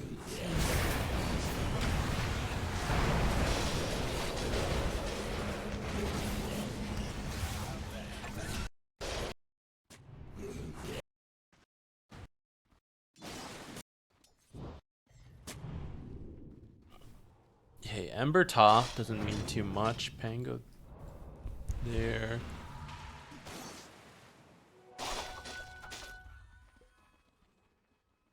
Radiant's mid tower's coming apart. Radiant's mid tower's getting banged up. Okay, everyone's been missing for a bit, and we're a little behind, so I think this is a little dangerous without seeing more people, especially because you have the ward top. I feel like the options were they were either here or they were doing their own smoke. So I feel like either way you have to be prepared for like a big fight. And since you're behind, I don't know if that's what you want. So I think when you don't see anyone like that, you should be careful of smoking and also be careful of at least approaching from, like, it should just be one person going in. It should be you, I guess. You going in and seeing what's going on. If you do feel the need to force it. But I'd also say it's okay not to. Oh, you guys keep getting got there. Just don't go anymore. 10, 3, and 5. Holy shit. You didn't need any clockwork advice. Oh my goodness. Radiant's mid tower. This Ember is double our level. Oh no. No. We almost got him. We did get him. Holy crap. How much XP did she get? She got 3 levels off this kill. She gonna die for it? This is why when you're doing as well as Ember is, you have extra responsibility to be very careful. Because suddenly, like, you can have teammates who feed all game and you feed one death and your death is more significant. It's like, it's unfair, I guess, but it's just how the game goes, right? Sometimes you need to be better than usual to have a chance. And that's just how team games go. Like, you get more power to try to carry the game, but you also have more responsibility. Spider-Man taught me that. You know, about your power and responsibility and all that, you know? So anyways, we're not here for Ember, we're here for you. It was a good kill. Yeah, set up control of this area.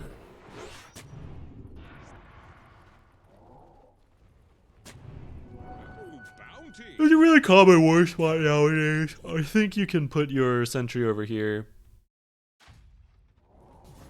If I were to pick, anyways, between here and here, for one, if you are going to use this one, it should be like over here. I know you placed this because you were already on the cliff, but try to place it first, like over here, so you're more likely to catch anything over here. There is an edge that you can't reach and this cliff anyways, but still.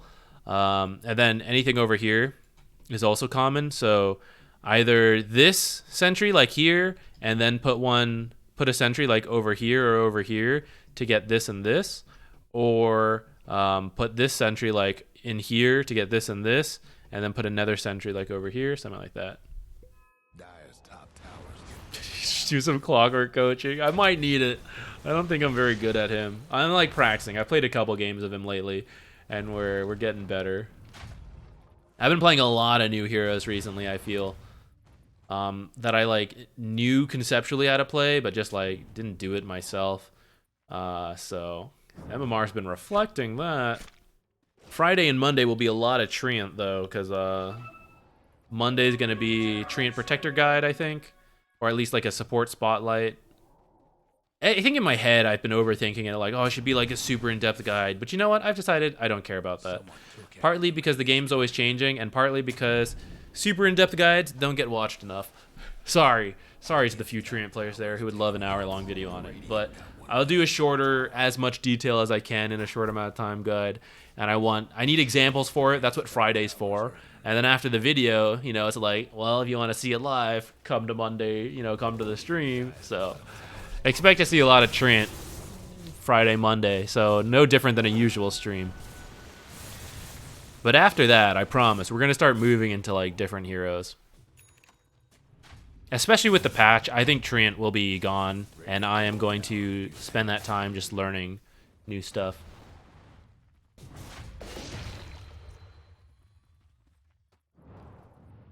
There's a lot of heroes here. Someone is here. Invis or smoked.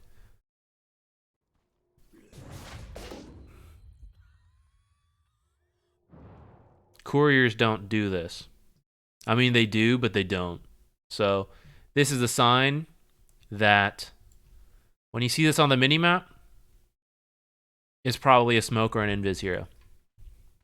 And you go and check and you see it's an Oracle, and you're like, Oracle doesn't have invis. And they're like, oh shit, smoke. You can stand right here and break the smoke. They broke it themselves. I think you did notice. Your team all backed away. Someone called it maybe. Do we know anything about when patch drops? Not really. At this point, if it's not before the major, and we're getting close to that time where it'd be a little tough on the teams to do it before the major, then it's probably after the major.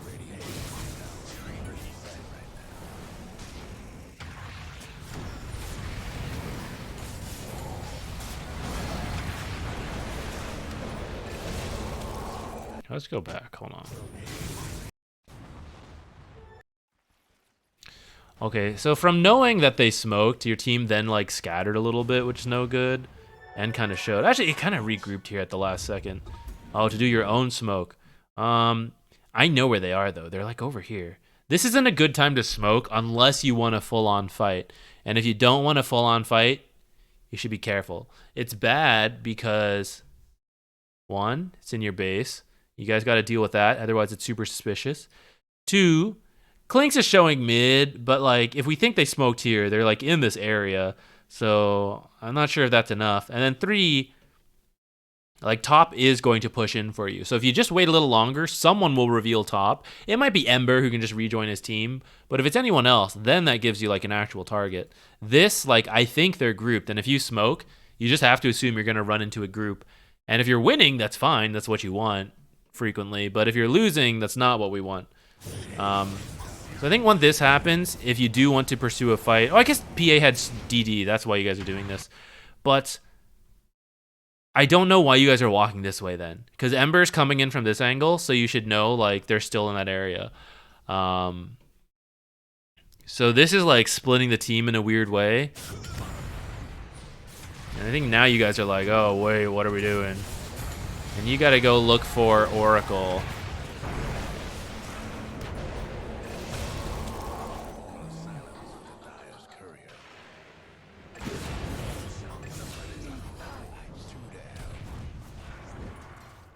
I think you keep going.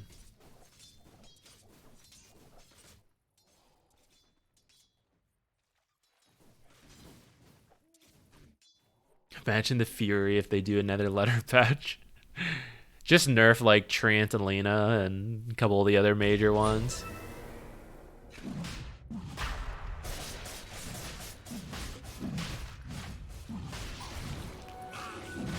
I'm ready for some map changes. And new hero Muerta. I'm down for the new patch and all that. Look at you go, Ricky support. Yeah, get that in there.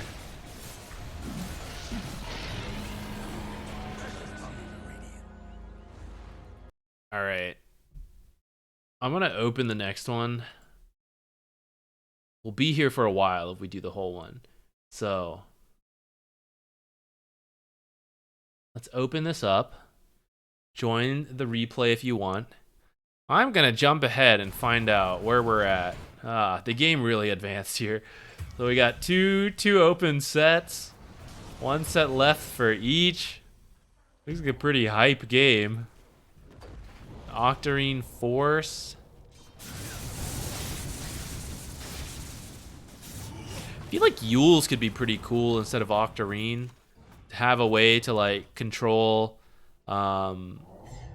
remove Oracle from the fight for a little bit. Besides sleep and silence, you're just another way to control that hero. Same with Pango. He's like trying to roll, doing all that sorts of stuff. What else? Things to like amp up your team could be cool too, which looks like Pango did a little bit. Or Pugna. It never occurred to me how much Pango and Pugna were similar names. Oh, I missed him. It's too bad.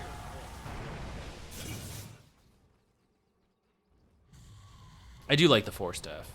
Oh, Yule's also to remove the root on yourself.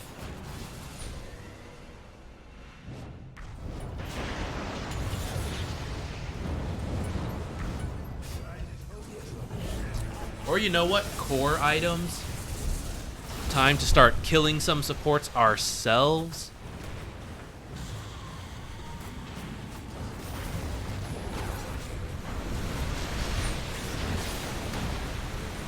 Late game Hex. Also down for that.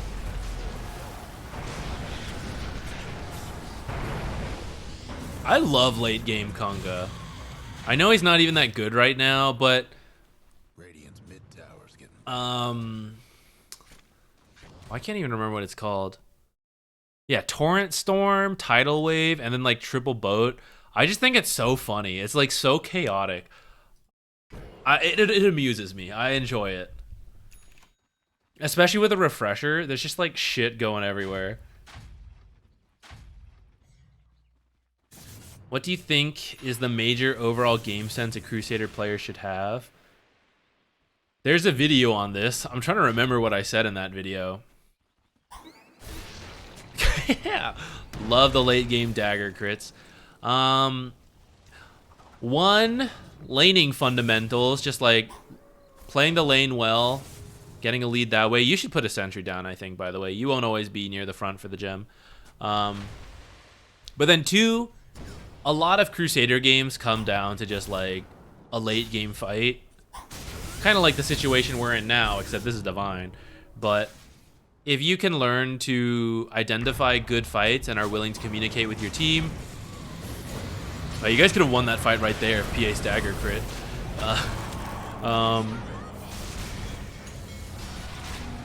Oh, here we go. It's water park time. If you can like learn how to identify good fights, how to position for them well, prep for them well, you can help push your team to a lot of victories. Just because so many people are bad about that, and the games just go late enough that that's what it comes down to so much of the time.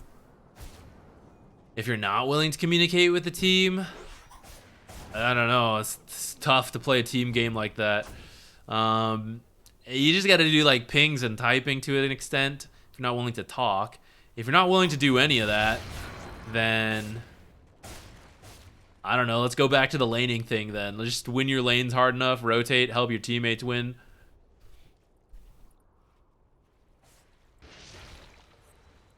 A lot of things. Another good thing. Developing good map. Well, I guess this comes back to communicating again. But a lot of people aren't smart about reading the map in that rank as well. So if you are really good at it and you're willing to communicate that, in that way you are able to... Because just one person needs to do it, and if you share it with a team, everyone essentially has it. So you go from like 5 people with no map awareness to like 5 people with map awareness, and you're like dodging ganks, you like know where to go, stuff like that. Easier said than done to just have better map awareness, but I don't know, just a couple of different ideas, things to work on.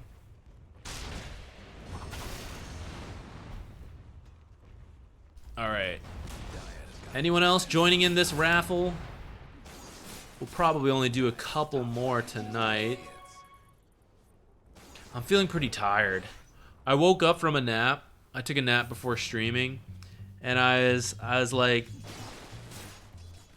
I was thinking about that meme where it's like, let the potato rest for 5 more minutes. That was me. I almost made that the stream title. I was so tired. I don't know why. I don't feel like I did anything crazy, but I was just like, I feel really tired.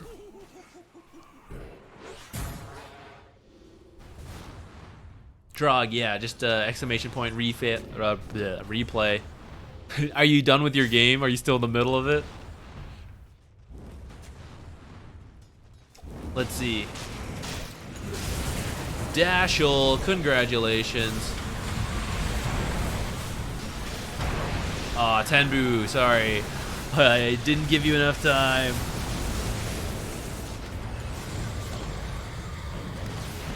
And while I was looking away, the game was like going through some crazy stuff. Alright, what's happening here? Let's see, we got the water part. You've slept, Oracle. Hugging the edge.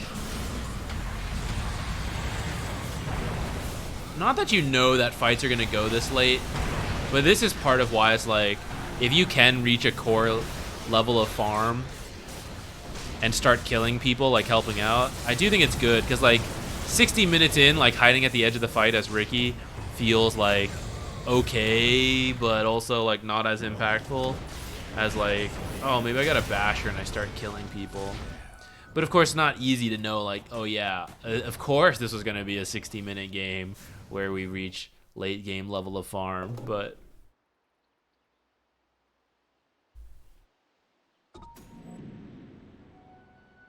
Okay, Undying game. Tried all-inning the Viper. Wondering if he griefed his net worth or not. Okay. Alright. We've went this far. We gotta know. You guys throw? Got Mega'd. 1 barracks away from Megas. Going BKB. I might do the Basher. I feel like BKB piercing stuns are king in this kind of game. This kind of game being ultra late game stuff. Anytime you can stun people, right? Like you stun Ember, your 16 net worth ass is like taking out this like 46k net worth, right? That's, I don't know. I do think BKB is also very good in the late game, but I really like Bashers and Abyssals and Hexes at this stage.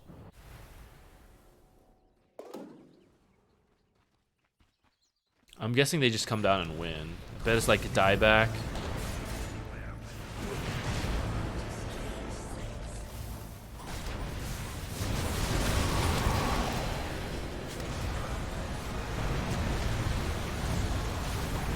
There it is. Alright, I can rest at peace now.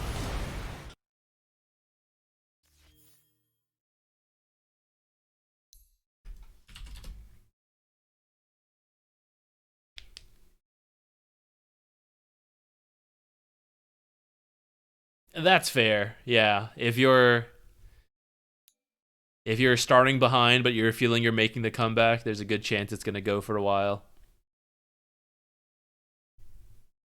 Where do aura items stand in Crusader? That's a good question. I guess it is kind of hard to get people to group up. And that's like the whole point of auras. At the same time, it eventually happens, you know? Like, as it starts getting towards like towers, like the grouping will happen as you get to like tier 2, tier 3s. And I think the team with auras would be in a good spot. But also, depending who you're playing, you can like force it, you know? Like you just follow people. You're like, hey, stop following me. It's like, no, go. I have a mech. Dashel, are you also Australia? I forget. I gotta like mark you guys down. I can't remember who's there or not. Should you buy them? I do think they're good. I guess it depends who you're playing. For some offlaners, I think it's like the core build, you know, and I think it's fine. Ah, no, you're good, Dashel. I hope it's working too. I was just wondering if the trend was continuing, if it's just like just Australian servers. which I guess it is, but it's weird. Um, if you're a support and there's like two viable items, one's a mech and one's something else, I guess it would depend how I felt about my team. You know, if it seems like a team that's talking is grouping, yeah, I would do it. And if not, maybe I'm not. Hmm. Aw. Okay, let's try what we did for Mr. Matt then. Let's close Dota. Let's open it up.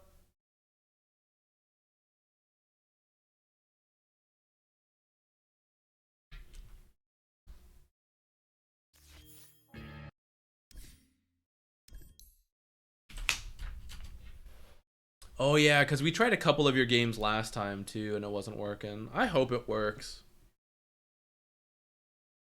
It's weird that it starts downloading and then just like fails.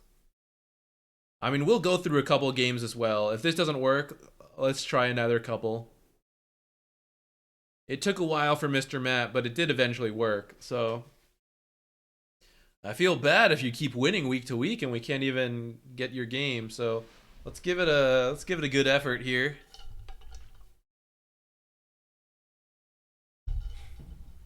Oh, this is the perfect time.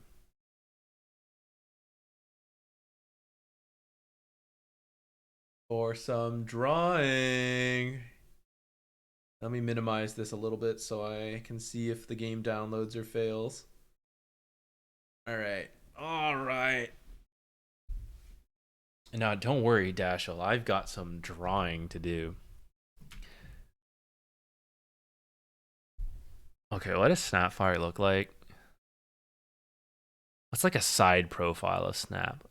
A little lady and then a big hairdo and a gun. But we're going to replace the gun with a cookie. So let's do like the hair, some kind of like puff like this. Side profile, or she's like kind of facing forward. Maybe side profile is just easier though. You know, side profile, rough outlines here, guys.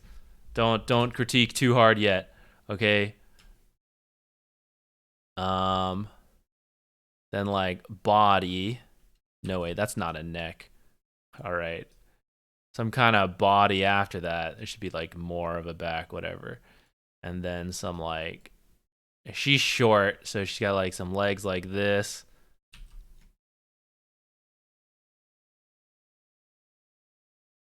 Then she'll be like holding a tray of cookies.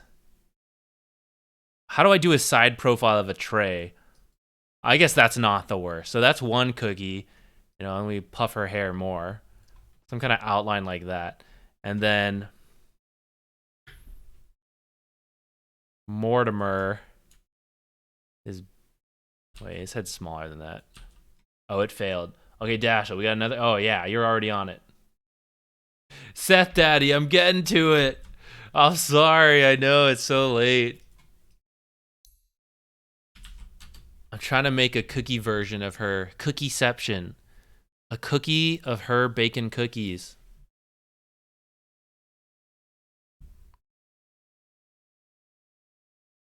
Looks like Frankenstein at a computer. We're not done yet. It's just an outline.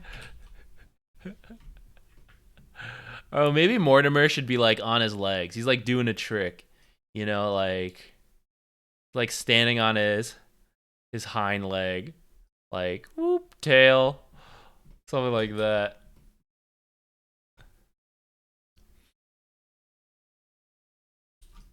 Whoop, whoop, whoop, whoop.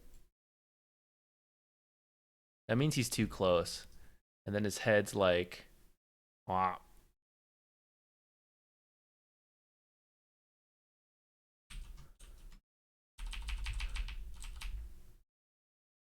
I'm gonna have to back him up and then all that. And his tail will go here, you know, and he's standing like this a bit. Maybe this is just what the drawing should be. This is much easier to do. I feel like I always spend too much time on my drawings. You can have your points back if you want it, but I will make this one nicer in the future. Maybe this is what I'm going to give you all.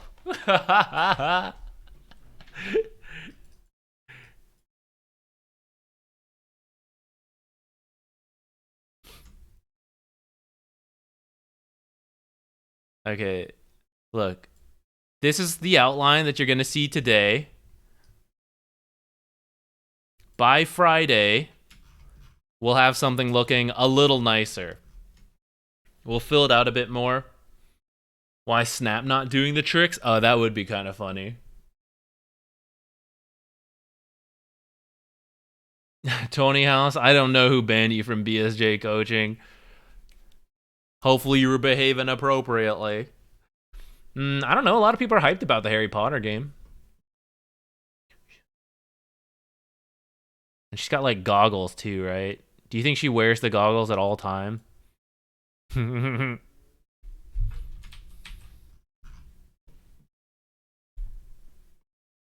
should ride the grandma. Maybe when he was little. Okay, that would be kind of funny. Reverse set of like giant Snapfire with the Mortimer on her back. It's perfect. Yeah, that's what I thought, Seth Duddy. That's right. Look, and then he breathes fire for the cookie.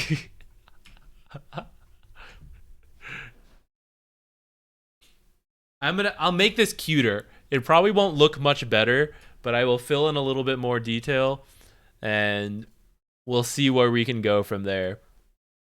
Okay, Dashel, you know it. Third time's the charm. But we can also just try to talk about this if you have questions here, which is play around your void when it's chrono. Oh, actually, you sent another one already in that message. I missed it. Let's try. Come on, Australia server. Work with us here. Yes, you should play with your Wraith or your Faceless Void when he has mana, though. Or when he has Chrono. It's usually a free kill. Macropyre Chrono. If it's in the early game, it's typically enough to kill anyone. Some exceptions apply.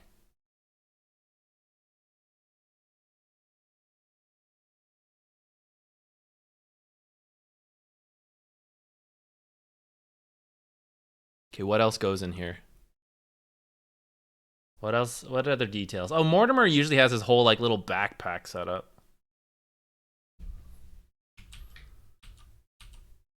Wait, you know how what if you know how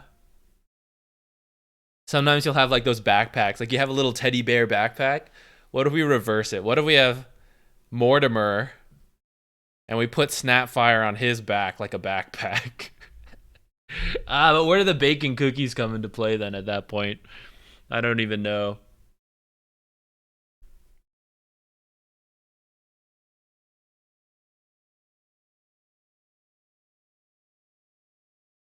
All right, this coddle game, what were you asking?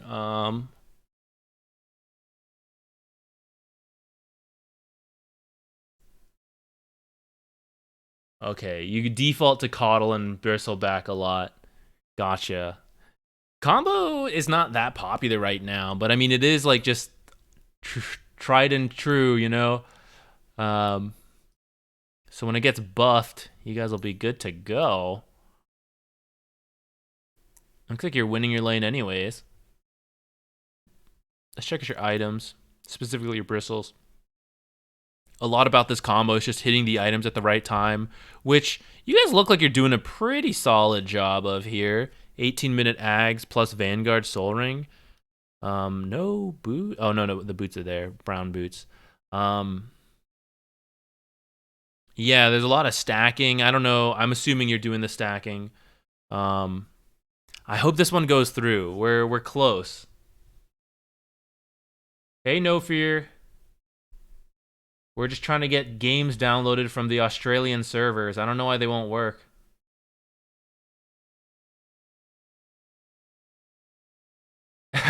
Drog. Sounds like an awesome performance. 14, 6, and 32. I'm glad we could help at all with that. Someone else took the stacks this game. You were chatting in the game too, Drog. Pretty impressive. I cannot play. I close like all streams and outside sources. I'll play like music sometimes, not on stream, but music when I'm like offline. But having other like Dota stuff going on, I can't play like that at all. It's too distracting. All right, well, this is hopefully finishing up downloading. I'll go to the bathroom, and hopefully we're good to go as soon as I'm back.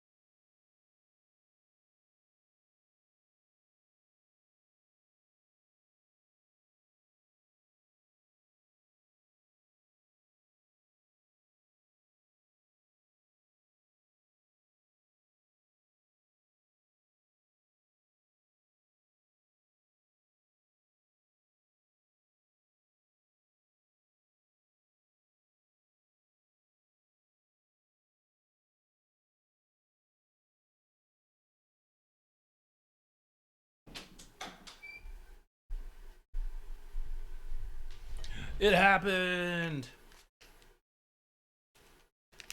Also, I decided I'll after this stream and after doing Seth Daddy's picture, I'm gonna change the point rewards for the art. I'll do a more expensive one that is like masterclass art, and by masterclass, it's the best I can do. Right? That one will take more time, worth more points. Then we'll do a cheaper points one where we get like the stick drawing ones. It's in the bag. Okay, Coddle Bristleback, let's do it.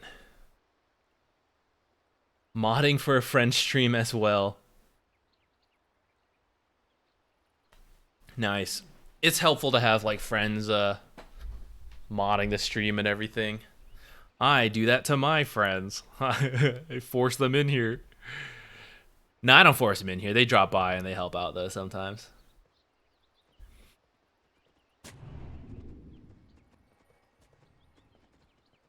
Okay, Bristle Coddle. So I mean, this is a bit of a farming combo nowadays. It used to be like very aggressive early, and you can be, but nice, just run them down. But now it's a little bit more farm oriented, pick up the items, and then go really aggressive. So I think that's one of the first things I'll be looking for, just see if you guys go too hard too soon. This is a pretty low armor lane though, Wraith King, so you could probably punish this. Oh, Treant also pretty low armor. No reaction. He didn't even care what you just did. Yeah, but you should be careful this because of a tree. Okay, the hard camp is also something you can work with. So I like that you had the sentry queued up already. Might want to like make sure you have that available. I don't know if you needed to use that blast there. I guess you were getting some damage in. Add another reward for your points soon. I need ideas. I don't know.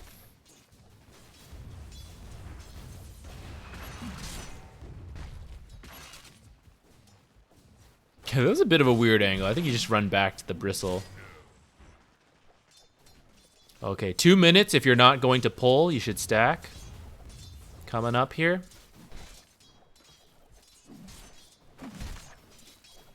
Coming up here. Coming up here. Ah!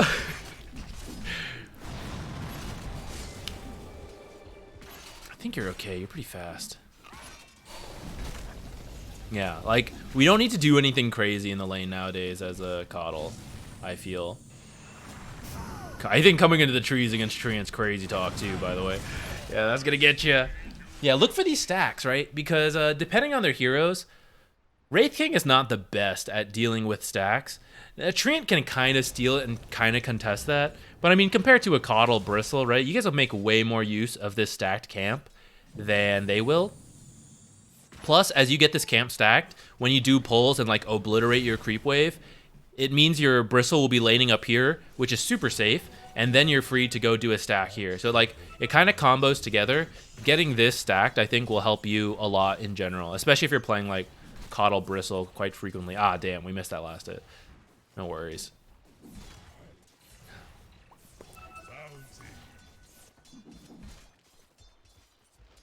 Of course you can, no fear.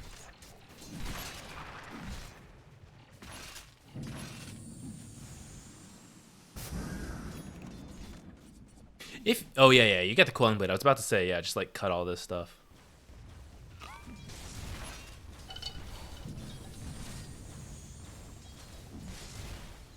That was another chance to stack. Or actually, I think you killed that last one. Yeah, never mind.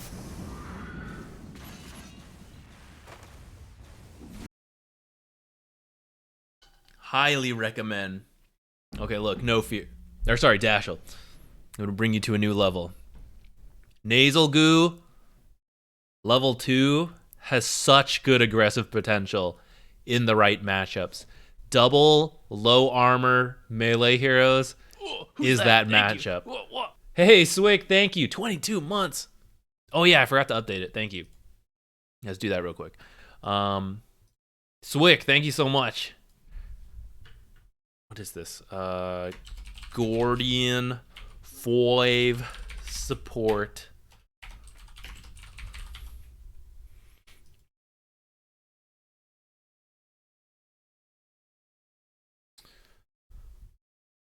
What was I just saying? Oh yeah. Okay, so we're gonna combine everything we talked about, right? So you stack this at 2 minutes. You do these pulls. It pulls the lane back. It allows you to go do stacks.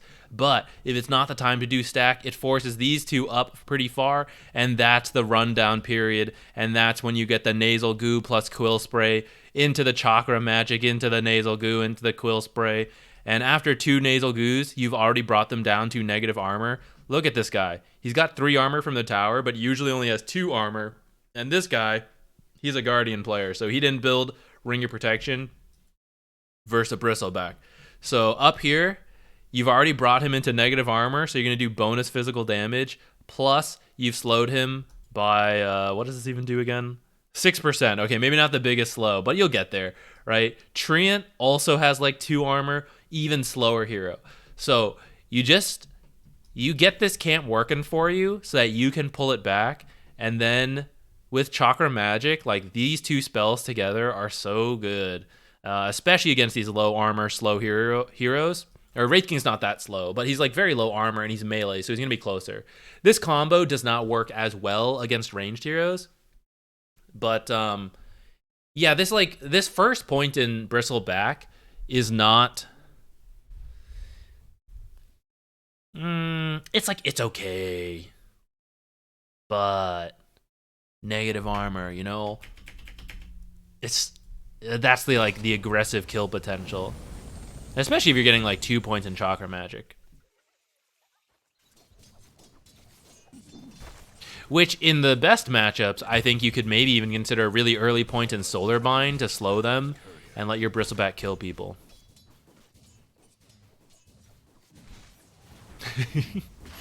Duplicity, I wonder. Who could that Zeus player be?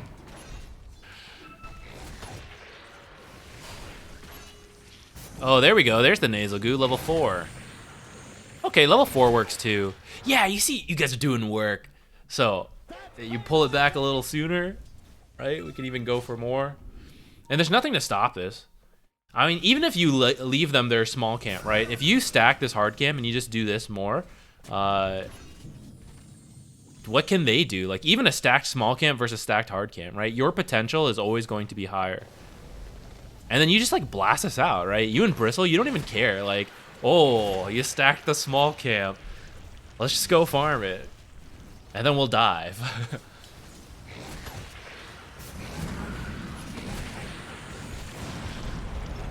Right, don't forget, Bristleback does not draw aggro. Easy dive. Does not draw aggro under the tower when just using like quill sprays and nasal goo.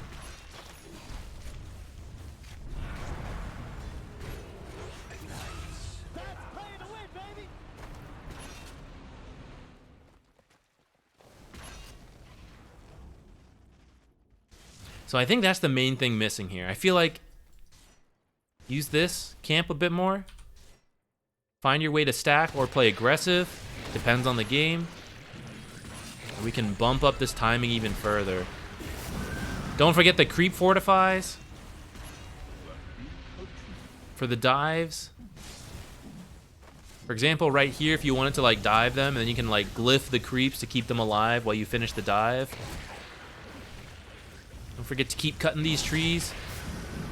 I think that happens a lot when people build Quelling Blade versus Treant. You cut the first set of trees for the first few minutes, and then you kind of forget to use it more. It's a party down here. I mean, this is good in its own way. You guys are drawing a lot of attention to yourselves. That's where you can like fall back to stacks too.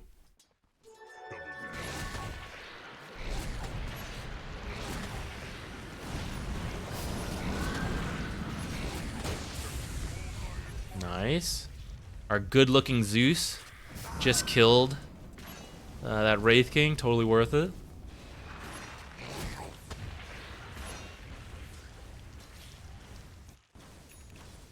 Just avoid offlane. Some old school stuff here. We got the Coddle Bristle, the offlane Faceless.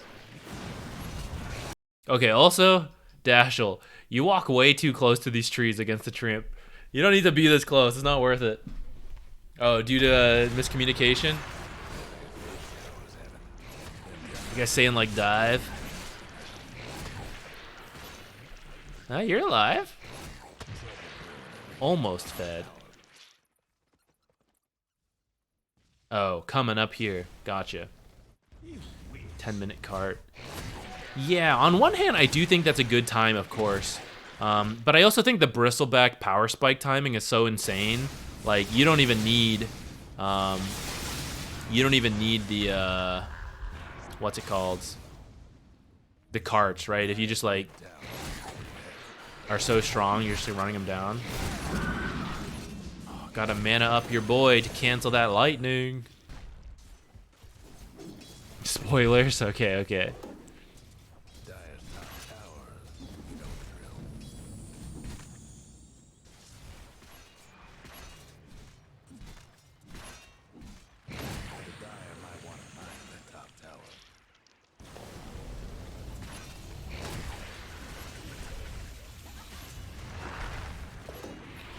Coddle or Treant doing Treant things.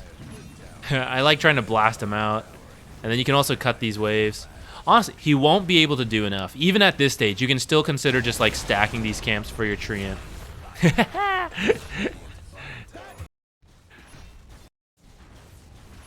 It's pretty funny.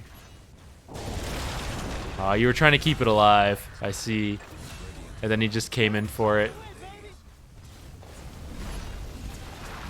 Well, you know what? You probably will take this tower.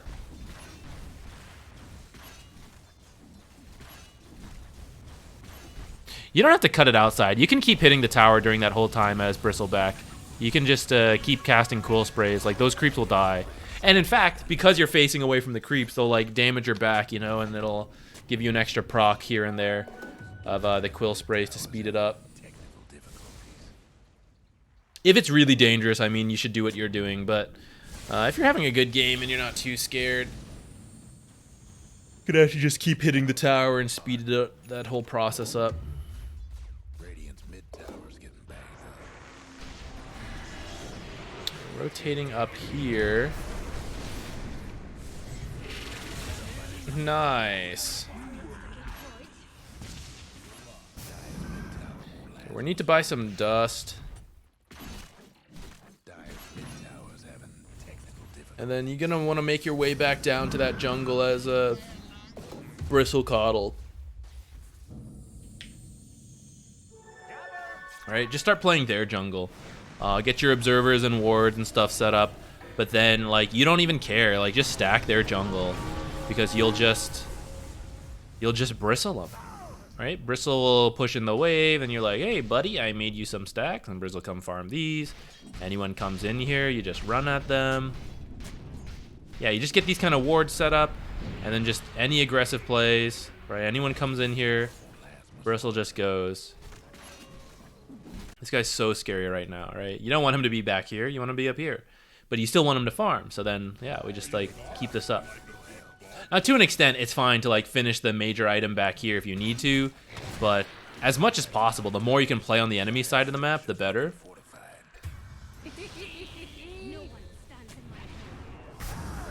Oh, this is scary, a little deep. Not that scary, ha ha ha.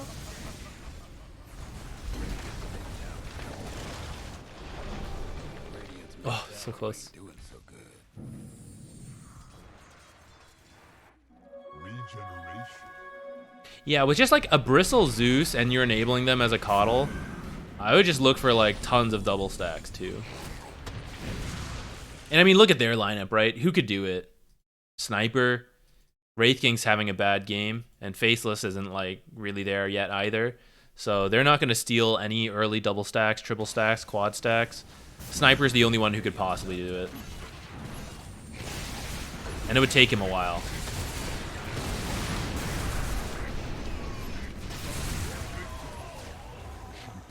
Is grouping a little too soon against these like big ults. We want to finish all our major items. You should be back here. Your attacks don't do anything on this. So be way back. Zeus also doesn't like super care about this tower. You guys have all these other towers. You don't need to take this offlane tower. Just like keep playing in this area with the Bristleback. Hit those major item timings. You as Coddle can sit back here and blast the waves out, but you don't actually need to be like taking this tower yet. Once you hit that like peak item timings with like the Ags, maybe like you're getting BKB, Zeus finishing like Aether Lens, then you can like maybe start grouping for some things. But you don't need some of these before.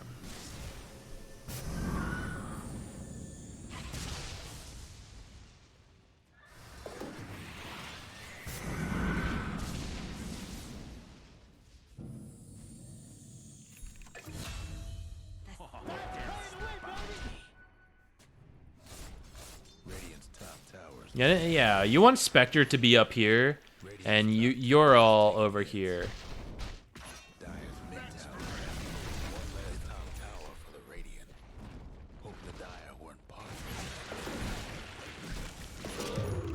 Got the Yags.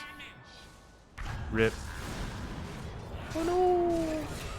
Yeah, we're breaking up the combo a little bit too much. This like Coddle, Bristle, you're supposed to spend a lot of time together. You're friends. Stay together. And it's okay if you split some XP because you're just getting this guy super rich. You're, oh, not that guy, this guy. You're doing the stacks, you're helping him farm the stacks fast. You're getting a lot of levels too. You can try to give him a little bit more. But honestly, the strength of this combo is just the speed at which Bristleback picks up the items from all the double stacks and the mana given from Keeper so that he literally never stops. And that's like the true strength of this combo. Splitting it up is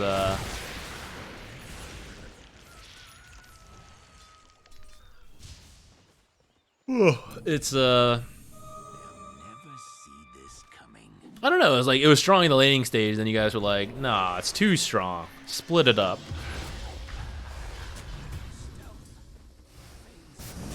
Okay, playing in their triangle now. That could work too now. Earlier though, it's easier to just play in this area till you hit these item timings, then transition to this area where you can then like set up for Roche.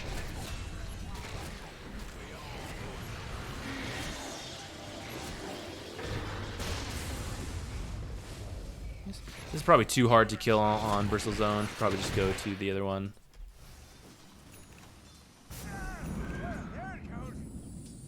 Yeah, and you'll get a good amount of your farm from like doing all the stacks for Bristle. And then being like with him and pushing towers and getting kills will give you your farm. The real Maboto, what's up?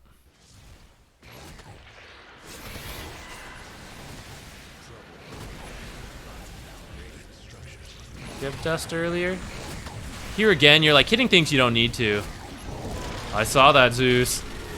You're like a backline, right? This is why you keep getting caught out.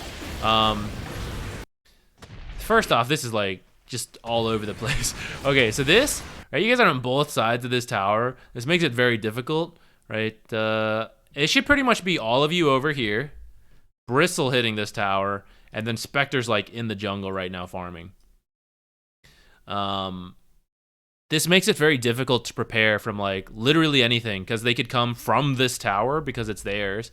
They can come from over here, come from over here. They can smoke, right? They can come from so many angles, and your backline's a mess, right? You got backline under the tower, backline behind the tower, front line in the center of the two different backlines. So we gotta like switch up the order. They have their pick of what to do with multiple big team fight ults. So this, you guys are too excited on the this tower siege.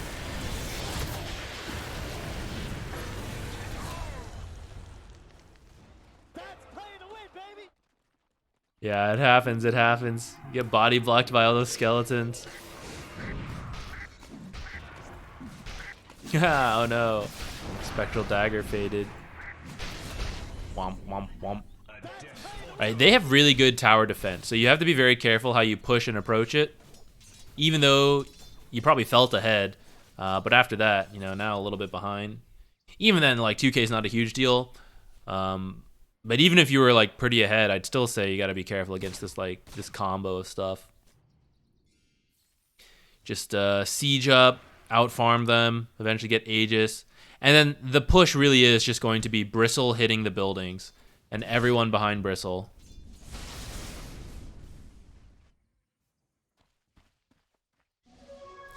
Spectre will haunt to the sniper. Oh no! Ankle is broken! Easy escape.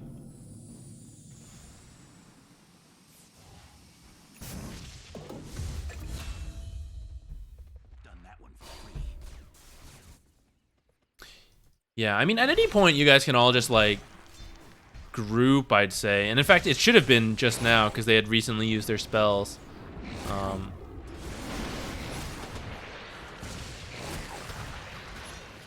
It's going to be tough to catch this guy. The Dire might want to mine their top tower.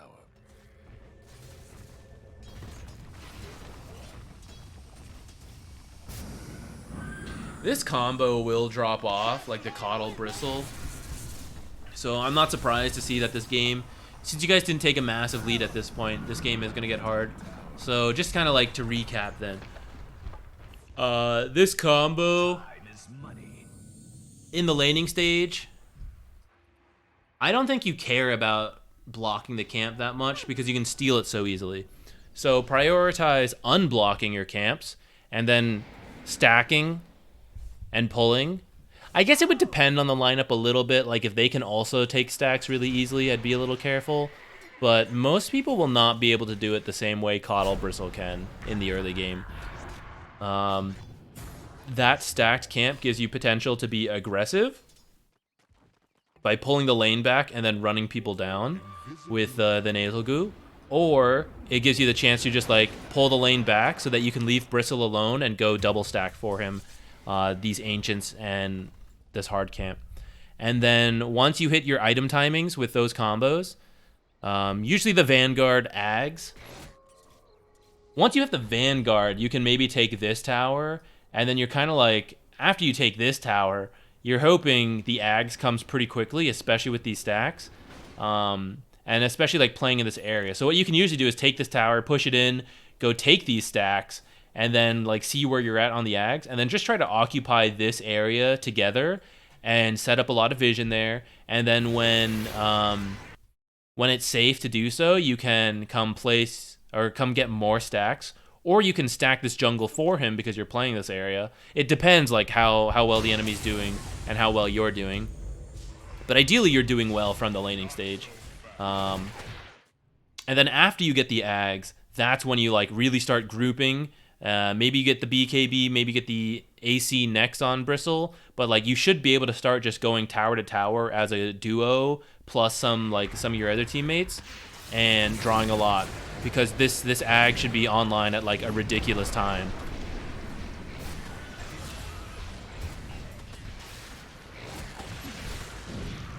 Look at this. You guys aren't even on a head, and it's like it's doing so much.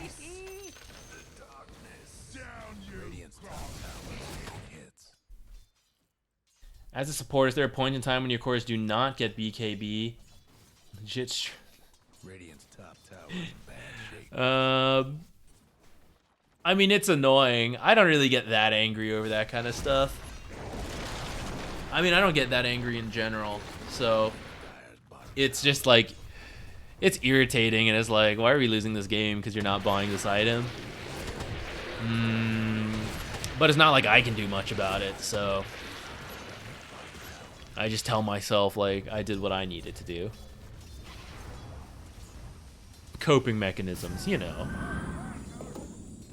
Okay, let's jump ahead. This is a long one. Let's see where your like late game is. Oh, the other thing, Dashel, is to stop hitting tower so much. I saw you do it a couple times, and it puts you like in a bad position, right? Especially when you have like this Bristle. But usually, as a support, right, your damage to tower is not significant unless you've killed everyone. So just like hide and stay safe. Especially Coddle, who's like meant to disrupt the fights. If you get caught, you can't do that. You want to be like blasting people around, will-o-wisping, full charge out of sight. You can't do that if you're in sight.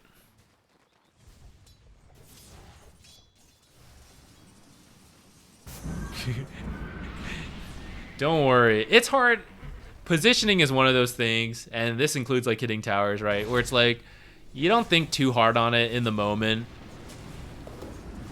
Because it's like, it's more subtle, but it really is like such a big part when you think about it more. And it's like, yeah, that doesn't make sense. Why was I doing that? But hopefully now that I pointed it out, right, that it's a little easier. Here's another like insane positioning, right? Pointing it out, probably a little silly, right? Here's like a good idea of like, oh, we can totally catch this treant. You know, like we saw him walking here, I can break all his trees. But then it's like, well, do we have the follow-up? And then we see, okay, you don't see Ricky here, but you see the Faceless Void, and then you see like our 8th King here. Your teammates are here, and then like here and here. And it's like, yeah. Let's go get this guy. Oh, it's all a next level bait though. We got him in the end. We're kind of dying for it though. Yeah, just needing to take a bit more time to like check the map on some of these. Like there are times where it's like, oh, 5-man chrono, right?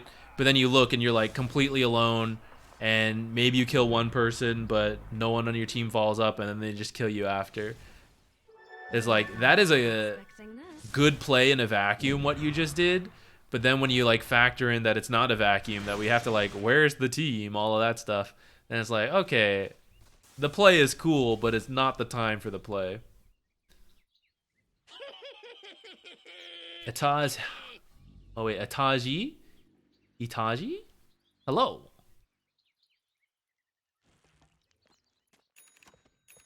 Tree and Undying mainly. Oh yeah, when you like switch types of heroes, it can be hard to keep that awareness.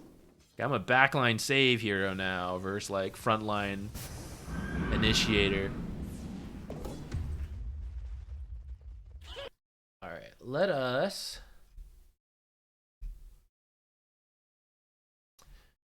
start the next giveaway. Type ! replay if you'd like to join in. And this will probably be the last one we do for the day, I think.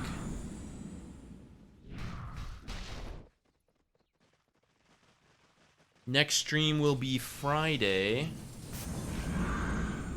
We'll be doing regular games, lots of Treant.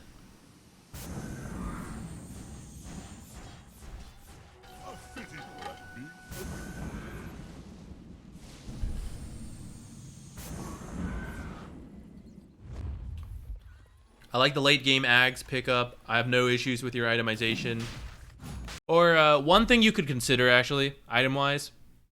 I mean, this game, I think what you have is fine overall. 4 staff against Ricky especially. But if you are doing this like super strat with the bristle, you could consider aura items as being pretty good nowadays, like the mech.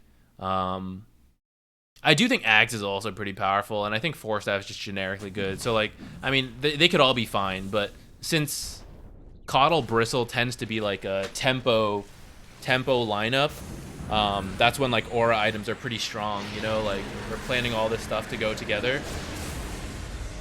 Wow. That Zeus owned this Faceless Void and totally had nothing to do with the sick catch from the Dark Willow. Nice.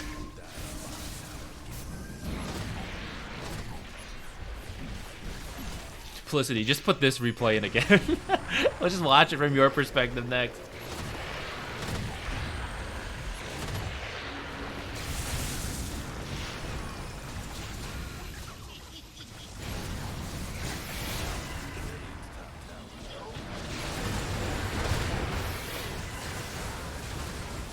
Feels good watching people just run down the enemy in their own base. You'll love to see a plan come together at the 46-minute mark, exactly like we knew it would.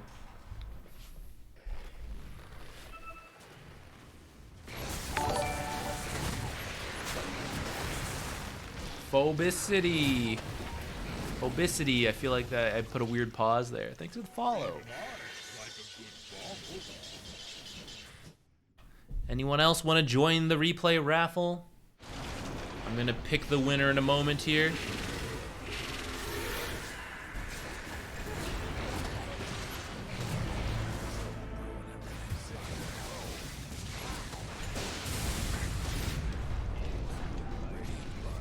I love that it's 47 minutes.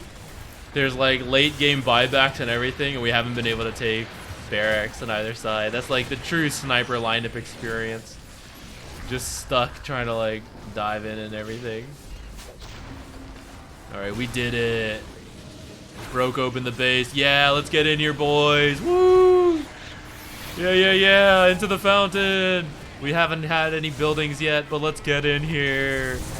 Yeah.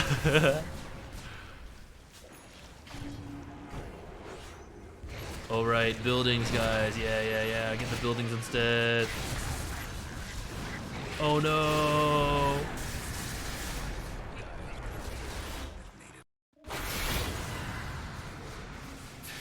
Yeah. Alright. 3, 2, 1. No fear. You almost didn't join.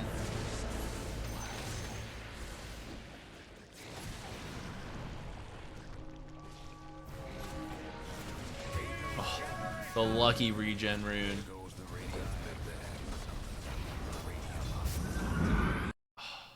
Look at all that. That's so much. You were considering redeeming the points? Easy point saved.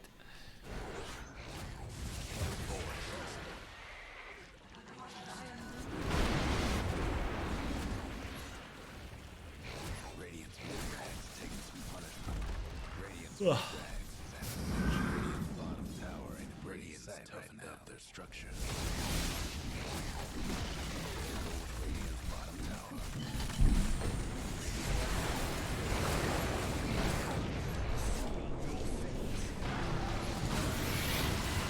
I feel like you should have died there. What was he doing? He was like misclicking around. Or were you like E-bladed or something? Oh yeah, oh I see, you E-bladed yourself. I missed that. Nice, sick plays. Too good.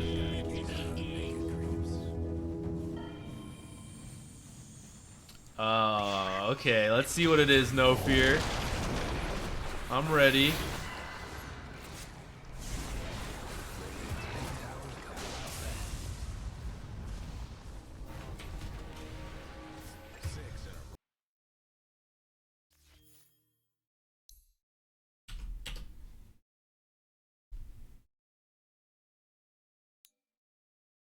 Treant Protector.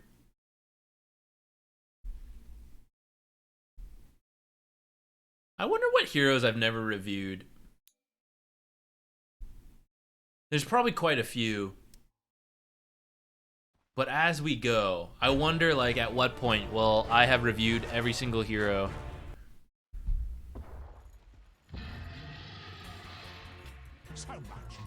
Because I was just thinking, I don't know why, but I was just like, I guess because you were asking about, like, what I'd be excited to talk about, and I'd be like, what would I be excited to talk about? And I was like, wow, what if someone played Invoker 4 and submitted that? That'd be pretty fun. And then I was thinking about, like, what else we'd never done. All right. So, Wraith King Treant versus I don't know. Archon 2.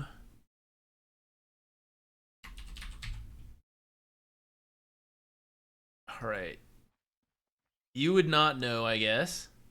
My worry is that Bounty Hunter and Natures have good physical damage, and you and Wraith King are pretty low armor. This would be a match where I think it'd be pretty safe to buy a Ring of Protection as well if you want to take a more defensive approach. You can also buy this Orb of Venom if you plan on being, like, annoying, punching a lot. But just keep in mind that risk of, like, that right-click armor. And you might need a mango. I like getting one mango, at least, with Oov. You could buy it with starting gold. That's okay, too, I guess. But I like buying it because Oov usually means, like, you think you can play a bit aggressive. And that means you want to be able to use spells when you need them. Maybe, like, QW, that combo. So I do like having one Orb of Venom. But you're usually fine at the start. So it's more of like, if you buy it at the start, that's okay too.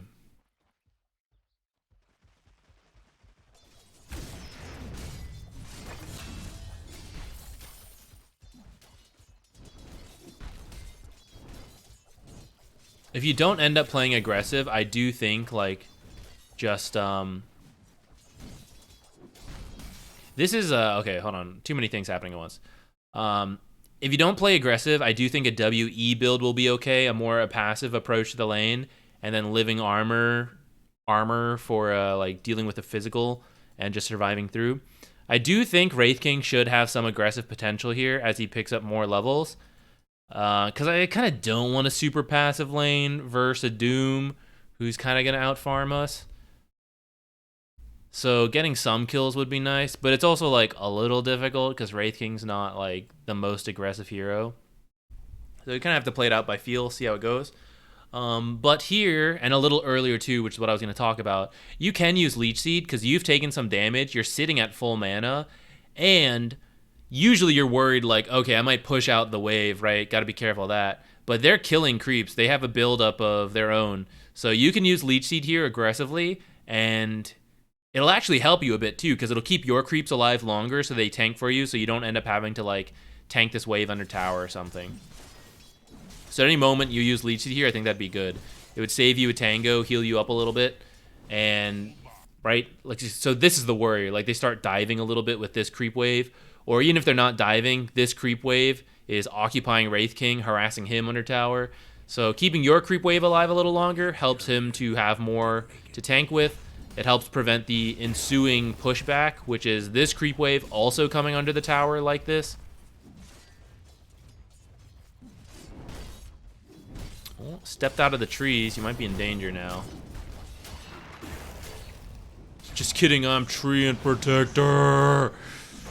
Nice kill. It's a little close, it's a little scary.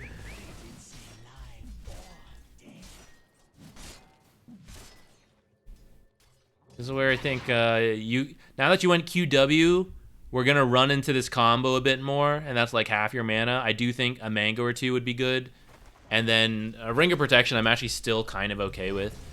It's a little late now, but okay. Not spending any of the money is not what I was thinking you would do. I do think you should get something. I'm guessing you want to save for boots, but you don't need to leave. You know, you've got the oov and you're slow, so like you'll outpace them, and we're not roaming anytime soon. So let's see. You can try this pull. You're going for this one. I think you might be a little early. Yeah, this one's hard. I think going through there with the 47's a little easier. Yeah, for Bounty, if you're gonna kill him, you gotta have to do that like real quick. Once he like builds some distance in that confusion, it becomes really difficult to like finish the kill because he's already so fast.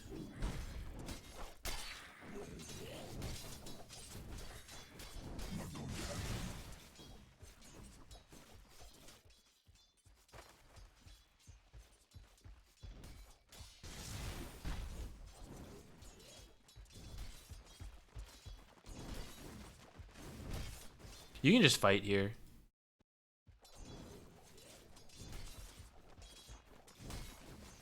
Doom comes up, just start going. Leech Seed into the Nature's Grasp and fight him here. It's really good. You got all your creeps around you. You're full health. You can fight him. You're in the tree at that point. Now you stepped out of it, but you were in the tree before. That was really good. And then Wraith King can throw out a stun to help as well. This would be a really good place to fight. The Leech Seed would also start healing up Wraith King, who is taking a large amount of that physical damage we were talking about earlier. Yeah, so like you bought these boots, but I'm just not sure how much they'll help you. Right? Like I kind of think a lot of the aggressive plays you can do would happen without the boots, and more stats would help you more. And in fact, I would skip this living armor. I think you got it to help heal him up because he's so low, but he's actually like living armor level 1 is weak. So I think the Leech Seed actually does a lot more, right? And it's the turnaround potential. It like surprises people. This is 15 extra heal every second, so it actually heals more than the living armor, and it consolidates the mana cost into one spell. So I think 2 points in Leech Seed is still really good here. We made a call to not use Seed. Oh, okay. I didn't realize you were partied. Okay, I'm kind of down for that then. Have your buddy build a ring of protection in this lane. Or just in case, because you don't know who you're like against. He's taking a lot of physical damage.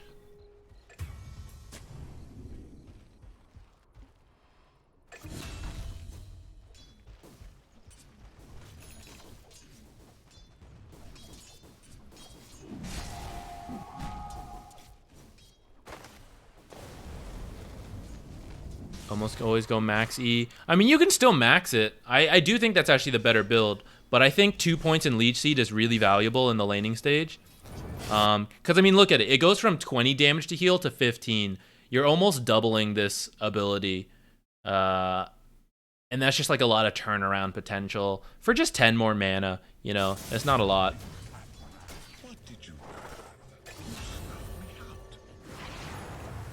So I think it's really good for that laning stage, and then you max the heal, and it's just like one level different. It's not a big change. Do you skip Q? I usually still get 1 point in Q. There are a couple builds where you go like WEW and then max E, and then your ult, of course. That's a more like just survive the laning stage and then group with people build. I do typically think like 1 point in Q is worth it for the slow, especially as you start grouping up, or like you end up playing more defensive, then you use it for tower to defense. I think WQW or QWW is a pretty flexible build for the laning stage, and I only ever go like WEW when I feel like it's a more passive lane. But I just think Leech Seed as a heal is like very useful, whether you're using it aggressively or defensively. And then it's a question of like more aggression because it's more slow and damage, or more defense because of the armor and bonus heal.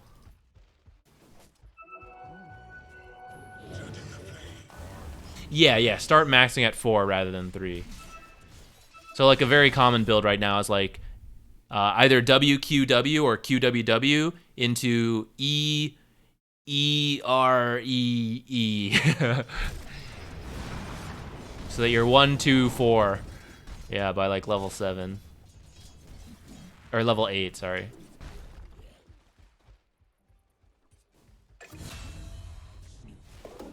I think around this point you can start going bottom. Try to help Silencer get kills, steal that intelligence.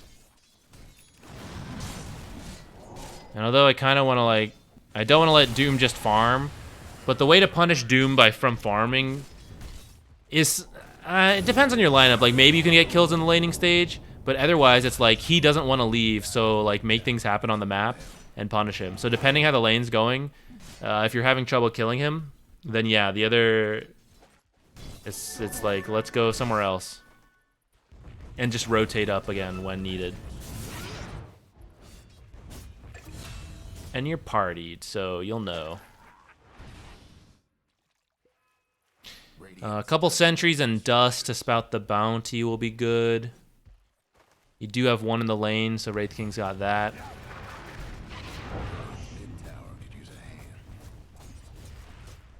But the dust will be very useful against Bounty Hunter.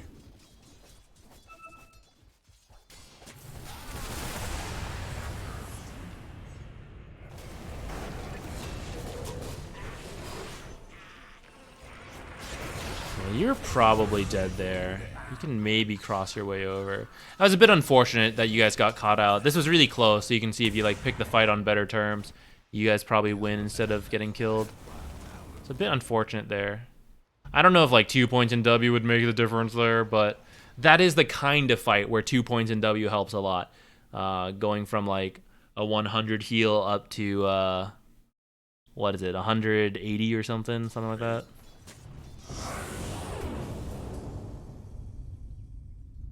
It's just like a big turnaround because it's damaging and healing.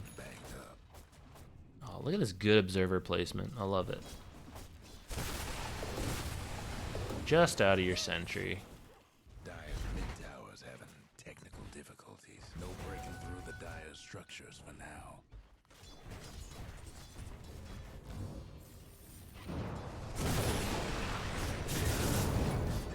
Cool.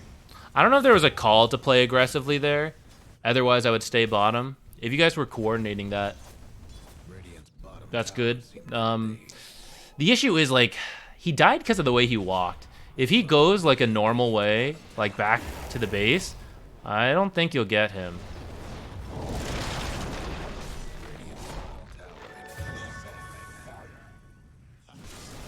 Radiant lost one of them bottom towers. The Dire might want to mine their top tower. Yeah, that's also part of it. Because you're staying alive longer, you get to, like, punch a couple more times, and you punch just so much. So much damage.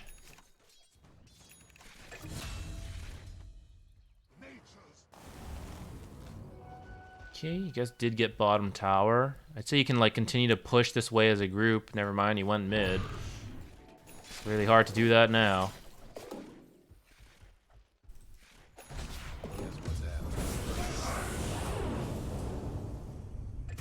Nice. Alright, shove it in together, and then you can like move into the jungle as a group.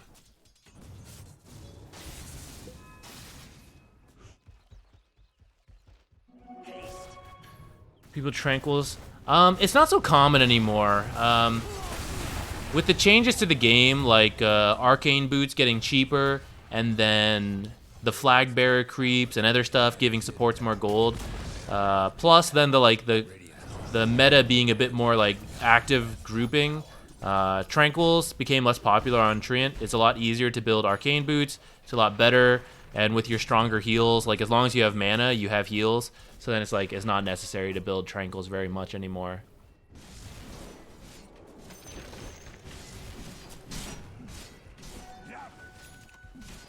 Yeah, I don't really recall building it either. Actually, I think even since the patch before, when Meteor Hammer was good on him, I was already like, the Meteor Hammer gives health. What do I need the Tranquil boots for? Let's just get the Meteor Hammer faster.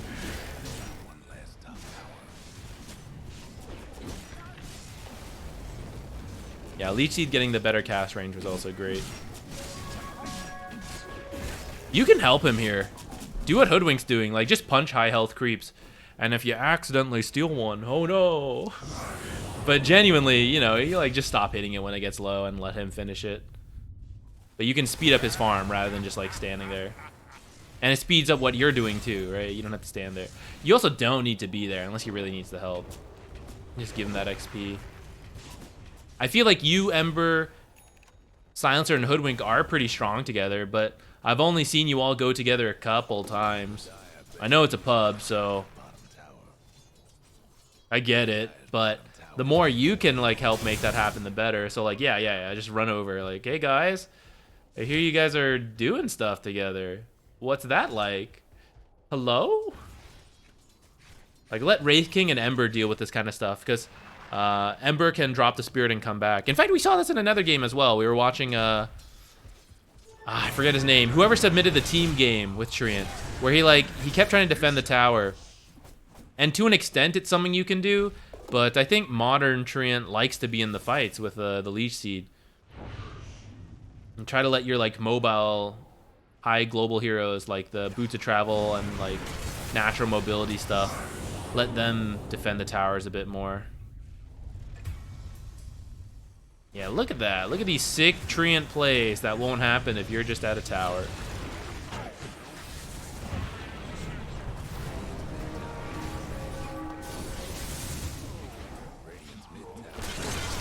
Been pulled back to my doom. Avenge me, team. That's where Pudge type's worth. That's where Bounty type's worth.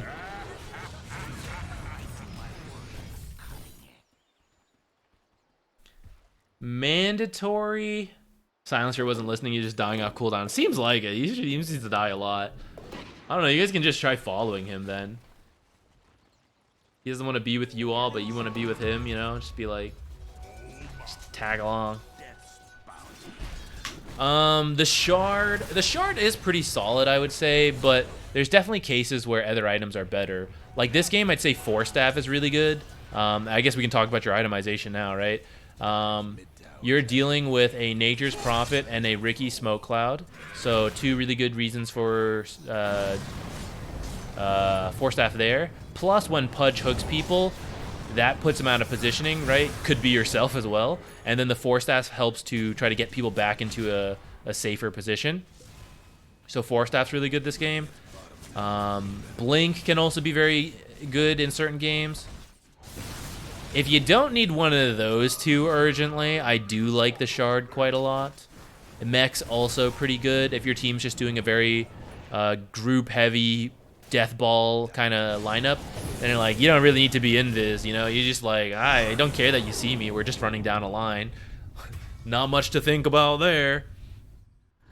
But I think in any game where you're going to have to work a little bit more for kills, and especially when it's like a pick-off lineup and one you're going a little later in, then I do think the Shard gets a lot of value. You can like scout people out, set up kills with the roots.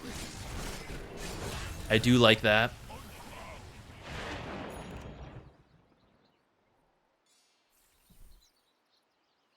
TP to T2 4 times in a row. Yeah, sometimes it just doesn't work out.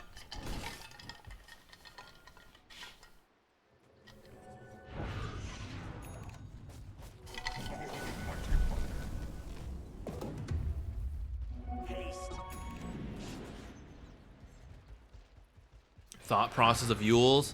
This game, I'm guessing it's the Dispel for the Bounty, and it's a Disrupt for the others. But I don't think you have to have it this game right away. I think Force Staff into maybe Greaves would be good. Lotus, I think, is really good this game too.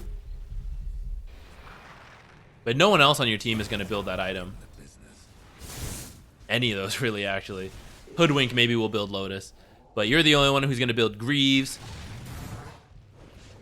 And Aura items are really solid right now.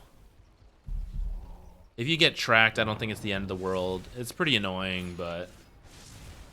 Stop Doom from chasing, gotcha. But yeah, that's what the force staff can help with, or the well, Greaves is much slower, but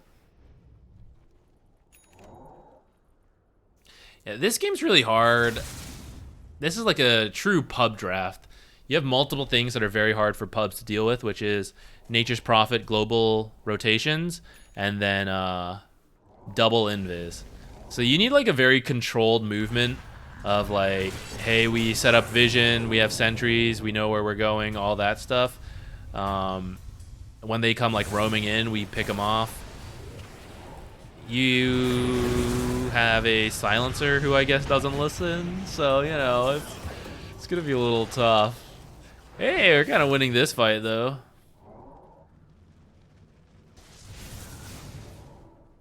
Is this your last review? I'm thinking about it.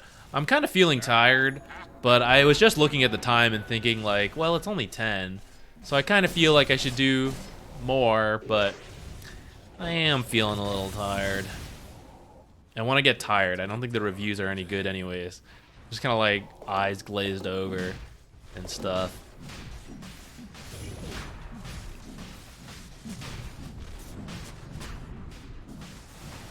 I feel like sometimes I do that. Like I'm too relaxed when reviewing games, and I don't give you guys like the full value. You know, like I need to be watching the mini map a lot. I got to be like glancing everywhere, clicking people, and it's almost just as active. Well, maybe not quite as active as playing, but like it needs an active level. And sometimes I just end up like sitting, chilling, watching, and we can talk about some stuff. But I think I am missing things. But it's hard to do that for like 6 hours straight and talk the whole time. So that's my excuse. Kind of another case where like you'd recently want to fight, but you do want to reset. Make sure you have your ult. Make sure everyone has their like cooldowns grouped together. Like Wraith King, no BKB yet. Now it's up, but be careful about like pushing too soon. Looks like you're gonna win this one though.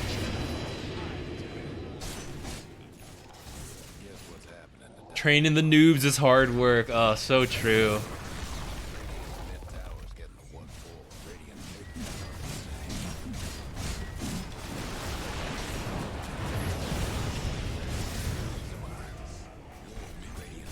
Nice, now we clean up. Let's go, let's go.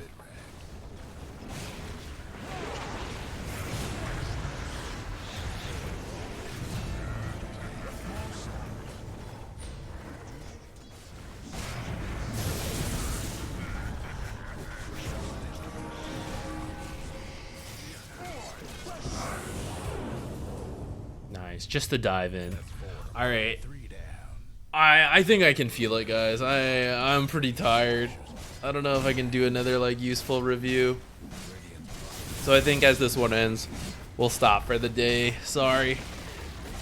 But you know, we'll be here next Wednesday too. Should we mix it up? Do you guys like it always being on Wednesday? It seems easier that way to just have a dedicated day, but I don't know. Does it help to like mix it up at all? From my perspective, it doesn't. But I guess maybe some people can make it to Wednesdays, but not like Fridays or vice versa. Maybe it would be good to mix it up sometimes.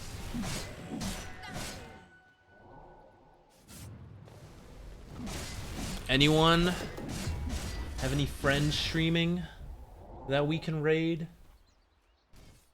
See Double A's playing City Skylines. You guys want to see City Skylines?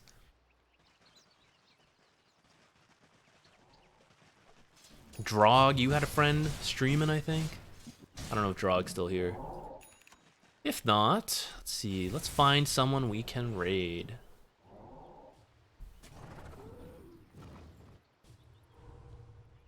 To a real quick replay. We can do a 10-minute one.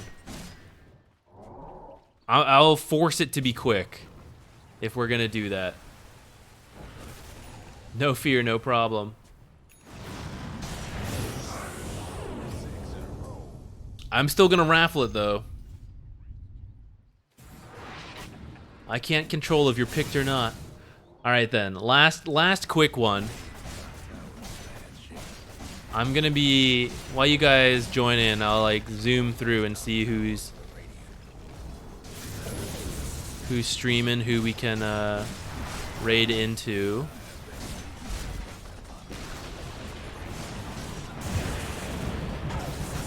The real Maboto is in. Phobo City. No, Phobicity. Phobe City. I feel like there's so much I could do there. Rune of regeneration.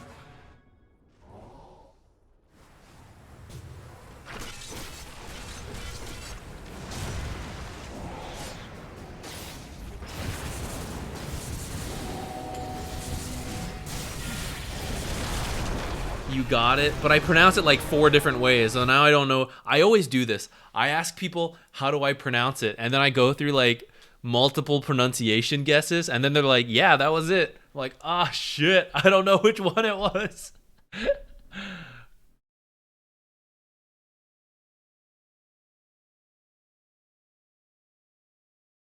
All right, last chance.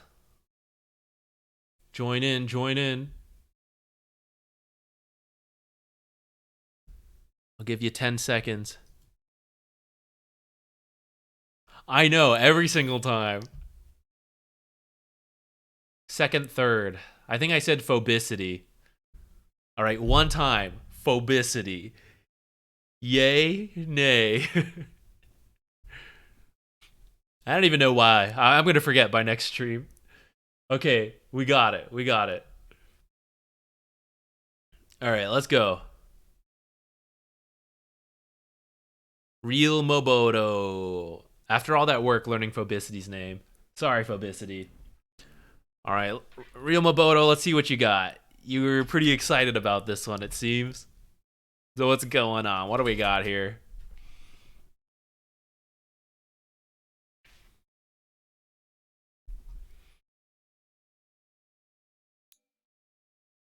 Oh, we got a Techie's Grandmaster game.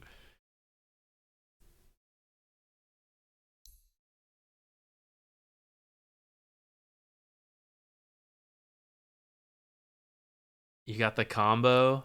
Oh, I don't see the E-Blade in here. Hard support Techies. I mean, Techies does do a good amount of harass with the long range poke and Q. Everybody get set. What are you laning with? Lifestealer into... Oh, no. Sorry, you're on this team. You're with Alk. Into Axe, maybe Hoodwink. All right, so not doing anything too crazy. Just getting the farm for Alk. Get him his levels, do some stacks. Techies can do the multi-stacks pretty easily. It's kind of suspicious positioning by Hoodwink. I might be like guessing some kind of observer sentry in that area, but hard to say.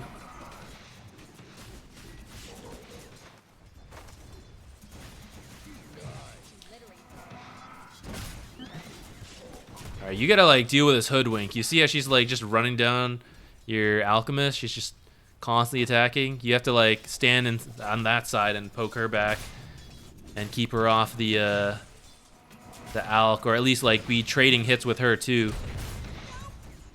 You're hitting Axe, but well, I guess it can work. It just comes down to like who can deal with it better. But you don't want to give it away like too much for free.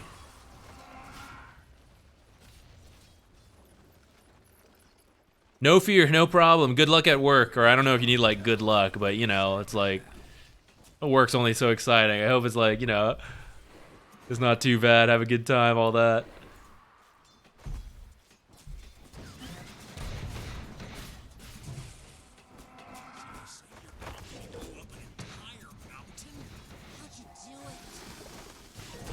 I think you'll need to buy lots of more tangos for this Alk. He's getting whittled down. Kind of led to his death there. And I do think pulling creeps is a good call as you can. But in the meantime, we gotta like go in, harass a lot, then come like pull clarity, and like feed him tangos as needed.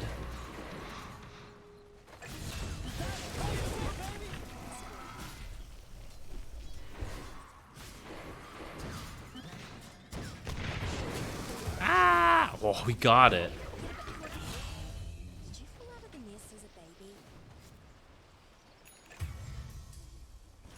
Dyer's mid tower. Oh, very fast Vanguard. Interesting. One of me ain't enough. Alchemist is not super popular right now. I guess you could disassemble that for the Battle Fury. Though I don't think that's what... Actually, honestly, I really don't know what the build is now. Like Maelstrom? Be careful of attacking Axe there when he's like called your teammate. You might proc spins that you don't want. I do this all the time, but... Just a heads up. Legion too, you know? Be careful of like attacking and proccing her double attack on the target.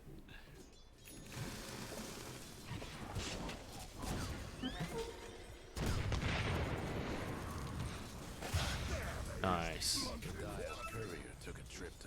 Felt like I let the Alk down. I mean, this is a bit of a hard lane for you all, I'd say, and part of it's not your fault. Like Alchemist is not a good laner right now, or like a great hero, which is why people aren't really picking it. I'd say the main focus is try to poke the Hoodwink a little bit more when she was hitting that axe for free. She's really squishy as well, you know. So every time you're using like Sticky Bomb on her, you're really gonna bring her down. And then once she's low, then it becomes a little easier to deal with Axe. Radiant's mid tower coming up. Radiant's mid tower's getting banged up. Vanguard versus Vanguard. Okay, this is gonna be a real boring lane now. I think you're good. You can like roam now. You can go to another lane once Alk has that Vanguard. Tower's having technical difficulties. Who do you have to work with? Bat Rider.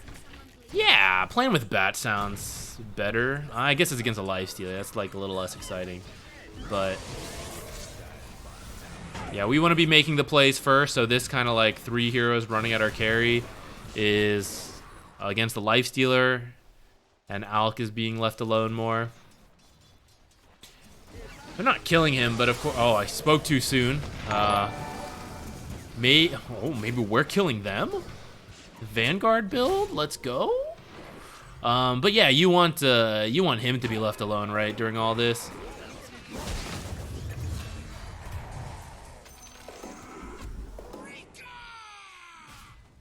There's so much action up here, and Alk is just an AFK farmer. Yeah, so I think head bot. Oh, he kept asking you to stay. Got it. I mean, there's only so long I'm willing to like help out a teammate, I guess. There comes a point where it's like, okay, look, like I stayed a little longer than I wanted to try to help and to try to see how it went, but we're not getting anything done. Hey. Also, you have to like stop.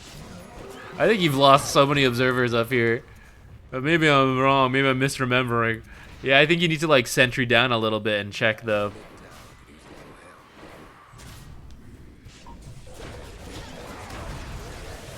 Yeah, like playing with Pudge sounds good. Just like follow up on whoever he hooks should be easy kills.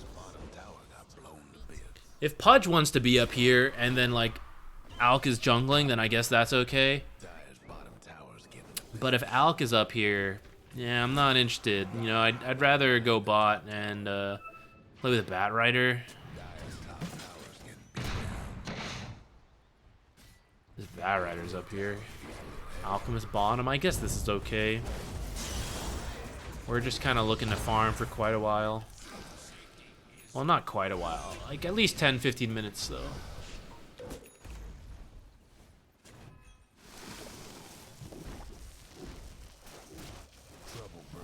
This is why like lane swapping's not great. Bat's like okay against Lifestealer. He probably won't get kills. But you can pierce the rage, so there's like some value there once rage ends if they mess up.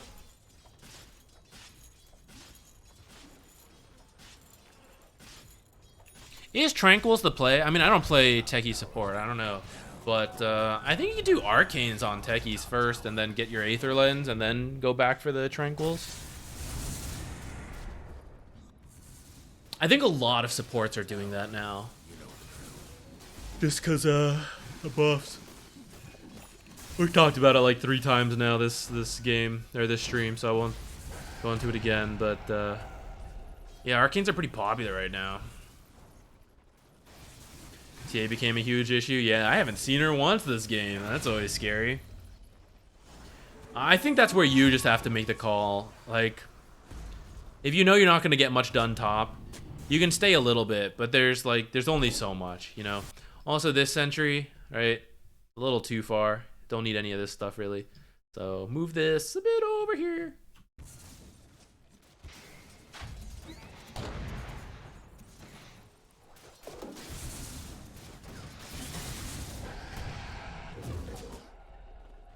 Yeah, like, we're not killing Lifestealer, but every time you make him, like, rage and run away, he's gonna play a little safer. He's gonna farm a little less efficiently. And if we're dragging attention down there, then hopefully Alk is getting to be a little more efficient, a little more safe. And it's, you know, a snowball, a little different. This is, you know, bad for an Alk. Being even or behind is losing. See, it is possible. Well, we did bring quite a lot, but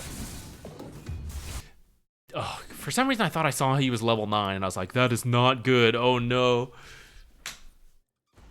Radiant's mid tower could use a hand.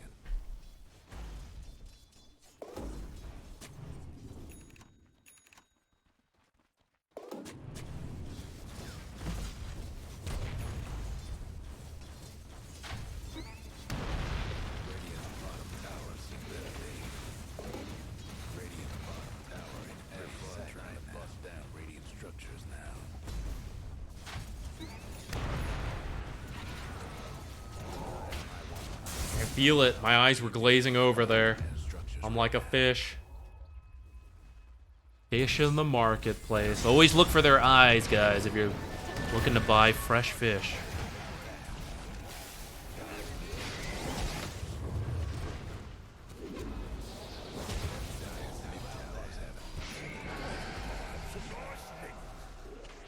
Also, we said it earlier at the start of the stream, but as a reminder, Valentine's next week.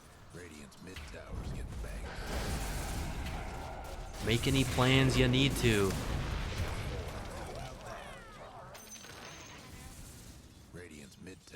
Yeah, so I think you guys can be like down here.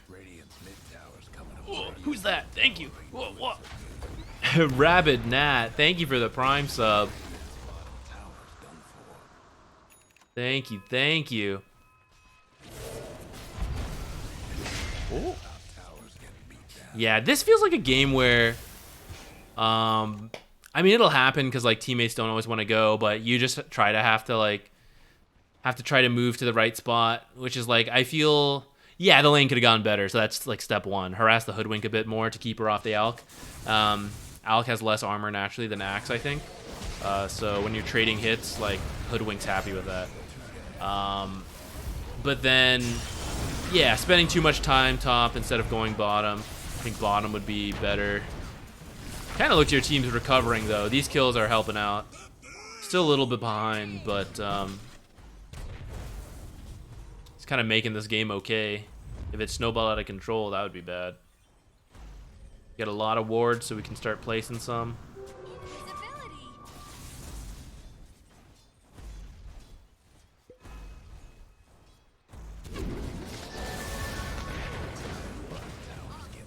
Nice.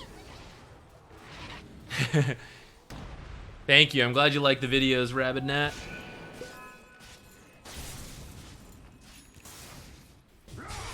Uh-oh, Axe, please.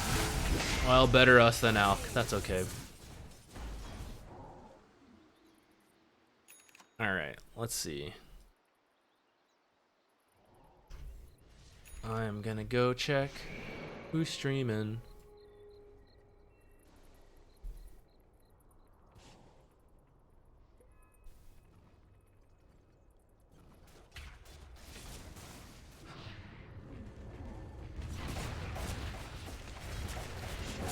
Who's that? Meepo player streaming. I think we rated him last time. Oh, Phobicity, thank you. Thank you for the Prime sub as well. Oh, here at the end, you guys are all coming in with the support. Thank you so much.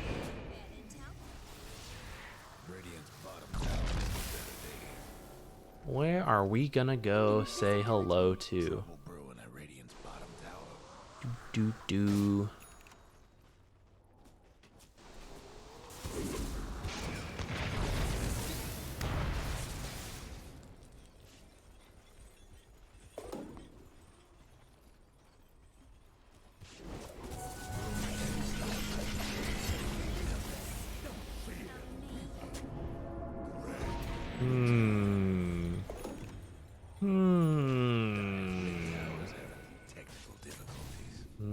That one blocks the mini map. That's no fun.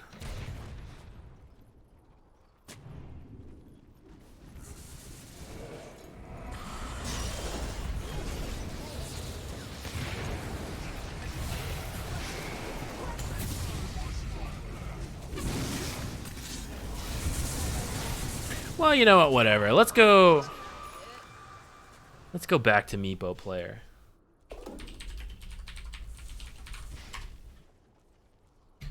Okay, friends. Thank you for dropping by today. I hope it was helpful. Actually, that's kind of it. Thank you for all the support. I appreciate it. Next stream's Friday. We'll be playing a lot of Treant. Yeah. We go hard. Thank you. Thank you, everyone. Real Maboto, Rabidnat. I'll see you all soon, hopefully. Have a good rest of your night, day, afternoon, whatever, which part of the world you're in. And I will see you all next time. Bye.